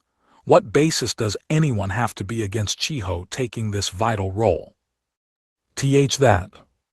After all the danger we have already exposed her to, after all the aid she has provided to our daily lives, after basking in all that, you wish to expel her from the group. No way, dude, Urashihara said. Look, whether it's Chiho Sasaki out there or not, assuming we can put on a good show or whatever at the Zerga, how's that gonna convince everyone to let us take the spear? The chief doesn't have the power to order anyone to fork it over. Whether one of our allies becomes chief or not, it doesn't change things too much. He had a point. Wur's indirect support was what made this plan possible, but exactly what this support involved was unclear. Zero details were nailed down. That, countered Suzuno, we can tackle in the future with the way we move things forward. Regardless of our approach, however, I guarantee to you all that Chiho is our best choice. Who? We cannot deliberate any further unless we know whether Chiho will accept. If she does, I would like to discuss the details at that point. Who? There is nothing to worry about. If she refuses, you may feel free to report my behavior to the Devil King or Emilia. That, and regardless of her response, feel free to debate over any other possible solutions we may think of. Now, Layla. Yes. Layla, the first person to pick up on and vehemently oppose Suzuno's intentions, sat up in her seat. Come with me. If Chiho agrees, then whether we can actually take the spear or not will be up to you. Layla blinked at her, confused. What? Suzuno, Layla, why are you here all of a sudden? It was a rare combination to see at the front door of her house. Chiho let them in and offered some tea and crackers in her room, Layla acting oddly antsy, Suzuno looking like she had the weight of the world on her shoulders. Yes, well, there have been some movements on the other side. We wanted to tell you about them, and we also had a favor to ask. Thus, The two of us came here since our schedules were relatively free. Oh, I see. Ashia texted me that you guys found a few of the Devil Overlord relics. That's good news, huh? It would be easy to imagine that the Devil Overlord Satan, were he alive today, might be flummoxed to hear that news of his relics was being texted to a human teenager's phone, as if those relics were a dropped wallet recovered at the local lost and found. Ah yes, the Nathung and the sorcery of the false gold. They are in the custody of Cameo in the demon realm at the moment, but Alcia will come fetch them before long. Out of the remaining two, we are still searching for the astral gem, but as for the spear of Adramelachinus, well, we already know its location. Right up in the northern island. Are you all right, Layla? Beads of sweat had formed on Layla's forehead as Suzuno spoke. Her eyes darted between Suzuno and Chiho, unable to stay in one place for long. Yes. It's just a little warm. Oh, is it? Let me turn down the heat a bit. Chiho meekly nodded and pushed the down button on the wall unit a couple of times. It didn't change Layla's behavior much. So this spear was left behind by Mr. Adramelech, the great demon general, right? The Mr. appellation had never before in history been applied to Adramelech's name by a human as far as Suzuno knew. But come to think of it, Chiho had quite a few friends among the great demon general ranks by now. Suzuno herself had never seen Adramelech, but he was a member of the Bluehorn clan, gigantically large, more so than the rest of his species, and proud of it. She wondered what he would have looked like as a human had he ever come to Earth. But that wasn't the issue right now. Right, that spear. Suzuno was leaning forward in her seat. Even her palms were a little sweaty. Despite what she had told Ashia, she now realized that this was the first time she had ever encouraged Chiho to become actively involved in Inte Isla events. She pondered whether this was a line she shouldn't cross. Could she really ask this of Chiho? Would discussing it with Emi or Maō first be better? Hesitation and regret welled in her mind, but just for a moment. A side of her she hadn't realized was there violently pushed away all the indecision. To retrieve the spear, I am in need of your assistance. Pardon? Chiho didn't seem to understand what she meant. The other day, Layla, Albert, General Rumak, and I went to the northern island on an observation mission. There, we met a woman named Dihin Dihem Wurs, the leader of the island, and as a result of our talks, we've determined that you are our best choice for retrieving the spear. Chiho, not quite able to parse this, reflexively looked at Layla. That is apparently the case, yes, Layla replied in a barely audible voice, face turned to the side as she waved her hand at Suzuno to keep going. What would I be doing? Chiho vaguely asked. We will debate over the exact nature of it from here forward. I can tell you, though, that your skills with the bow and arrow will come into play. Bow and arrow, Chiho paused for a moment. Her bow and arrows were still in storage at her high school's Kyudo club.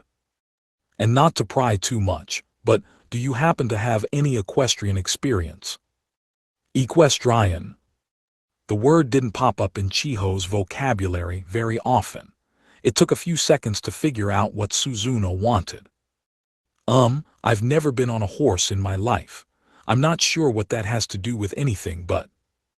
Of course not, Layla thought. Here they were, asking for her help out of nowhere, quizzing her on her archery and horse skills. She assumed Suzuno was about to go into detail on the spear of Adramelachinus and their discussions with Wurs, but based on that reaction alone, she assumed Chiho wasn't aching to join in. It just didn't seem that way to her. Until the next moment, that is. But are you sure I'm who you want? Chiho. You are, in fact, you are who we need. There is no other. Chiho's cheeks reddened, her lips stretching out into a smile. This was what people did when they were brimming with happiness. But Inte Isla is so huge, and there's lots of super strong people on it, and I'm sure there are tons of people better at archery than I am. So why me? What we want from you, Suzuno pressed, is not your skill in battle, of course. In fact, it is nothing that involves fighting and defeating an opponent. I am asking for your archery skills, but it involves more than that, and as you surmised, you will be accompanied by people far more talented than you. But despite all that, I feel your strengths are an absolute must if we want the spear. Suzuna. And let me add that while there is no threat upon your life, and we will provide all the support we can, this is a task that involves a heavy physical and mental burden. If you hear me out until the end and feel it is impossible for you to accept, then please, say so to us. You turning us down does not immediately result in a crisis, and we have other measures we can take. It should also be said that this is an offer that everyone except for me has dismissed as too reckless. But Chiho said, interrupting the impassioned plea, but you nominated me, huh, Suzuno? I did. Can you tell me why? I will, after I explain to you everything that has happened, and everything that could happen in the future. All right. Chiho felt a little steamrolled at the moment, but she still sat up in her seat and listened on as Suzuno described their visit to Dihin Dihem Wurs and her favorite restaurant. Carefully omitting the dishonorable nickname Wurs gave her, Suzuno went over their entire visit to Fiancé, emphasizing how Chiho was the only candidate to fulfill the chief's conditions. All right, I understand. Chiho made a heavy sigh, letting the tension flow out of her body. Taking a sip from a cup of tea that had long since gone cold, she let out another sigh. It sounds like this might take a little while. Do you mind if I make a phone call? Of course not. I'll wait, Chiho. Before Layla could stop her, Chiho already had her phone out. Hello, hi, sorry I'm calling out of nowhere, but do you have a moment to chat? Yeah, I needed to ask you a favor. Do you think you can cover a few shifts at work?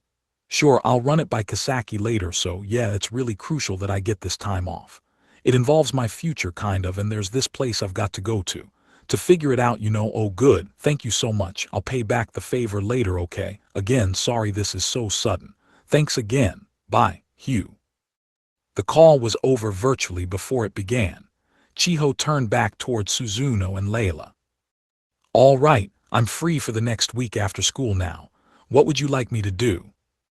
Even before Suzuno explained what was to be done, Chiho had changed her work shifts for them. And what's more? Oh right, I didn't call Maō or Yusa just now, so don't worry about that. That was this college student named Oki who works there. Chiho. Maō and Yusa aren't aware of this, right? Layla was taken aback. I mean, Chiho continued before Layla could ask how she knew. If they knew, at least one of them would be in this room right now. They're still spending most of their time in Japan after all. And Maō, you know, I'm sure he'd slam his foot down the moment I said yes.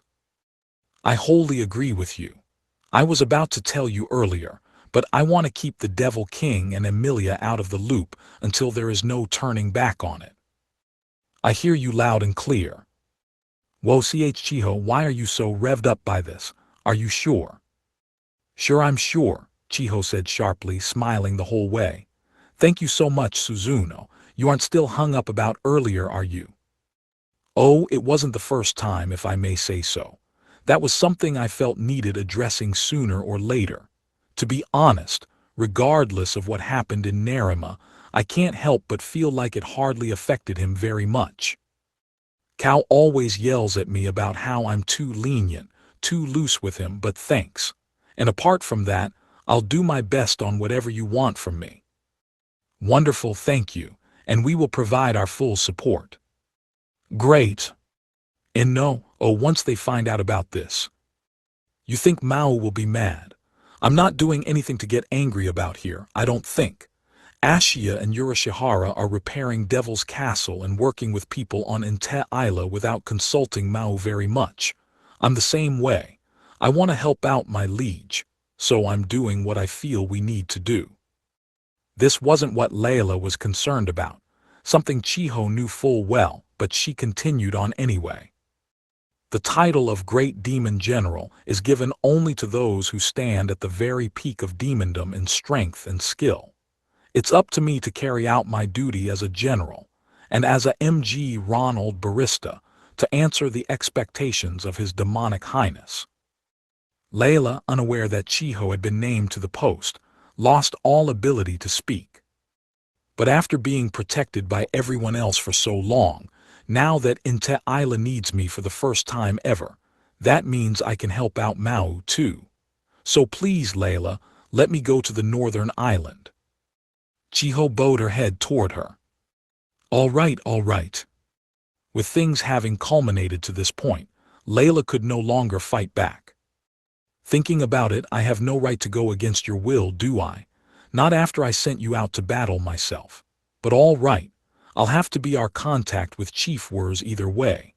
Now, we'll need to convince Alciel and the others, get you into the Zerga, lecture you about the correct way to handle fragments, talk about a rush project. Okay, I'll go to school real quick and retrieve my bow and stuff. I'd like to practice and fine-tune my moves for whatever's coming tomorrow. Good, Suzuno said. Once that is done, I would like you to travel to Inte Isla at once. We need to introduce you to Dihin Wurs. Whoa, I'm gonna get to meet the most powerful person in the northern island. Wow, I'm getting nervous. I'm sorry, can you wait here one moment? I'll be right back. With that, she all but skipped out of her room. Do you think this is all right? Layla asked. Nothing to fear. Apart from the constant griping the Devil King will give us later, it is smooth sailing ahead. That's what I'm afraid of the most.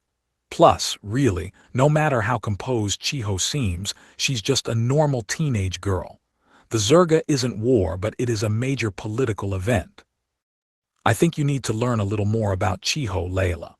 Suzuno stood up, looking out the window at the street running by the Sasaki residence. She connected the Devil King and the hero together. She is beloved by a Sephra child. She is protected by the hero's companions. She was promoted to the rank of Great Demon General. She had hordes of demons bowing down to her, and she uses holy magic to travel across worlds. How many teenage girls do you know who can do that? Suzuno smiled as she spotted Chiho jogging off to school. She is our friend, and she is the strongest person this world knows. That evening, after enjoying an audience with Dihin Wurs, Suzuno, Albert, and Layla, Chiho was formally admitted into the Zerga. With a whistling tear that seemed to echo across the arena, Chiho's first arrow landed in the center of the target. She got it, Maō shouted, despite himself. But he was drowned out by the rest of the crowd, far more enthusiastic about this round of archers than the previous ones. I don't know much about Kyudo, Rika said to Albert, who was using holy magic to pick up the girl's Japanese due to her lack of idea link skills. Did Chiho just do something really great? That girl's archery skills are beyond anything I've seen before, he exclaimed from the adjacent box, smiling and unable to contain his excitement. As you can see, that girl's bow is twice the length of what's normally found round the northern island. The emphasis around here is less on the accuracy of a single bolt and more on mobility and the stopping power against an enemy force. The southern island is the same way, although you'll see a few differences between the southern plains and the northern mountains. I guess you can say it's not so elegant as all that, you know. And here you have that huge bow, that unique stance. Chiho was still in her post-firing stance, her first shot landing right in the middle of the target, one a little bit larger than the standard used in Kyudo. This was an exhibition, but Zerga participants were still scored based on their bow skills, with points awarded based on how close to the center your arrow landed. Each round featured 5 volleys of arrows, and a shot on the star in the target center was worth 10 points, going down to 8, 5, 3, then 1 point as you ventured farther away. These zones were marked in concentric circles on the target, much like in typical archery. In her first 2 rounds, Chiho had performed perfectly, an almost unheard-of feat, letting her finish over 20 points ahead of the runner-up. But due to her unique, Strange, by local standards, stance. She had been pegged as a dark horse candidate by the bookmakers, meaning she was handicapped at pretty high odds. For someone like us, landing it in the center of the target is a rush of excitement, but not her. As Albert spoke, Chiho lowered her bow, then went back into her Mono-me stance, quietly sitting down and mentally preparing for her next shot. She's so refined, mature. The crowd was enwrapped, watching on as she sat in silence for her next turn. The man firing after her was a muscle-bound giant, twice her size. He gave the seated Chiho a leer, then flexed his muscles to what seemed like 3 or 4 times their original size as he fired. The arrow certainly had the range to hit the target, but unlike Chiho's straight, calculated shot, it whizzed over in an arc and landed a fair bit below the center.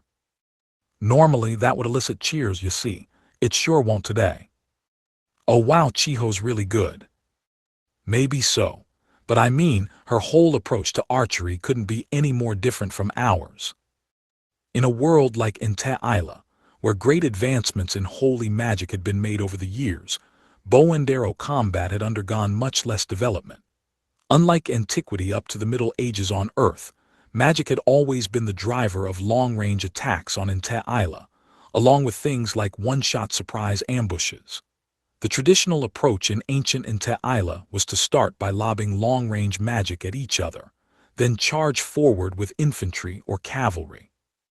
Archers were, thus, only effective for a limited amount of time, and no nation dedicated themselves particularly to developing them.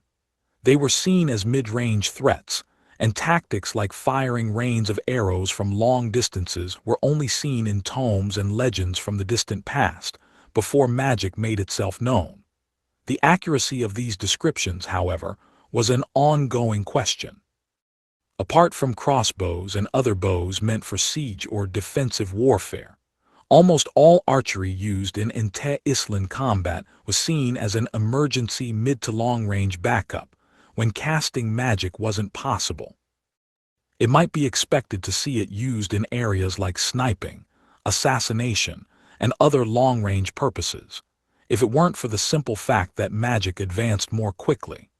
It was a given that any figure famous or notorious enough to be targeted for murder would always wear clothing or equipment enchanted to dull long-range attacks. And compared with the uncontrollable ranges of magic spells in ancient to medieval times, recent years had seen the rise of limited-range, self-repeating magic, focused more on pinning an enemy down than killing them. In essence, an upgraded version of the humble bow and arrow. Besides, a skilled sorcerer and a skilled archer took about the same amount of time and training to master their craft. But unlike archers, who needed high-quality tools and a ready supply of arrows to fight, a sorcerer could do their job as long as the holy force in the atmosphere was dense enough. On the northern island, with its many jagged peaks and valleys forcing battle to remain small-scale most of the time, archery had been developed for hunting in mountains and forests, for guerrilla warfare, and for covert operations. The third use had proven somewhat effective in coping with the Devil King's army in recent years, but a bow was still conventionally seen as a weapon that worked best in ranges of about 5 to 11 yards, so little development was done to expand on that. The targets in this exhibition were normally positioned around 22 yards from the stage. 22 yards, Rika looked down as Albert explained all this. It looks like more than that. Well, that's why this girl is so amazing to us. In our test runs, she landed every single shot dead center, so they moved him back another 11 yards to make it a fairer match. A pity, then, that nobody knew this was close to the exact range Chiho worked with the most in her Kyudo club. To be exact, most high school Kyudo teams fired in the Kinteki range, which was about 31 yards. The different measuring systems between the two planets meant they didn't add up exactly, of course, but to Chiho, the challenge involved was totally familiar. In archery, being able to hit a 32-yard target didn't necessarily mean that closer targets were proportionally easier. But all fields of shooting sports featured separate techniques for short and long-range targets, and Kyudo was no exception. To a fan of the sport, it wouldn't be unnatural at all to expect Chiho to have no problem with the 22-yard distance. But one other difference had quickly made itself clear. In the northern island, archery had evolved as a hunting tool, one whose practitioners did away with fancy logic and took an "if I hit it, I'm good" approach. In Kyudo, with its origins in Bushido, a samurai code, and its emphasis on stances and mannerisms, that was not the case. And that, Wurs remarked as she tapped at her monocle, is another reason why Chiho's out there. That fragment she has. Then, as if waiting for that cue, Chiho looked straight at them. "That's right," Wurs said, as if Chiho was right next to her. "Calm down, you're more steely-eyed than anybody else on stage, keep up the good work." Chiho, despite being far too away to hear her, nodded deeply. Even Maō and Emi were floored. Chiho probably saw them in the audience just now. Their voices wouldn't carry, but the box seats were close enough and empty enough that they'd be visible. But she didn't acknowledge them, instead turning her face ahead and closing her eyes to focus her spirit. That face, right now, wasn't the face of the high schooler who smiled at them all the time, who warmly accepted them. "Kaisis is tough." Huh. Alas, Ramus, seated on Wur's lap, must have seen her face too. Mao assumed she was talking about how resolute she looked, but Asiath saw it differently. Not a single thread of the fear. She has the strong heart right now, she means. Her heart, it is settled. Looking toward them, Mao realized both Asiath's and Alas Ramus's foreheads were still faintly glowing, ever since Wur's monocle emitted that first flash of light. Startled, Mao looked more closely. Then, he saw it. "Whoa, Layla is Kai." "That's right." Layla nodded, as she revealed a faintly glowing Yesod fragment in the palm of her hand. But in the end, this is the result of Chiho's internal strength and training. If she didn't have the fundamentals down, any further power I could send to her would be worthless. I tell you, any normal teen wouldn't be able to handle it. She seemed to almost enjoy this.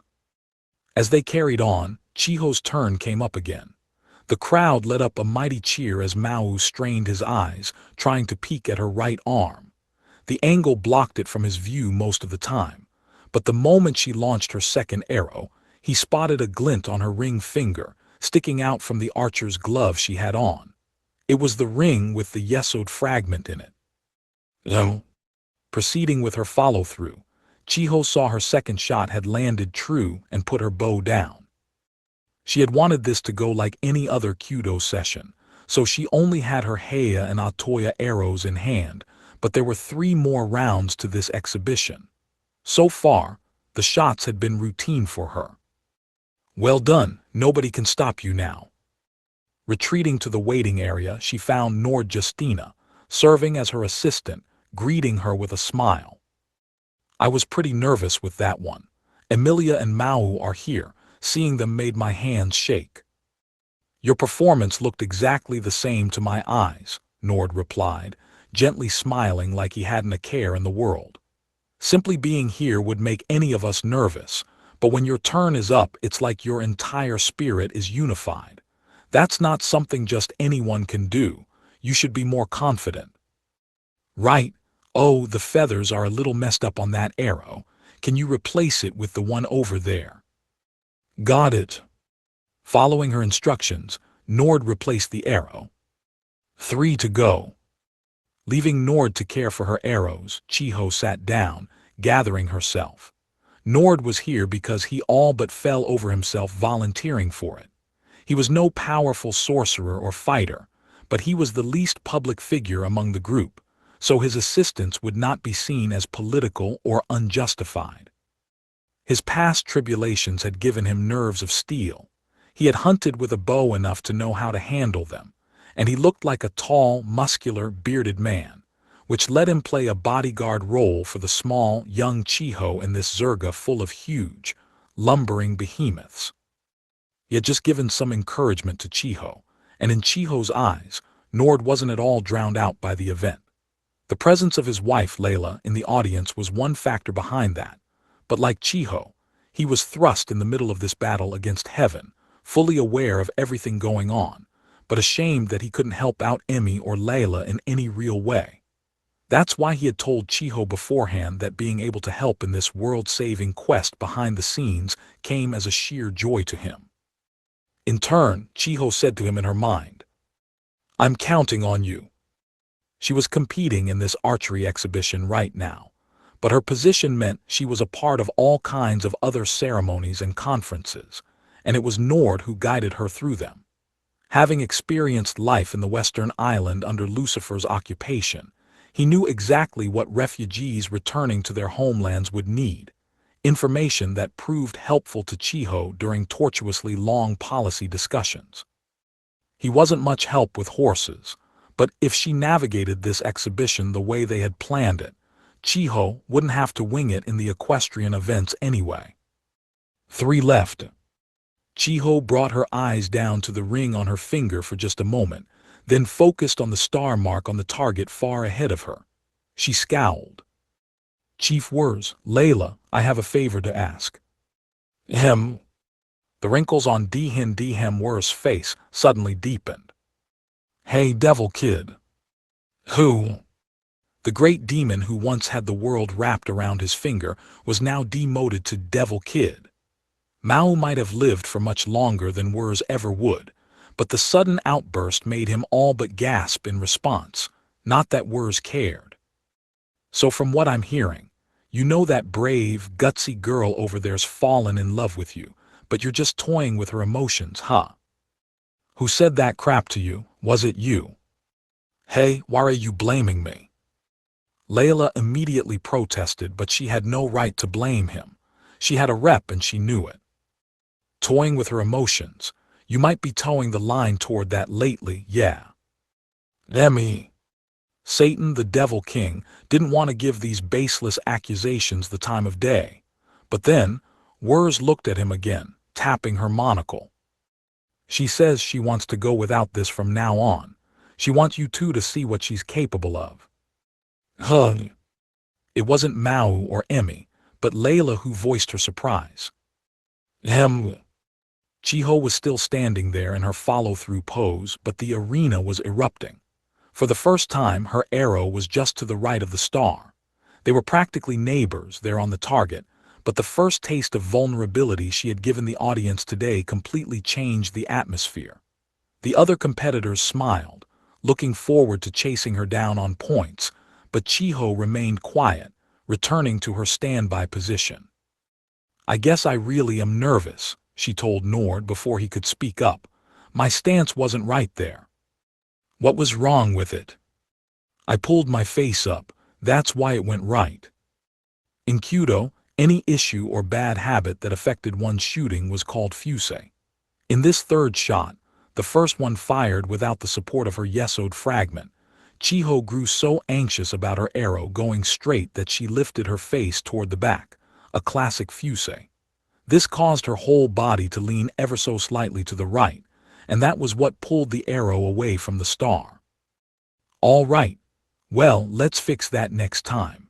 If your muscles are getting sore, I think we'll get a longer break between the third and fourth rounds, so try to stretch yourself out a little." "Oh, do we? All right, I'll do that." She didn't know the time schedule for this event. It came as a relief to her. So she released her focus and stretched out her body, working all the soreness and anxiety out. "I'm sorry, that's not actually the only reason." "No, what is it?" Chiho showed Nord her right hand as she gave him her equipment to hold. It had no ring on it. "I wanted to compete with my own abilities. I kind of got carried away." "Oh." Nord looked a little nonplussed, but then he turned toward the targets and shook his head. "Maybe, but you had it almost in the middle.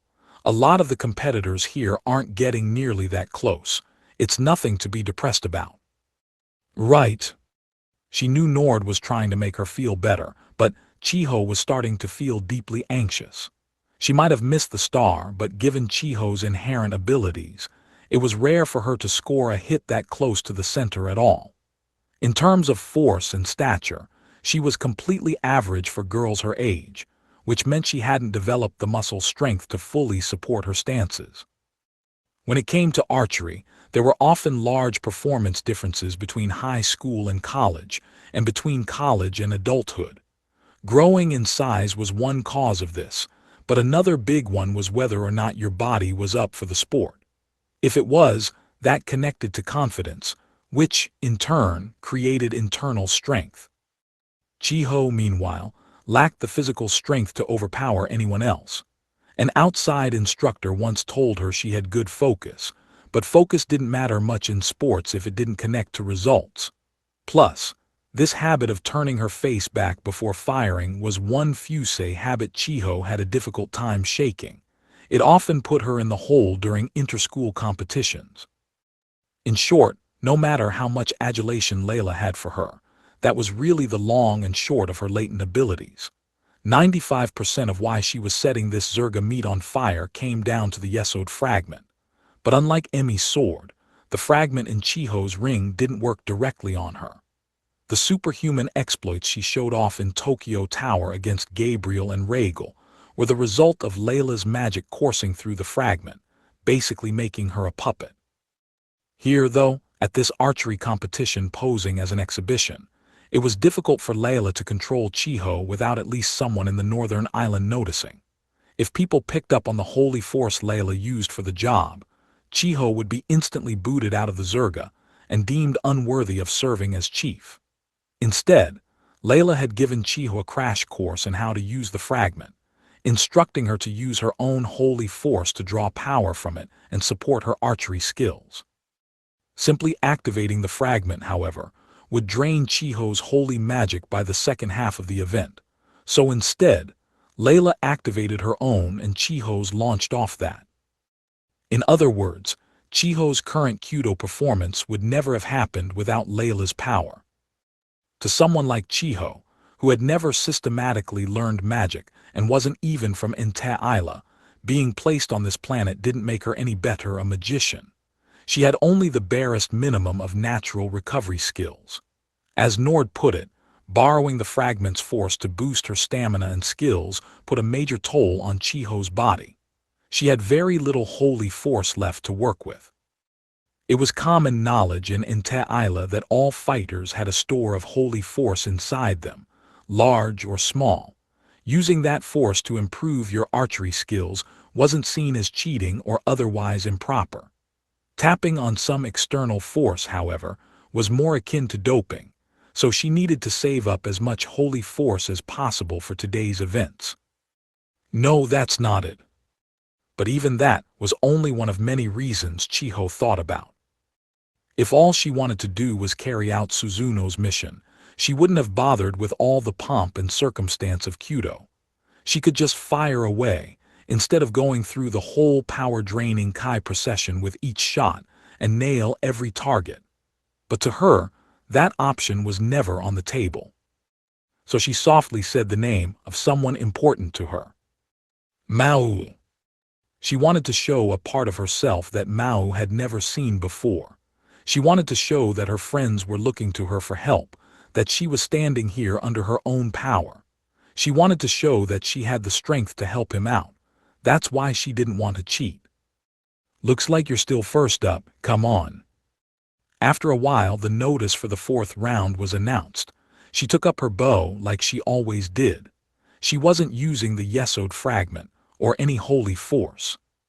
Her steps were good. Her chest positioning was good. Her string pulling was good. Her hands were stable. Her sighting was a little tense, but she felt like she wasn't pulling back too much this time. From the draw to the extension, she felt her right shoulder going up a bit, but she calmly returned to the correct stance. The time had come to engage. In her head, she recalled a moment just after she got into high school, gauging which clubs to join. She recalled the beautiful stance of one of the upperclassmen, drawing a white, bamboo bow on the stage in front of her. Now, she was facing a target, like a full moon, straight in front of the Yasurido band above her grip. The arrow, fired away from the bow, made what was probably the most comforting sound she had ever experienced in her short Kyudo career before hitting the target. Ahead of her lowered bow, she saw the arrow was a tad left of dead center, but still within the star. Returning to standby for her final shot, she breathed a heavy sigh for the first time all evening. "Well shot, you must be feeling better." Chiho's face softened a little at Nord's applause. She smiled at him. "Normally, I'd be jumping for joy right now." She looked at the targets, face filled with emotion. "I hit the star for the first time in competition with my own ability." Right here, at the biggest stage of her life, she had done something she never accomplished before. Too bad this wasn't the final shot. There was one more to go, and after she had just fired the best arrow of her life, she could easily let her guard down for the last one. She took a deep breath, trying to dispel the tension and self-satisfaction. Then, another roar came from the crowd. She looked up from the stage, wondering what it was about. "What?" Nord, picking up on things before she could, looked up and down the scoreboard, which featured the competitors' names and points on the stage. "Oh my goodness, Chiho." "Yes." Nord stroked his beard hard enough to practically scrape it off, more excited than he normally ever was. "You won." "Huh?" she yelped, any focus she had instantly vanishing. The second-place archer missed the target. Shock filled her mind. The large man from before, the only competitor at all close to her in points, was apparently from the Welland clan in the southern flatlands. He had just whiffed his fourth shot.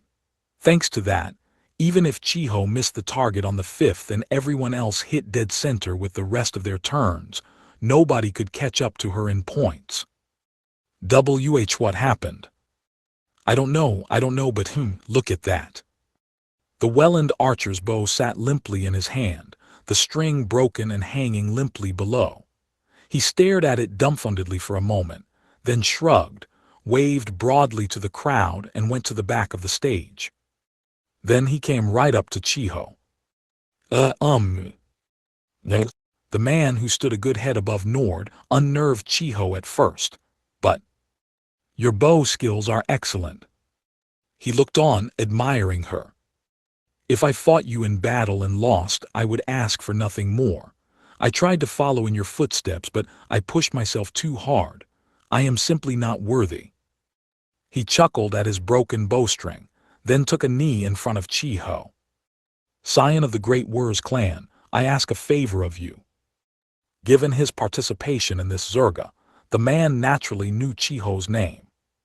"Why, yes." "Would you allow me to touch your bow?" "My bow?" Chiho looked at it. It was glass fiber with a bamboo core, purchased by her father when she began Kyudo, maybe a bit high-end for high school sports. "I know it is unbecoming of me, asking a fellow warrior, the descendant of Chief Wurs, to reveal the sure, very tools that keep her alive in, really." The man, not expecting Chiho to give it up so easily, shivered across the entire mass of his body. "Go ahead, it's no big deal." Thank you." He bowed at Nord, likely mistaking him for a Wurs clansman, and accepted the bow from Chiho. "So light, and this smooth feel on the surface, it looks like bamboo, but there is something else as well." Saying it was glass fiber was unlikely to mean anything to him, and Chiho didn't really know what glass fiber was anyway. So she decided to repeat what the guy at the store said when she went to buy the equipment with her dad. "It's a combination of bamboo and this special core material. It allows beginners like me to fire fast-moving arrows with relatively little recoil."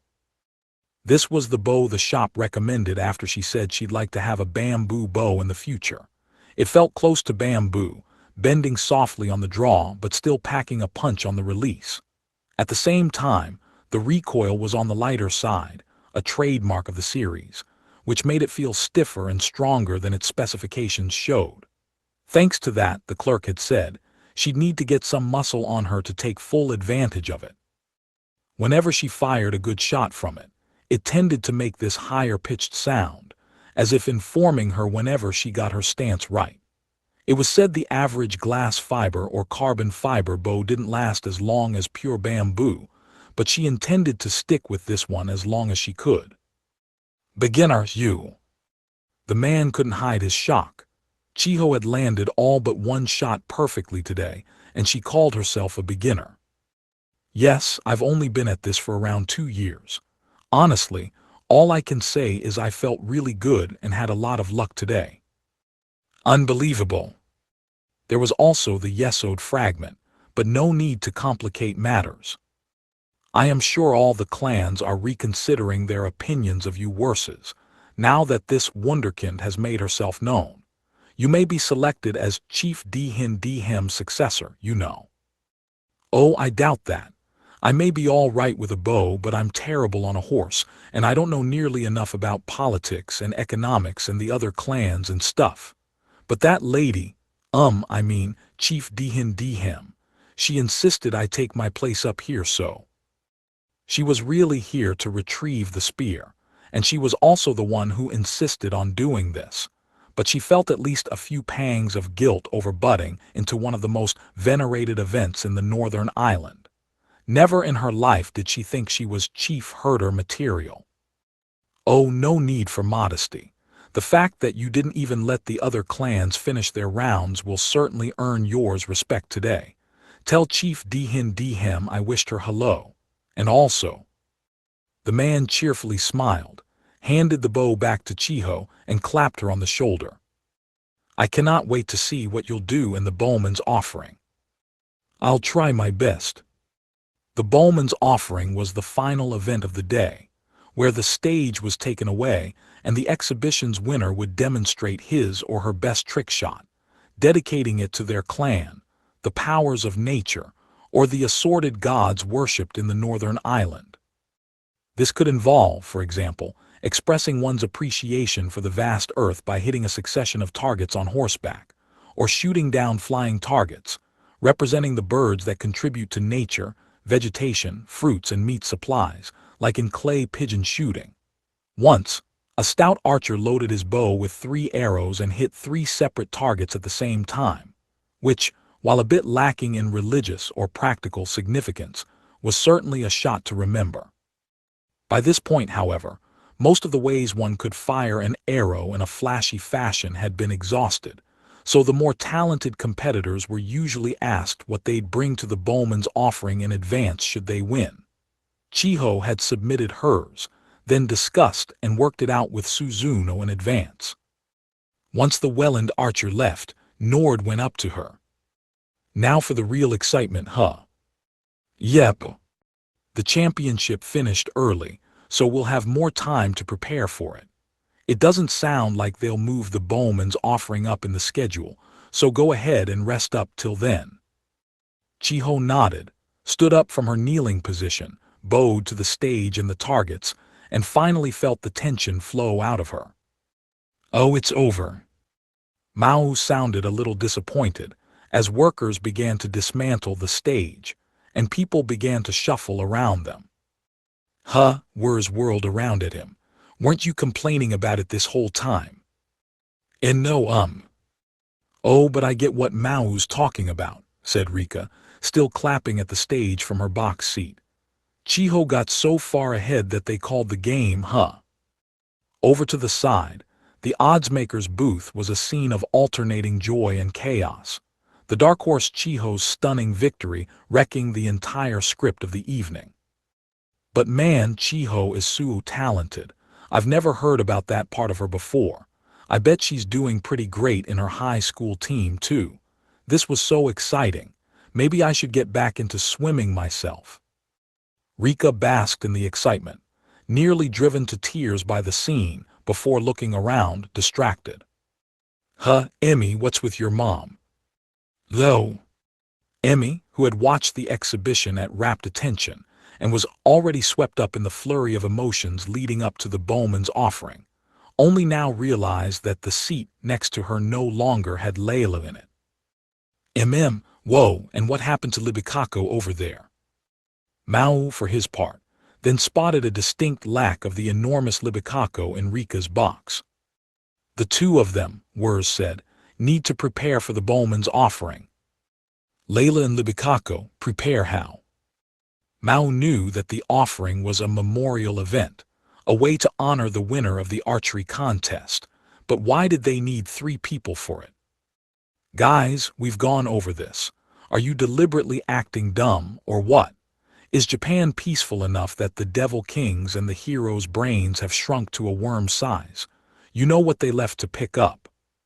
She motioned with her chin up at the spear, even now towering over the arena.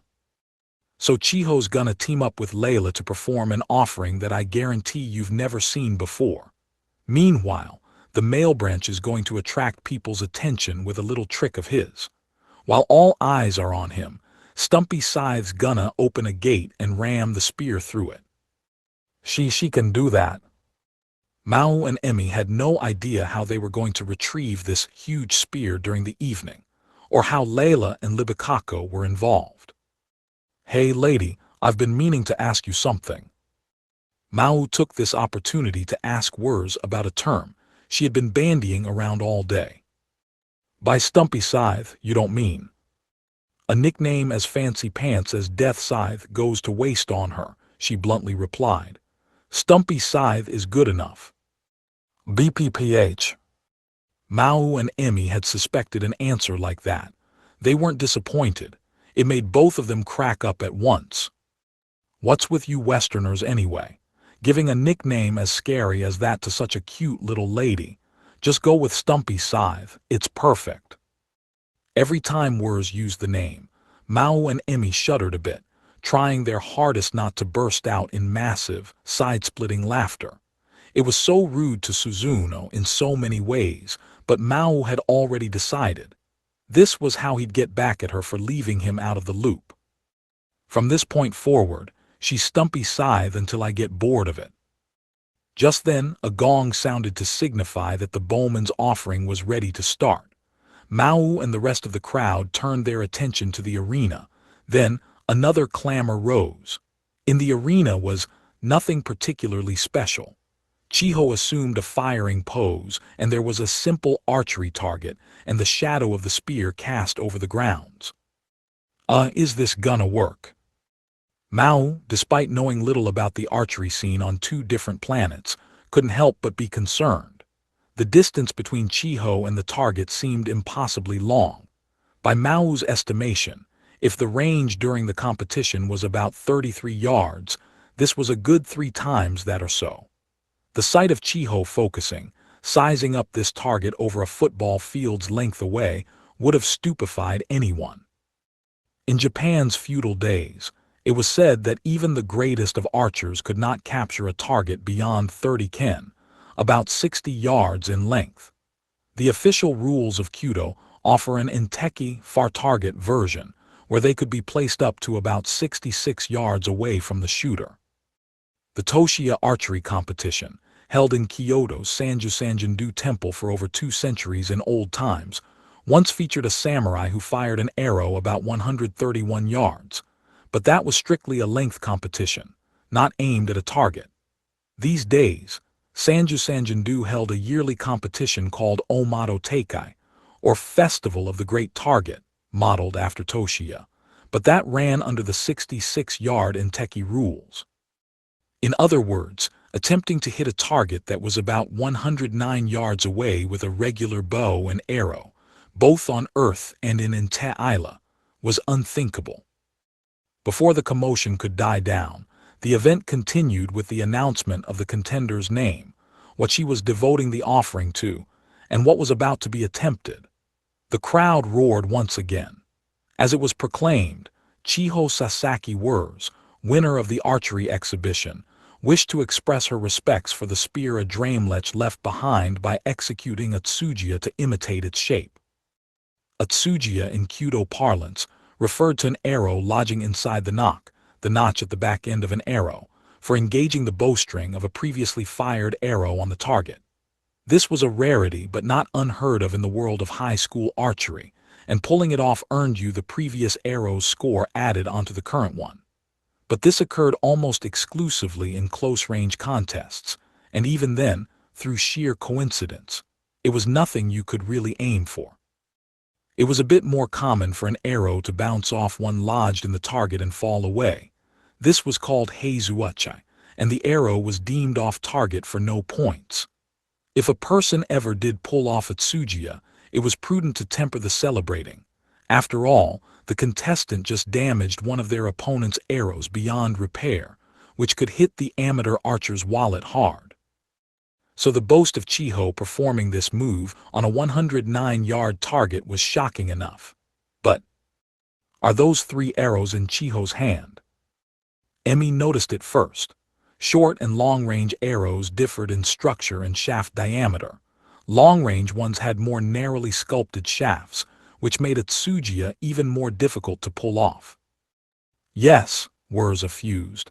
Chiho said that if we're dedicating this to the spear, 2 arrows alone wouldn't have enough impact. She really wants to help you guys, you know. It looks to me that you were too busy looking down on her to notice her feelings or her strengths. They looked down on her. The words stabbed into Mao's and Emi's hearts. Had they only assumed that Chiho, unable to fend for herself in battle, was this thing that required constant protection? Had they decided, somewhere in their minds, that Chiho was, at best, a supporting actor in this effort to invade the heavens?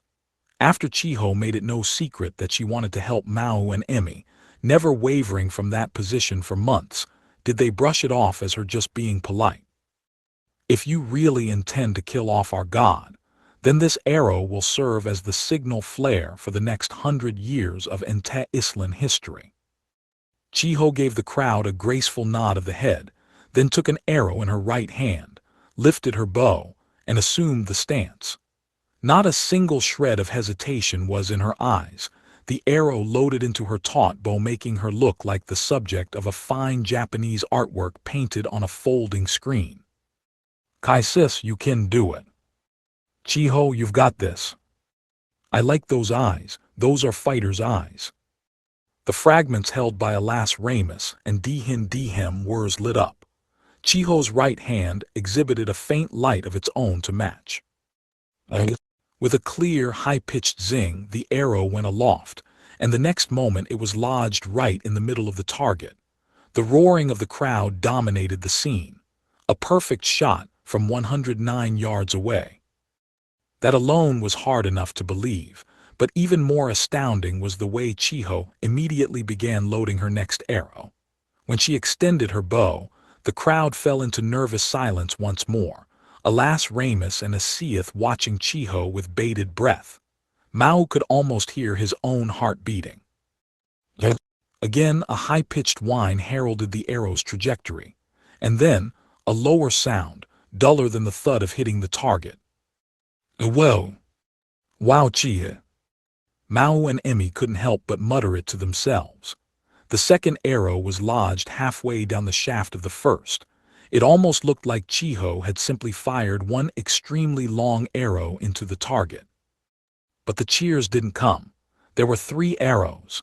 Everyone was waiting for a 3-arrow tsujiya from long range, a feat like none before in history. Taking up the final arrow, Chiho once again took her firing stance. The entire audience focused upon her. Her eyes met Mao's. Her back was turned to the box seats, but just as she was loading the arrow on her bowstring, she turned her head enough to catch a glimpse at Mao. The single eye looking over her shoulder felt to Mao like it was sucking him in. It made him forget to breathe. He thought she was smiling, but the next moment, Chiho was staring down the target. Mao wasn't sure if that was really Chiho he saw there at all. Chiho could feel the holy force bubbling up all across her body. With this final shot, her role would be complete. This had begun by tricking the rest of the Zerga participants into letting her in. She was so happy Suzuno had sought out her help, so happy to help Mao for a change, that she gladly became a part of the spear-snatching operation. But all those confusing feelings were gone now, and the only thing ahead of her was that tiny, tiny star, barely visible on the left side of her grip. Or to be exact, a point even beyond that. And with that, Chiho called for the great demon who had fought against Maō, trained Maō, fought alongside Maō, and become friends with Maō, a demon whom no one would ever see again. May you wield the ancestral spear of the Bluehorns once more, for the sake of Satan, the Devil King. The moment the holy force within her activated, the bow and arrow in her hands began to shine a silvery color. What? Maō had seen that light only once before.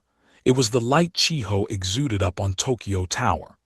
Back there, with Layla and the Yesod fragment backing her up, she had gathered up the demonic force in the area and melted it into the air, as if purifying the barrier around the area. There was no demonic force here. Pulling off the same act wouldn't accomplish anything.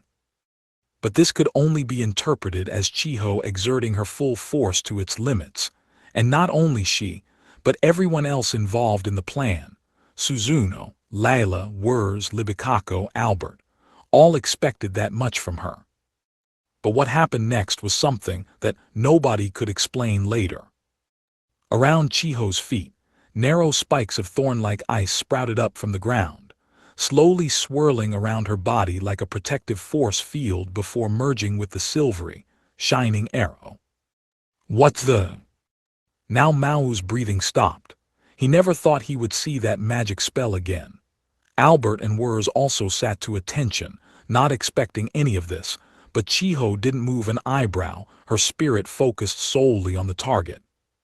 Thank you, Adramlech. Then she fired.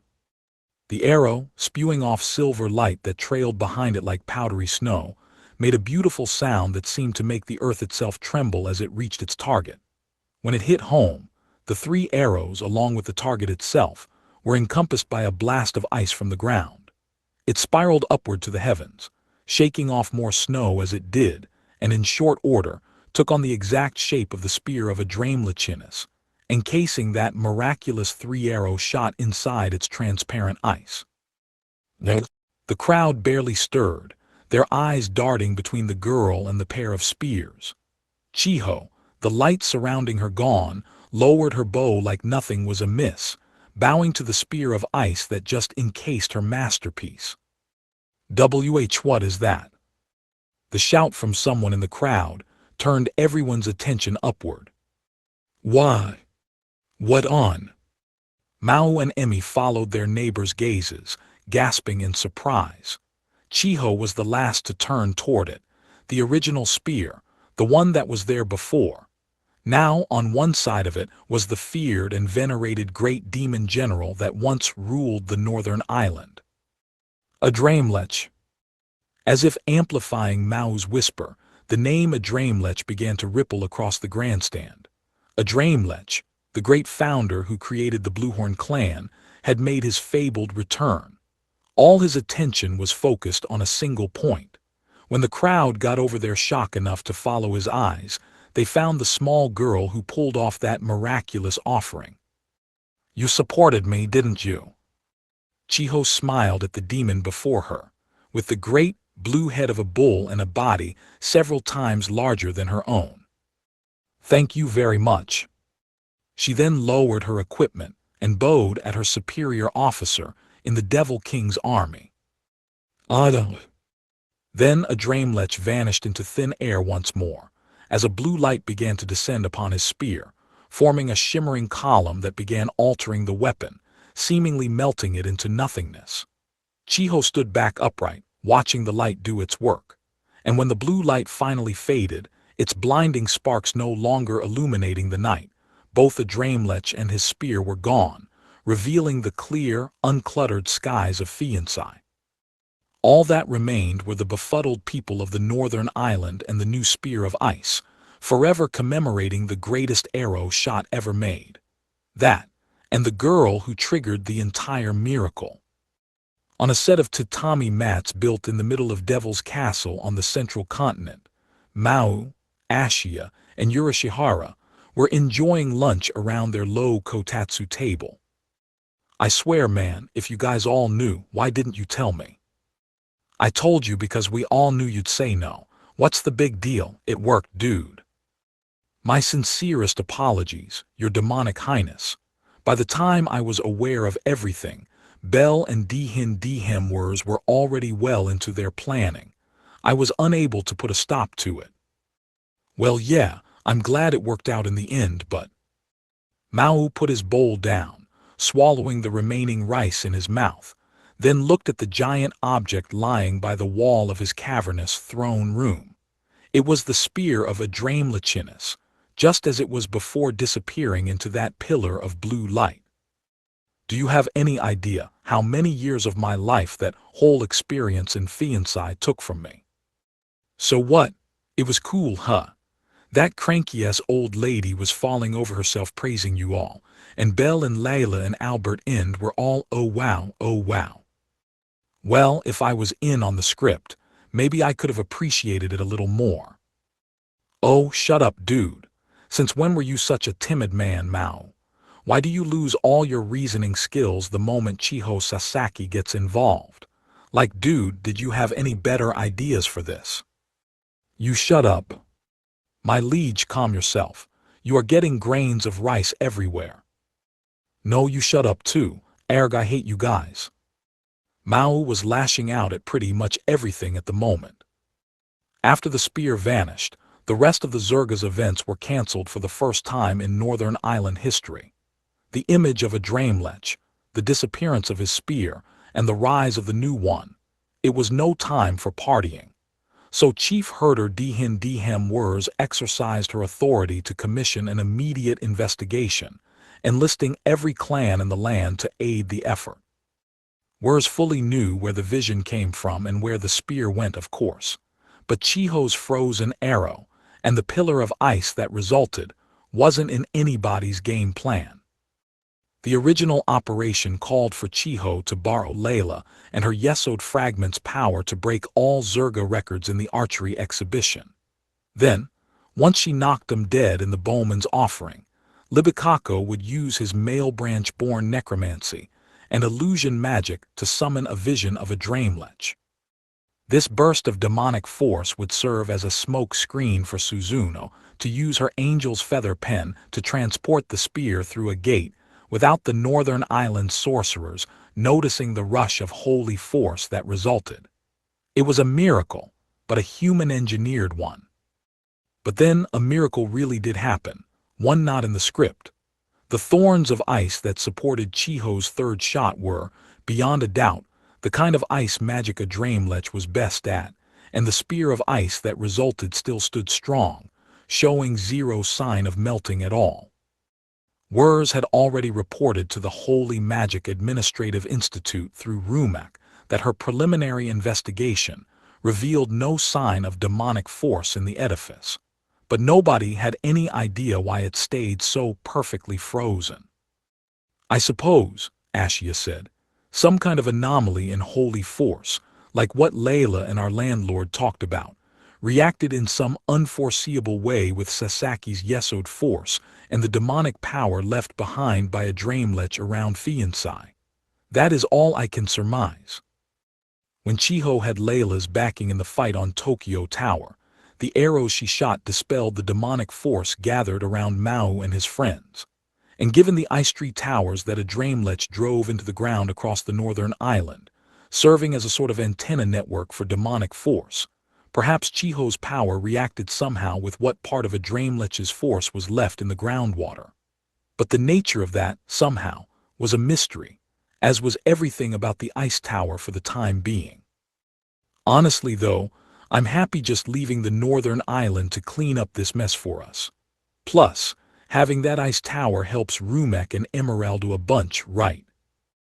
Word of the miracle of the Zerga had already spread worldwide, and with much greater speed and accuracy than anything about the Eastern Island conflict or Emilia's and Alciel's return. Thus, Rumak and Emeralda, playing dumb about the whole thing, had made contact with Chief Herder Dihimwers to stage a tandem investigation of the incident, the pretext being that the analysis of Sankt Ignorado's groundwater conducted by Albert at the Institute could help with figuring out the mystery ice coming up from underneath fiancé. The idea that anyone had made off with the original spear was sheer conjecture at this point. Instead, a litany of wild, wholly non-scientific rumors spread around the island. The spear shot into the heavens to pursue its master, or return to the demon realm, or a Dreamlech popped back in from the afterlife to pick up his forgotten relic, or he saw that the people of the northern island had accepted the spear and used Chiho Sasaki words to replace it with another one. But regardless of the results or subsequent reactions, the recovery of the spear of a Dreamlechinus, the trickiest part of the relic search, ended in great success. After the bowman's offering, Maō and Emi were brought to Chiho at the arena. They greeted her with silence, wholly unsure what to say at first. She had left her bow and arrow with Nord, so her hands were in the slits in her hakama pants as she idly fluttered them around. "Come on," Rika finally said to break the ice.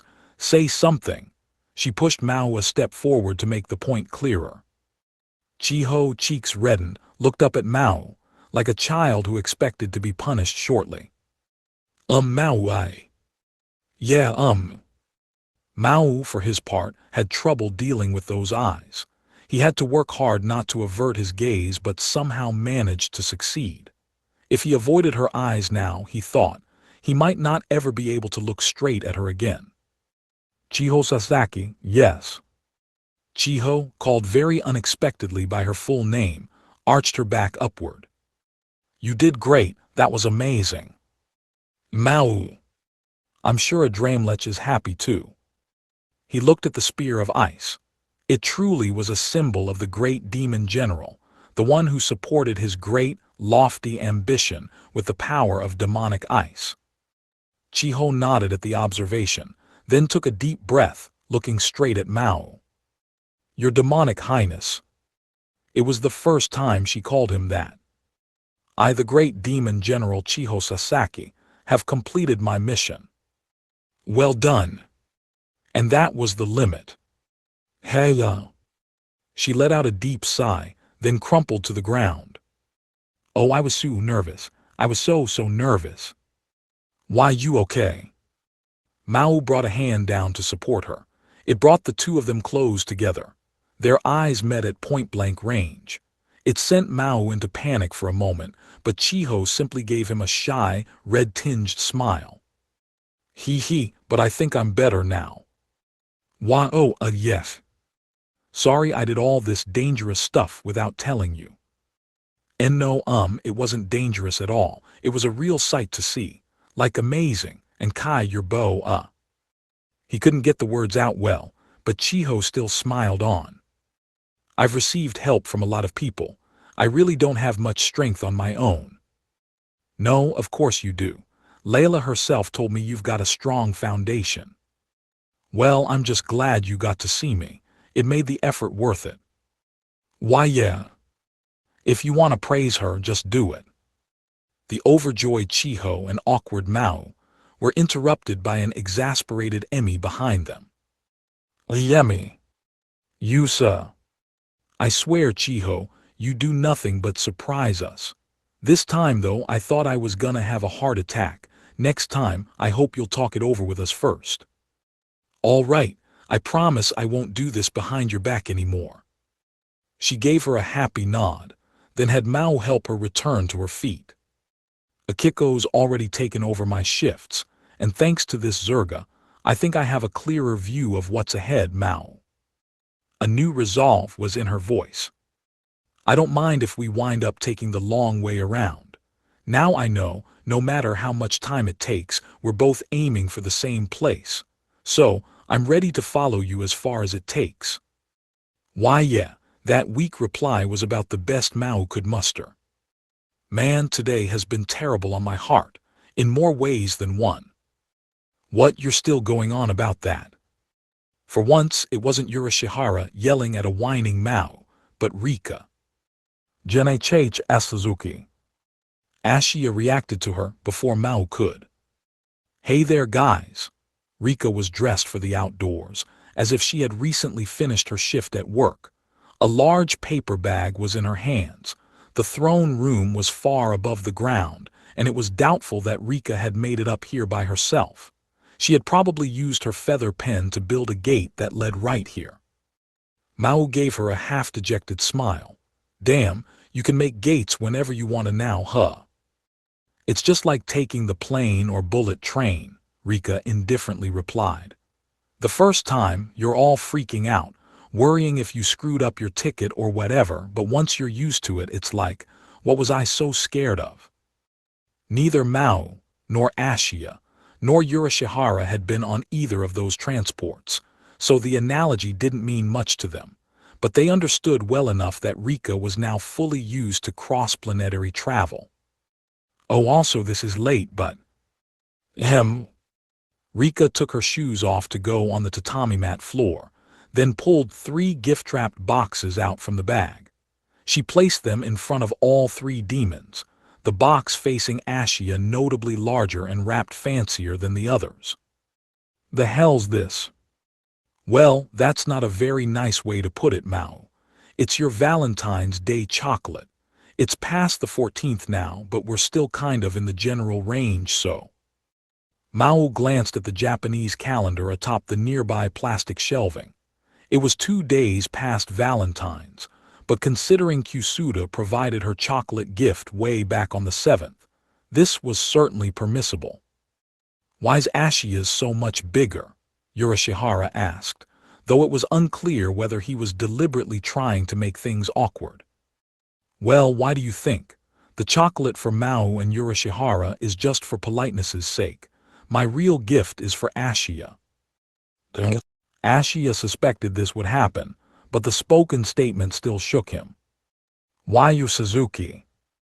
Oh, don't worry about getting me something for next month either. I know you're gonna be busy, so whenever is fine. I'm not sure if it's... Ashia had already refused Rika's advances once. As far as he was concerned, he couldn't have made that clearer to her. It was why he could barely bring himself to see Rika for the past month. They barely even interacted at all. You're not, so what is it? That dumb. Because you're not being too specific. Rika smiled, knowing how thrown Ashia was. You know, I just realized that, come to think of it, you never did dump me, so. In the end, Alciel, you're exactly like someone else I know, never giving a clear answer. That someone now had his back turned to her, grimacing. I mean, if you really don't like it, say so. But until then, I'm about as resolute on this as Chiho is, so. Oh hey, where is Chiho? Down on the ground. Yeah. Oh, I better say hi to her then. With that, she whipped out her feather pen, as casually as if she was about to write a note to herself, and drove it into the ground, hopping inside the gate that resulted. Presumably, she used it to head for ground level in an instant. Maō shrugged at how quick and easy she made it seem, but turning back toward the table, he was faced with the full brunt of Urashihara's exasperated gaze upon him. Dudes. What? Both of you guys, getting manipulated by women like that, doesn't that make you question your lives at all, as like demons? Having Urashihara accuse them of that seemed like a death knell, but for a change, Maō and Ashia had no words to counter him with. Well, guess I'll clean up the dishes. Oh, me too. Ugh. It was right when Maō and Ashia stood up, attempting to flee Urashihara's admonishment at all costs, that Farfarello came through the throne room door, with Libicacco and Siriato behind him. My liege, Lord Lucifer and the great demon general of the East, pardon us for interrupting you. What's up? All 3 were naturally in their full demonic male branch forms, but in all their clawed mandibles, they seemed to be carrying some manner of boxes. Your demonic highness, my lords. The 3 chieftains gave 1 box each to Maō, Ashia, and Urashihara. All 3 looked at them, only to find pink heart stickers on each one. Question marks popped over all their heads at once. My liege, Libicacco dared to begin. We understand there is a custom in Japan where one gifts those they respect with food, as a symbol of their devotion. Urashihara was the first to furrow his eyebrows. Huh. We of the male branch, Siriato continued, seek your forgiveness for so troubling not only you, but also your great demon generals and your regent Cameo. Ashia tilted his head to the side, unsure what Siriato meant. This is a symbol of our appreciation and of our renewed loyalty. We only hope you will accept it. No way. For the first time in a while, Maō wasn't sure how to react. Can I open this? The male branch nodded at him. He carefully pulled the box open, and inside, accompanied by the sweet aroma of cacao, was a heart-shaped piece of chocolate, a little crudely molded but no doubt crafted with honest love. This. Urashihara and Ashia, watching from the sides, stared blankly at the chocolate, unsure what was happening before their eyes. Farfarello. Yes, my liege. Maō forced his face into an uneasy smile. Was this handmade? It was, my liege. I understand that crafting your gift by hand is a sign of one's sincerity. Phew, that wow, thanks. Maō looked at the people surrounding him, unsure how to express the churning emotions in the pit of his stomach. Then, he looked at the box of polite chocolate Rika left for him a moment ago. For a moment, he thought about these gruesome male branch fighters, working their massive claws and gnarled hands to work melted chocolate into a heart shape, and what could have possibly been the cause behind this spectacle. Devil King, are you here? Then, a familiar voice heralded the entrance of a fairly large group of people into the throne room. Endo. It was a small horde of demons, led by Suzuno. There were blue horns, there were iron scorpions, there were male branch, there were smaller goblins and Pajaro Denino. All told, 50 or so demons who had escaped the post-war hunting on the central continent. They were in a neat line, nervous looks on their faces, and every one of them carried tiny boxes that didn't look at all correctly proportioned to their sizes. Why you? Realizing the three chieftains came here first, Suzuno glared at them, eyebrows down. I told you we would all give them together. Ha, Libikako shrugged, not looking particularly guilty. We are nimbler than you rabble, so we finished ahead of you. What is so wrong about delivering our wares first? My apologies, Farfarello said, looking much more remorseful. He insisted. Bell, muttered Ashia as he beheld this monstrous lineup. What is this? What does it look like? Suzuno matter-of-factly stated. It is their Valentine's gifts. We wanted to surprise you, but those three just had to come first. This goes well beyond the level of surprise, I would say. So all those boxes contained handmade chocolate. Suzuno, surmising the doubt written all over Mao's face, gave him a brisk nod. Yes, all of them. We worked hard. You worked hard. What the hell are you making them do? What is the matter? Are you saying you will not accept the gifts prepared by your beloved staff, each piece molded with love, sincerity, and thankfulness? I am not saying that. I really appreciate it, but... Then good. All right, everyone, line up. The Devil King and his generals are eager to accept your offerings. What? Wait, Under Suzuno's order, the demons swarmed Maō with their gifts.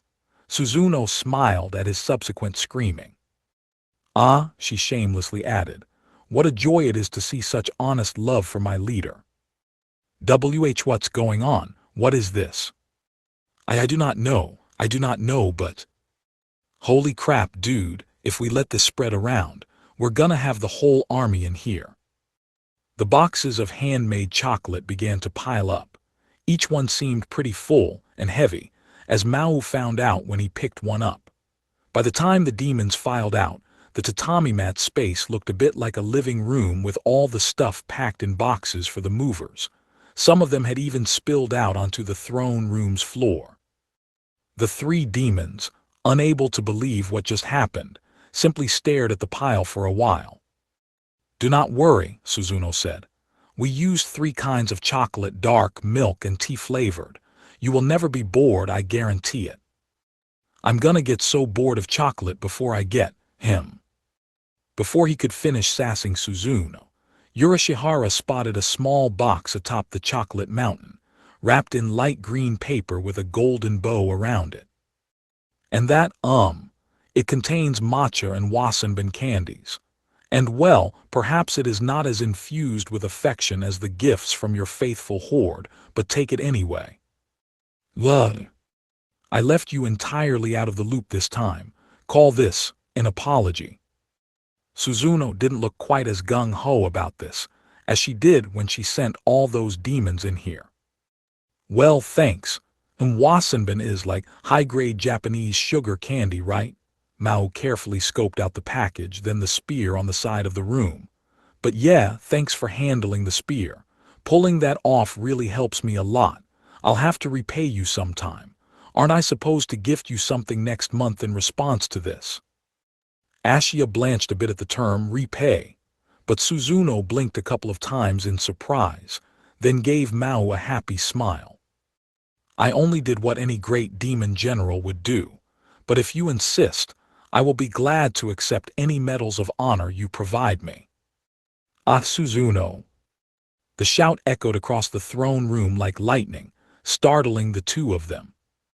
You said we would all do this together. What could we do, Chiho? All those demons would have crushed you.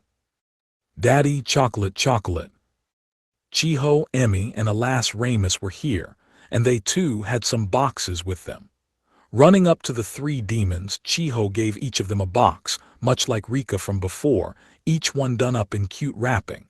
In terms of size, it was actually Yurashihara who got the largest one, followed by Ashia, then Maō. I got Yurashihara a few different brands of snack chips, and Ashia, I got you a set of rice seasonings. The salty selections came as an apparent relief to them both. Not that it'd be any better for their health than chocolate. For Maō, however, she had a small box filled with the symbol of her sweet affection. And for you, Maō, I have some homemade chocolate crafted with love. Oh, thanks. You made your own chocolate too, Kai? He asked the question, even though the answer was obvious from the exquisite wrapping job. Yes, I actually made it with all the demons. Ugh. The bombshell of a confession took all 3 of them aback. Yeah, some of the demons asked what she was doing when she brought all the supplies over from Japan. So she told them, and you can see the results now. For real. Would a passing idea from a high school teenager create an entirely new custom in the demon realm? And considering this chocolate came from Earth, what kinds of things would they concoct with the supplies available in Inte Isla? And for that matter, why did demons, who didn't have to eat food in the first place, respond so eagerly to the idea of giving out chocolate on Valentine's Day? Are they starting to change too? What are you muttering about here? Ugh. Maō honestly had no idea what was in the box Emmy just presented to him. Emmy apparently expected as much. It's not from me, stupid. Alas, Ramus made this. Maō immediately snatched the box away from Emmy. Alas, Ramus made this. Yeah, I helped. That's right, Chiho explained. She poured the chocolate into the heart mold all by herself. Maō broke into a wide smile. Woo, you made Daddy so happy, so you can do hard stuff like that now. Thank you so much, alas Ramus. I'll get something for you later, okay? Okay. Alas Ramus wasn't fully up on the Valentine's tradition yet, but having her hair done up in an Emmy-style side ponytail and getting patted on the head was all the reward she needed for now. Just then, Asiath strolled inside, conspicuously helping herself to the contents of the box in her hands. Oh, is it all calm now? Maō, this is the box of me. You must pay me back the double on White Day. And Maō, still smiling and patting alas Ramus's head, yelled, Get out. But are you sure this was the best of ideas, Chiho? I think it's about the best way we could have done it. That didn't put any stress on him, did it? Maybe stress on his teeth and blood sugar, but not on his spirit, no. Suzuno, Chiho, and Emi were at the base of Devil's Castle, having lunch as they watched the demons scarf down the extra chocolate lying around. It turned out that each demon had a raging sweet tooth, apparently, making them wonder if the conventional wisdom of them not eating food was really accurate after all. For now, Chiho said once more as she surveyed the view, this is good. As Emeralda, Asiath, Iron, and the demons warred bitterly over the chocolate, Rika was enjoying some senbei crackers, a gift from Japan, with Rumek, and a distance away, Layla and Nord were doing their own chocolate exchange, just like the loving couple they were. Gabriel was watching all this from his perch atop a hammock, or he would have been if he wasn't currently napping. Emi, seeing all this, turned her head down a bit. For now, hey. Yusa. No, it's nothing. For now, this was good. This was natural, a natural sort of scene, one that would have been impossible to imagine a short time ago. For now, it's good. It was later in the evening. The mountain of chocolate from the all-star parade of demons now stacked up neatly on the kotatsu table like a brick wall. It wasn't going anywhere soon, too much to eat, too much to take back to Sasuzuka, so presumably, Ashia or someone tried to organize them a bit in the meantime. Rika's, Suzuno's, and Chiho's boxes with their uniquely fancy packaging were separated from the rest of the pile, but not even they were touched today. Now, atop the wall of chocolate from the demons, a simple, plain-looking box was placed, decorated with one of Chiho's heart stickers and the kind of cheap paper that came in sets of 10 sheets in the bargain bin. It's not like I want him to be happy or anything. Only the mountain of chocolate could hear the whispering. But I just want to be polite is all, for now. The spoken excuse, directed toward nobody in particular, disappeared behind the edifice of the throne, and the presence of the hand that placed that final box on the stack soon vanished into the night. Epilogue. Ugh, I'm exhausted. Flinging her large Boston bag to the floor, Chiho let out all her tension and threw herself onto her bed. Traveling between worlds for 5 days in a row had left her feeling run down. Her mother was unfortunately at home for all those days, with no plans for extended outings, so she needed to schedule things so as not to arouse her suspicion. It made navigating the Zerga a major hassle. Through it all, though, she successfully gave Maō his chocolate and helped secure a Draimlech's spear for the Devil King's army. Even better, she received heaps of praise from the fellow fighters she looked up to, people who treated her with nothing but kindness, but were in another world in terms of mental makeup. Chiho, her face buried in a pillow, recalled how Maō had embraced her when she had collapsed after finishing the bowman's offering. For the first time he had called her by her first name. She was Sasaki for the first little while at MG Ronald, then always Kai after that. Then out of nowhere he had called her Chiho, Chiho Sasaki, to be exact, but same difference. Excitement, embarrassment, and pride filled her as she rolled around in bed for a bit. Then, coming back to her senses, she got up. Right, better unpack my stuff. Chiho opened up the Boston bag. She never overnighted in Ta'ila, but it was still a trip to an unfamiliar land for her, so she had brought along a coat, some changes of clothes, and a few other things she thought would be necessary. I never really used any of this except for my digital camera. She giggled at the towel and clothing inside, still neatly folded. Suzuno and Nord, well versed in Japanese life, had provided her with most of the things she needed, and Wurs and Albert handled everything else. Ah well, the camera sure came in handy. I took a ton of photos. Chiho had never traveled outside Japan before.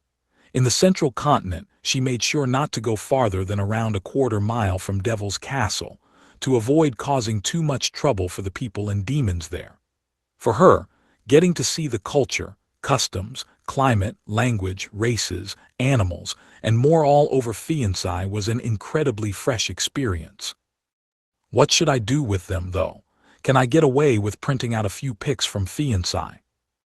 By this point, she was intimately familiar with demons and angels, even in Japan.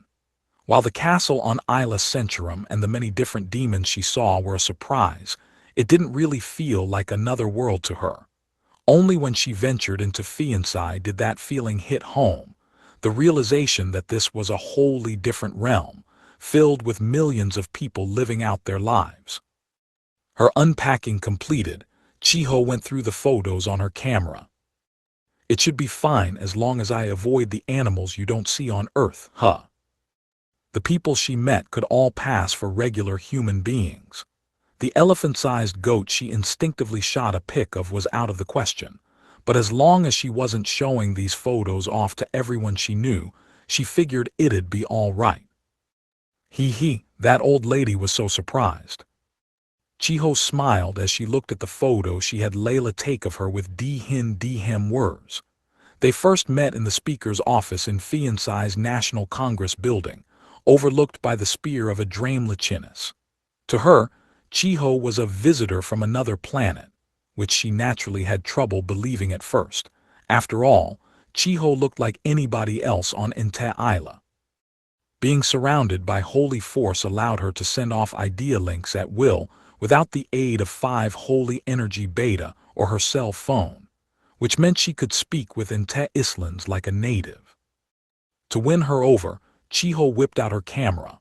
In a land like Ente Isla, which lacked even daguerreotype-style photography, carrying a device that captured a perfect image of your surroundings in an instant was more than convincing enough for words.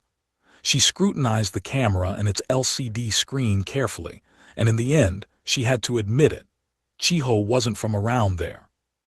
Well, live as long as I have and you certainly do see a thing or two.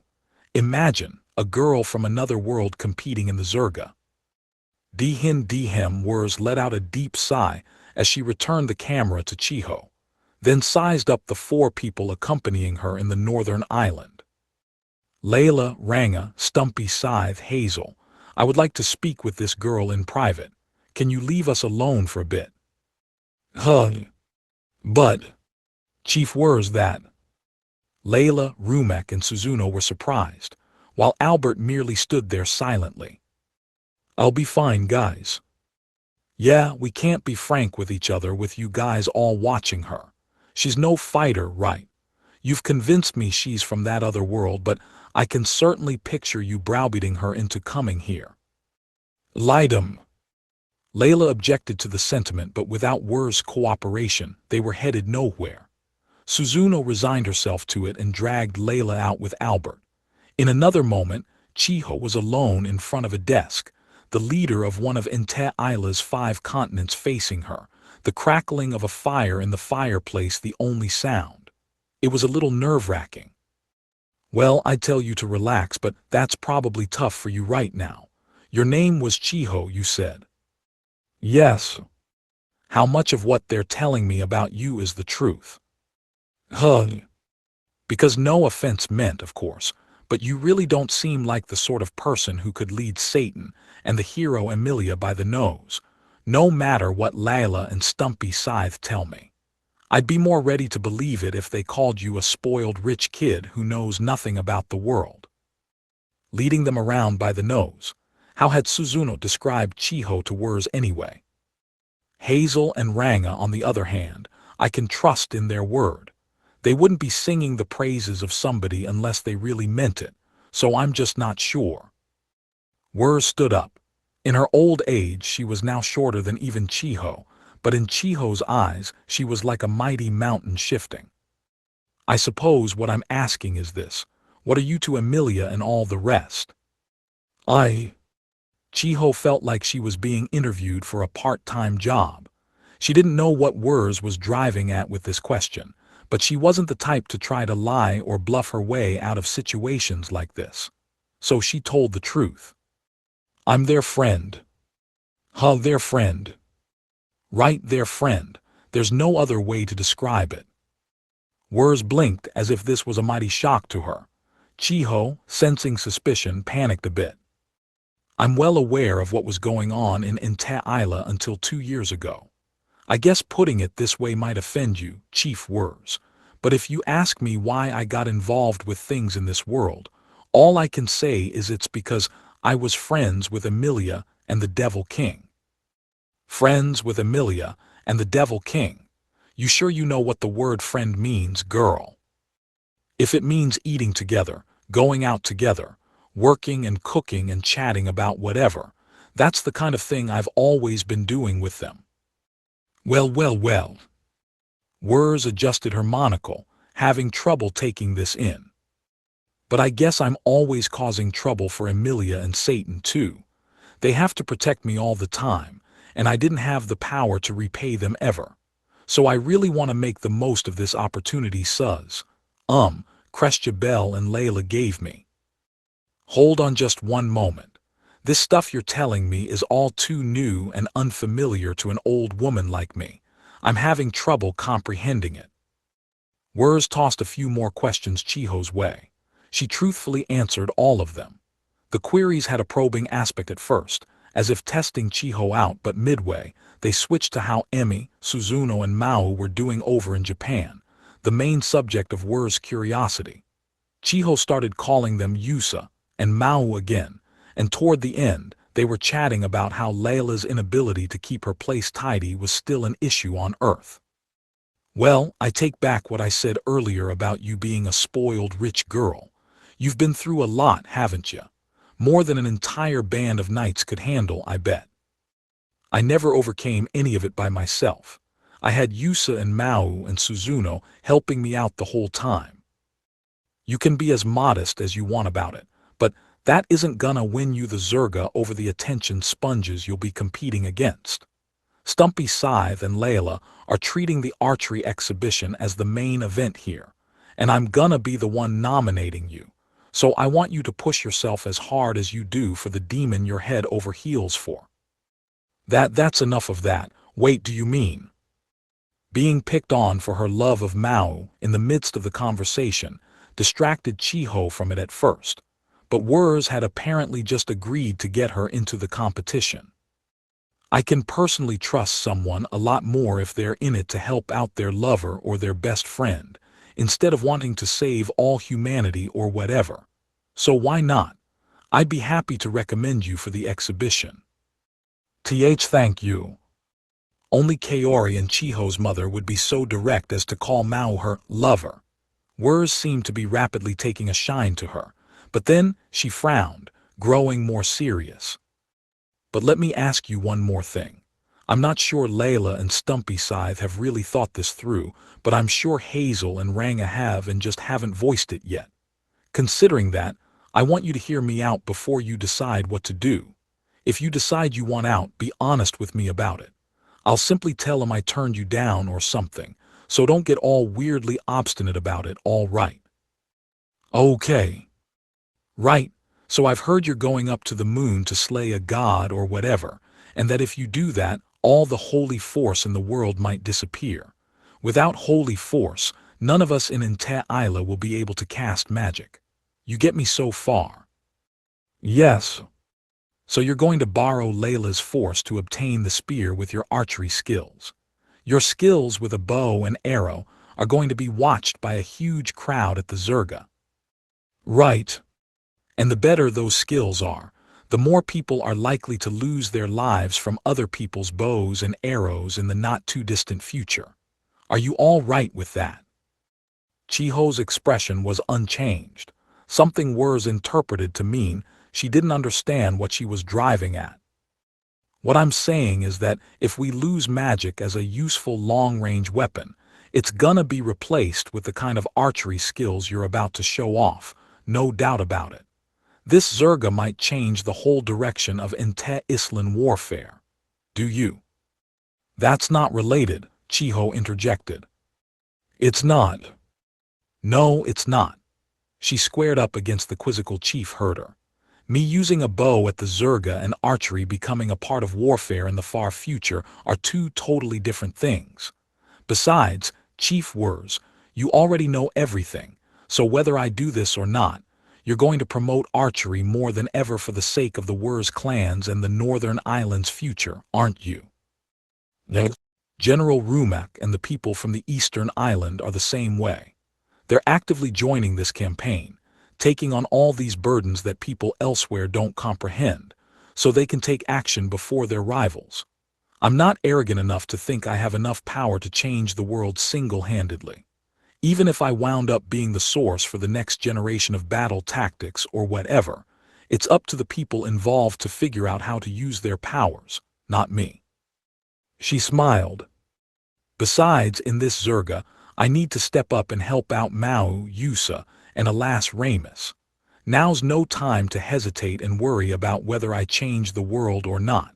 You said it yourself, Chief Wurs, that you trust people who want to support their loved ones more than people who want to save the world. She sat up in her chair, determined. That's why I'm joining the Zerga. Well.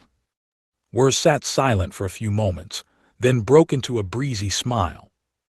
Perhaps I've been relying on my own fragment too much, my ability to judge characters going on me. Then, for the first time, she removed her monocle before Chiho's eyes, pointing out the purple fragment on it. The fragment on this monocle uses colors to show me whether someone is telling the truth or not. It doesn't tell me if someone's telling a falsehood which they believe is true, which has certainly given me trouble on more than one occasion, let me tell you. But if someone's hiding their fear and talking big with nothing to back it up, I can tell that right out. Perhaps, though, relying on such a useful tool made me fail to notice the courageous light you've been showing me from the beginning. Wurs kept smiling as she returned to her desk and took out a sheet of paper. A spoiled little rich girl. Why, just listen to the junk coming out of my mouth. Stumpy Scythe has certainly played her trump card here. I'd say you've got more hero potential inside you than Emilia ever did. She tossed the monocle in her pocket, staring straight at Chiho with both eyes. It's a pity you aren't my real granddaughter, Chiho Sasaki Wurs. Thank you very much, Grandma Lightum. Chiho bowed her head deeply to this great leader, a woman who loomed larger than the Devil King's army as she kept an entire continent together. She had managed to make a grand statement earlier, but the thought of her actions impacting the future of Enta'ila unnerved Chiho. Perhaps, she thought, Dihin Wurs was picking up on that. But still, it was that exchange that convinced Wurs to put her in the Zerga after all. She hoped they could have an even franker conversation next time. She wanted to hear more about what working for those you love meant to her, or the idea of a single person changing the world, given her broad view of history and being a wide-eyed ruler for so many years. How strange. Compared to angels and demons, whose lives go on for centuries or millennia, Wurs hadn't even made it 100 years, but in Chiho's eyes, it seemed like she knew more about the world than any of them. Was that because Chiho herself was unlikely to make it to 100? Because the way they felt time was different? No. Did that mean she couldn't walk together, her and Maō, along the same timeline? Even if they were destined to be united, Chiho would grow old sooner or later, while Maō would remain as young as ever. Would they share the same feelings as living, breathing people when that happened? No, maybe it was impossible from the start. Coming to this conclusion, Chiho felt her blood run cold. Just as a year's worth of time meant different things to a person and an animal, time from Chiho's perspective didn't work like time from Mao's. The thought was a constant presence in Layla's and Nord's minds, and they still hadn't come to terms with it. As Wurs hinted at, time flowed for Layla at an incomparably slower pace than it did for normal people. For her, it was downright languid. But what about Maō? There was that answer he kept delaying. There was a future no one could see, and she was doomed to depart this world before the one she loved. She didn't want that. Oh yeah. Chiho collapsed back into bed, spotting the moon out the window as she looked upward. I guess this is how it feels to want eternal youth. She could already feel something deep and dark gouging a hole in a corner of her mind, something that went beyond the base concept of right and wrong. But as it did, suddenly there was a loud thud of something hitting the window. Chiho, surprised, leaped out of bed. Something soft, spherical, but heavy had bounced off the glass, making a terrific noise before falling toward the ground below. And at the same time, just now the holy force within her picked up on something stirring, something nearby her. But before she could investigate, she had to see if the window was broken and what that object was. "Chiho," her mother shouted from downstairs. "What was that noise?"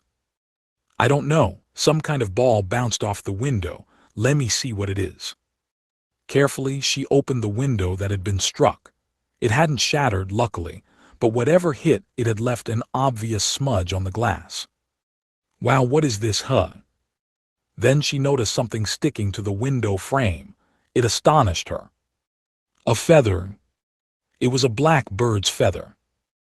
Oh, weird. Maybe a crow or something flew into the window by accident. There wasn't enough light to fly by outside, but Chiho looked out the window anyway, squinting at the ground below. There in the compact front yard, she saw a black lump of some sort, the size of a basketball. She didn't recognize it at first, but as the night-blinded crow theory solidified in her mind, she heard a sound, or really a voice. And an NGH cheap. This was familiar to her. That low, hoarse voice, unbefitting the reverberation behind it. A bird with black feathers. Chiho gasped, extending her lungs to their limits, then tore down the stairs, not even pausing to shut the window. "Chiho, what's up?" Ignoring the calls of her mother emerging from the living room, Chiho flew out the door and into the yard. There, squirming in the middle of the lawn. "See Cameo." It wasn't a black chicken, just a demon who looked kind of like one. "Who goes there cheap? Cameo, the devil's regent, the Pajero Danino demon who helped raise a young Satan and was one of the first members of his force, was here for the first time since that trip to Choshi. But why was he in chicken form, and how did he get bashed against the window? "Hey, hang in there. What happened to you? Let's get you up to my room, huh?" Chiho tried to pick up the curled-up ball of feathers at her feet, but the moment she did, her face tensed up at the feeling of a warm, thick liquid in her hands. She brought one of them up to a dim streetlight nearby. It was covered in blood. He was badly hurt. You need treatment. Cameo, please stay awake for me." "RRNGH, I know not who you are, but I thank Yeep." The voice was weak, ready to evaporate away at any moment. Did he not remember her? Was he blinded by the darkness around him? Or did his injuries make him delirious? Chiho was starting to panic. Plus, as she now realized, a grown chicken was a bit larger than she thought. Could she get him into her room without her mom noticing? The bigger question, though, was how to treat him. Based on experience, she knew that demonic force was the best way to heal a wounded demon, but Maō, Ashia, and Urashihara were all at Intaila's Devil's Castle, unable to immediately return. Was this something she could tackle with the family first aid kit? She was pretty sure she had heard something recently about demons formerly being humans, but she was starting to wonder if he was really a birdman, or just a chicken all along. Wild, disorganized thoughts ran through her mind. And now what? I hope Mom's back in the living room. HNNGH churrer. Well, whatever. If worse comes to worst, I'll have her call a nearby vet. No time left to hesitate. Even the peeping was starting to draw out. Stealing her resolve, Chiho decided to bring him inside, but waiting at the front door for her was someone completely unexpected. "Sorry, I had to have your mom take a nap for me. Get some hot water going and bring me as many towels as you can, ones you don't mind getting dirty." A yaman. Standing there was a sleepy-eyed Amin Oguro, her hair let down and a bit of it stuck to her cheek, wearing wrinkled socks and gray sweats under a body-length black coat. Clearly, she had been enjoying a lazy night in until mere moments earlier. Chow, when did you get here? How'd you get inside? I detected something weird with the network Gabe set up to keep the house safe, so I went through your open window half a minute ago. She took cameo from Chiho's hands as she explained. Wash your hands, okay? This is blood from someone bearing demonic force. It might affect your body in bad ways. You should probably have one of those energy shots just in case. Okay. Without another word, Amin trundled cameo upstairs. Chiho stared blankly at her for a moment but quickly snapped out of it, ran to the bathroom, and got the red blood off her hands. She's sleeping. Her mother was on the living room sofa, sleeping in front of the blaring TV like her father tended to do after work. Chiho brought her ear close to her mother's face, anxious for a moment, but soon confirmed she was resting soundly. So off she went into the bathroom again, fetching some towels, and then to the kitchen to put a kettle on the stove. And as she was nervously waiting for the water to boil, ugh! From upstairs, she heard the ominously loud sound of something falling to the floor. It made her jump into the air. Not even a toppled chest of drawers would produce that much of a shuddering impact. Forgetting about the kettle, she jogged upstairs. Ayamin. At the door to her room, she froze, transfixed by the scene greeting her. Amin had used her hand to stop the tip of something coming in from the open window. It was a three-pronged spear. Blood was pouring from her hand as she sneered at whatever was on the other side of it. Don't worry, he's already fled. GNHH Chur. Cameo was hanging from her other hand, meaning both of her arms were covered in blood like a scene from a horror film. All right, is your hand okay? If you could get some bandages later. The job looked far too big for bandages to handle, but Amin's attention was already focused on the weapon, blood dripping from it. Well, this ain't good. If they come for us this way, I'll never make it in time, no matter what. I think they were targeting this chicken, Chiho, and not you, but we're gonna have to reconsider our security measures around here. Amin tried pulling the trident inside, but gave up once it became clear it was longer than the diagonal length of the room. Pretty old-fashioned weapon to break out, probably something from the heavens. Look familiar to you? Yes, Chiho said, solemnly nodding. A giant three-pronged spear with images of flames ensconced on it. It belonged to Camille, the Sephra guardian angel, who used it in his attack on Sasahata North High School. But I thought Maō and Asiath broke this spear in Inte Isla. You already know the guy's just a normal dude like the rest of us. They go on about these sacred relics or whatever, but if they have the original maker or his plans, plus some materials and instructions and tools, they can fix it or make a new one anytime. Hey, what's that sound? Oh no, I left the kettle on the stove. Chiho spun around at the high-pitched whistle and bounded back down the stairs. That's what panics her. Amin chuckled at the sight of a teen casually examining a massive weapon coming through her window, then freaking out at the sound of a kettle. Then, she looked at the two things in her hands and scowled. Something tells me there's some stuff going down in the demon realm. Amin already knew that this black chicken was a major authority figure in demondom. If someone like that showed up in Japan looking like this, it was natural to assume an urgent emergency. I hate this, it's driving me nuts. This has nothing to do with me, go somewhere else, stay away from here.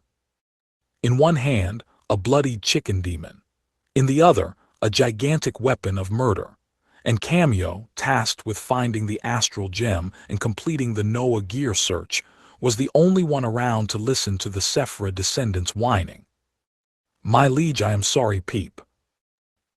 The author, the afterword, and you. I once heard that the person we all should thank the most on Valentine's Day is the guy who invented the concept of giving out chocolate for politeness' sake.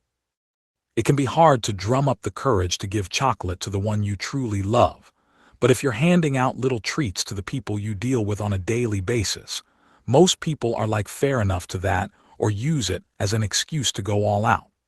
The end result is more people purchasing chocolate, and it means that a good fifth of all the chocolate sold in Japan each year is consumed on February 14. You don't see this custom quite as much as you used to in Japanese workplaces, as part of an effort to get rid of useless formalities and encourage non-hostile work environments. In the future, then, Valentine's Day is going back to its original function, women relating their feelings to the one they truly love, or people giving out sweet treats for fun.